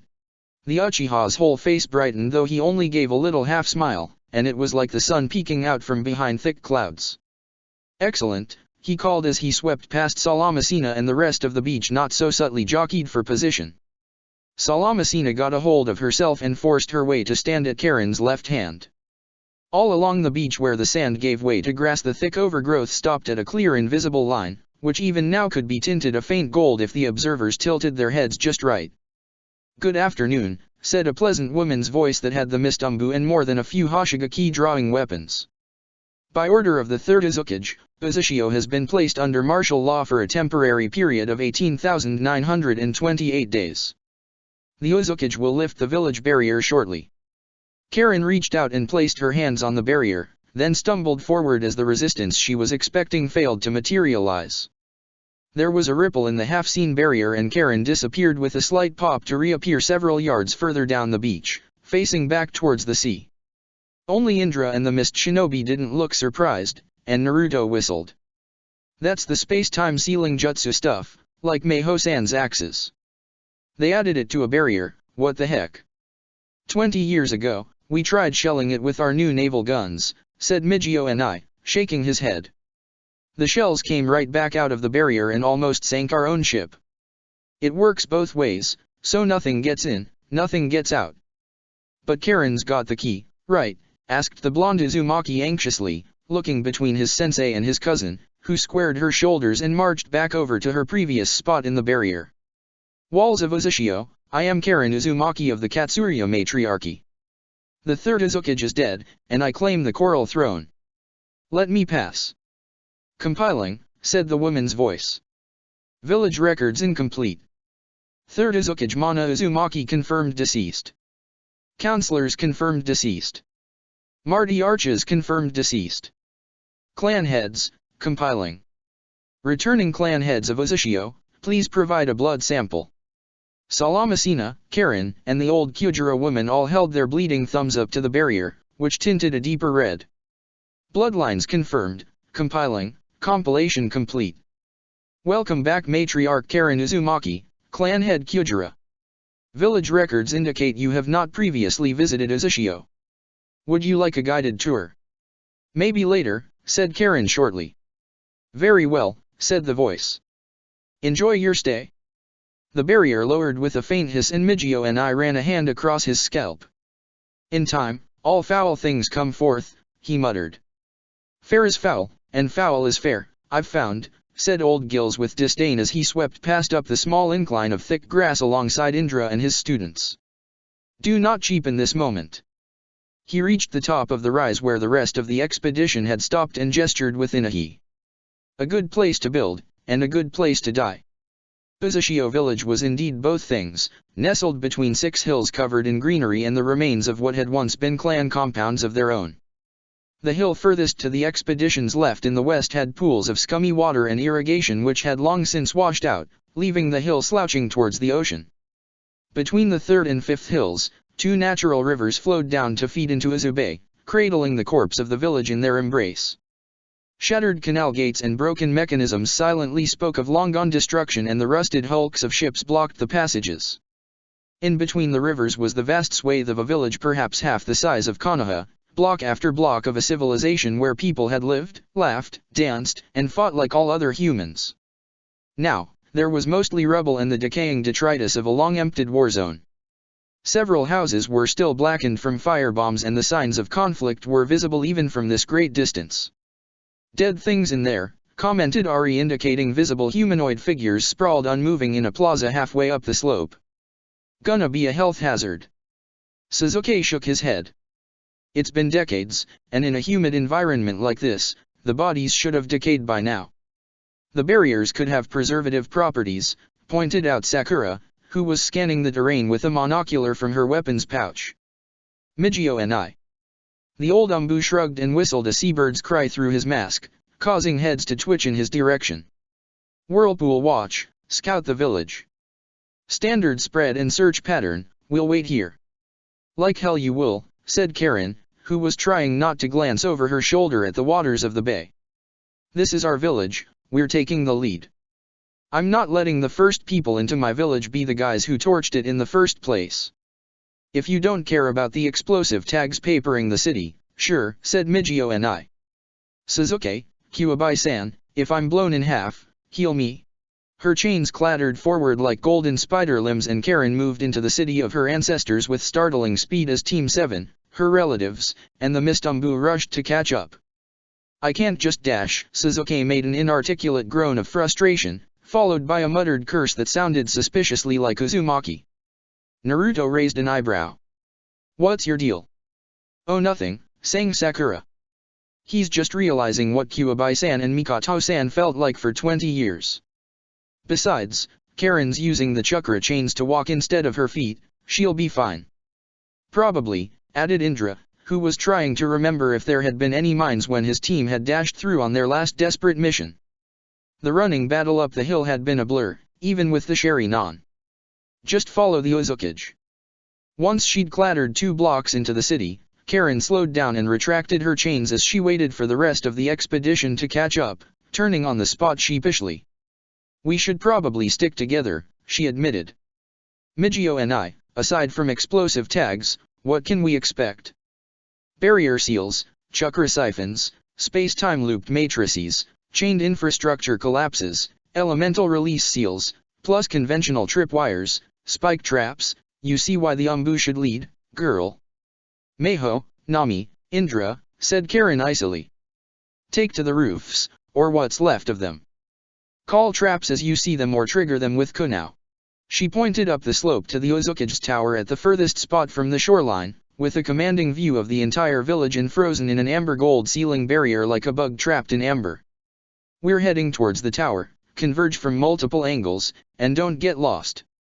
The expedition moved slowly, fanning out in cautious ones and twos to pick over the rubble or simply to seek a path through the debris, as several of the destroyed buildings near the edges of the village had once been residential apartments.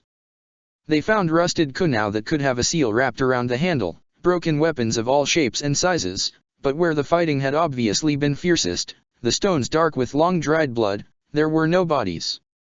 This bodes ill, said the Ninetails, sniffing a spot where several people had died.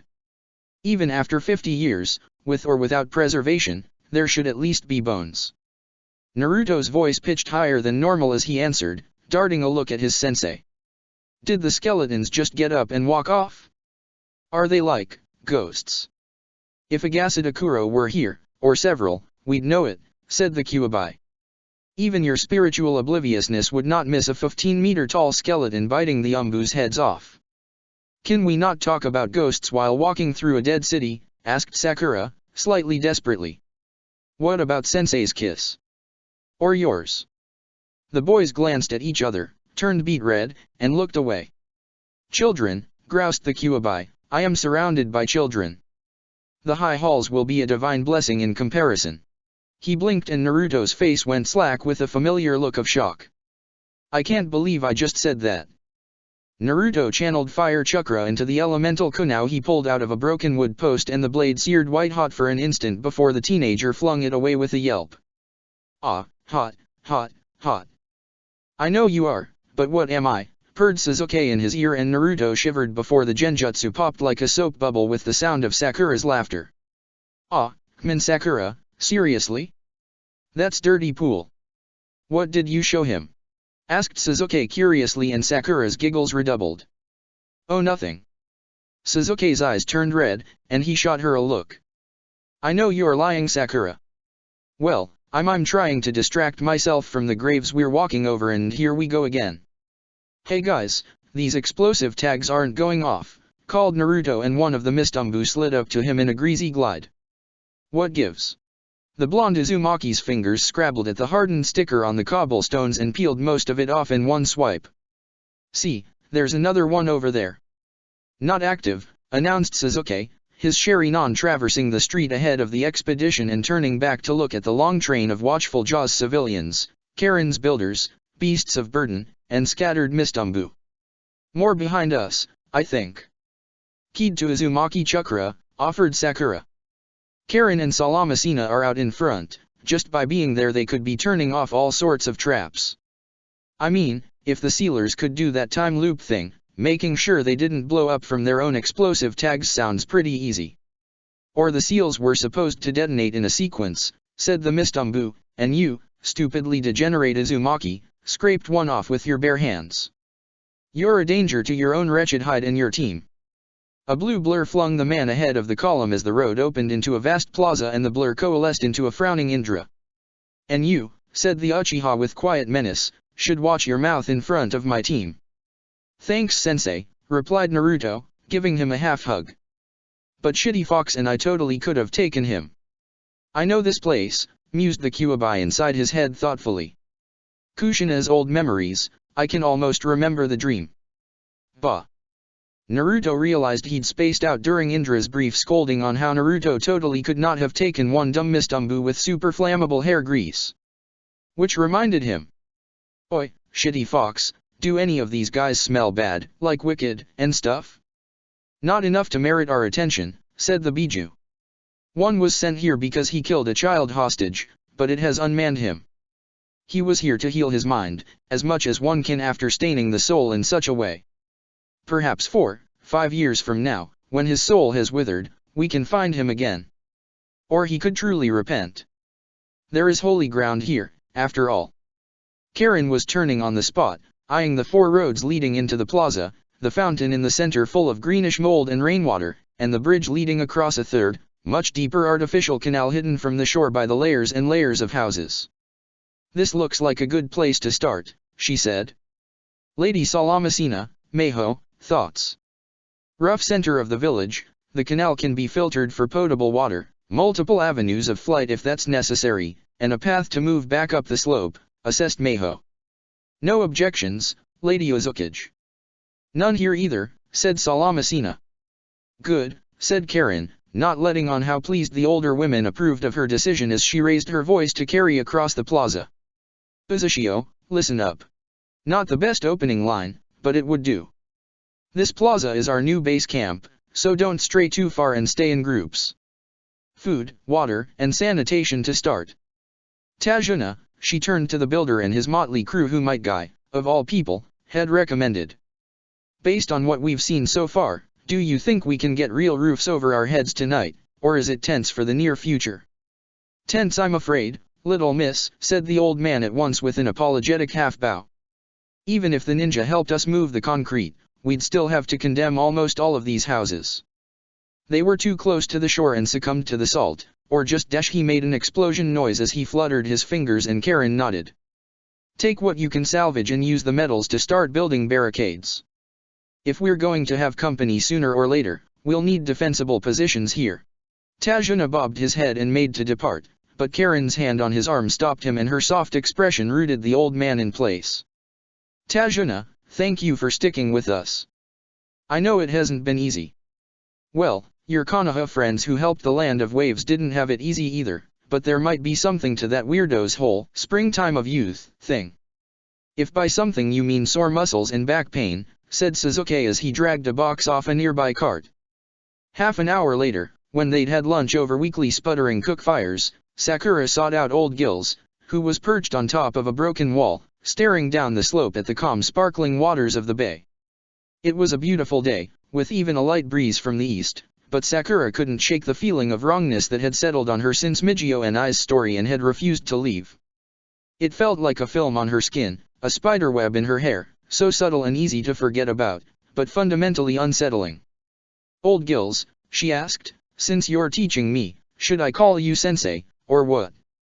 The rest of the village calls me Old Gills, even my daughter. I don't mind if you do too, said the Hoshigaki. Can you feel it, Sakura Harino? The subtle corruption? Yes, I can see how the village was tainted now. If there was no sage to warn them, and the true priests were gone, it would have been like falling in love. Gradually, and then suddenly. The genin made a face. Gross. They were silent for a time before Sakura broached her next subject. Old Gills, I keep hearing stories about people in love and, it seems so huge. Stories about saving each other's lives and doomed relationships, people dying, and books always talk about true love. Is it weird I don't think I can live up to that? Old Gills arched one white tattooed eyebrow. Live up to love? Elaborate, aspiring sage. Sakura used Earth style to drag together a stack of bricks and sat down as she composed her thoughts. I mean, Naruto and Sasuke had this accidental kiss a few days ago, which Karen told me about, and they've been all awkward about it. My master's old family died tragically or something, and the Nine Tails told us this story on the way here. There's this girl, Kai Banka, I'm dating from the Sand Village. We write letters, went on a few dates and stuff. Old Gills's grin was that of a fond recollection. Stuff is rather vague, aspiring sage. Shut up, old man, snapped inner Sakura, shaking her fist at him threateningly as her outer self dithered in their mind for several seconds of deep embarrassment. They switched places once more and a collected outer Sakura continued. What I mean is, I like this girl, but not in a would die for you, mourn the rest of my life, sort of way like my master. Or those stories. She's just fun. I'm not using her or anything, am I? Since you're asking the question, the answer is probably no, said Old Gills as his spear rattled at him and he pointedly ignored it. You've been hearing a lot about true love, or perhaps sacrificial love, because those kinds of romances make for good dramatic stories or are deeply meaningful relationships that shape someone's life. You can't expect that when you're 13, and you shouldn't be looking for the perfect person. You are learning about yourself and others, becoming an adult woman, learning to make your own choices. If it doesn't work out with this other young lady, do your best to end things on a respectful note and absorb the lessons from your time together. The old Hoshigaki gestured at his spear and then down into the plaza at Naruto, who was helping Hameka construct a tent for his daughter. You are involved in extraordinary events, with extraordinary people, you are an aspiring sage, Sakura Harano. Not all things in your life should carry such weight. Do you fret over what you will eat for dinner, or which route you will swim to the market? Sakura grimaced, he'd read her like a book. A little. This will sound callous, but you should learn to care a little less, young pupil. If you are constantly seeking great matters, profound moments, true love, you will miss the natural joys of life in front of you. Or you'll just be insufferable to everyone else. Thanks, said the pink-haired girl flatly. Majorly boosting my confidence there, Old Gills. You're welcome, he replied before his eyes widened and his hand tightened on the hilt of his spear. Below, Sakura noticed several of the other Hoshigaki and Kyujira straighten up from their tasks of fall suddenly silent. What? She asked urgently as she flicked off her seals and expanded her senses through the hundreds of thousands of vines draping Uzushio's ruins. What's wrong? The old man leapt down from the wall, falling several stories to land in a swirl of dust next to Karen. Lady Uzukage, the shadow clones and illusions we left in ago are gone. A yokai raiding party, and not a small one either. Numbers? Asked Karen and Mijio and I simultaneously before swapping a suspicious look. More than 20, said the sage as the other affected Hoshigaki gathered around the Uzukage. Anyone else get a better count? My clone caught a glimpse of Inuka, said Kisame's sister with the facial scar. They brought the heavy hitters. Can we assume they're coming here next? Asked Hikaru, peering down at the still calm bay. I mean, all they know is you're not at home. We can't, admitted Mijio and I, but even at their top speed, even if they came straight to Uzushio, it would take them a day or two to get here. We have time to prepare. Open the tower, sit the coral throne, have shitty fox tattle on the fugly fish lady, and meet my mom, summarized Naruto cheerfully. I bet we're gonna have all this wrapped up before those creeps even get here. Half the circle around him swore and even Sasuke punched his shoulder. You just jinxed us, dumbass. They never got proof one way or the other, but until Team 7's dying day, they were convinced Naruto had done exactly that. Check the description for the links to the author.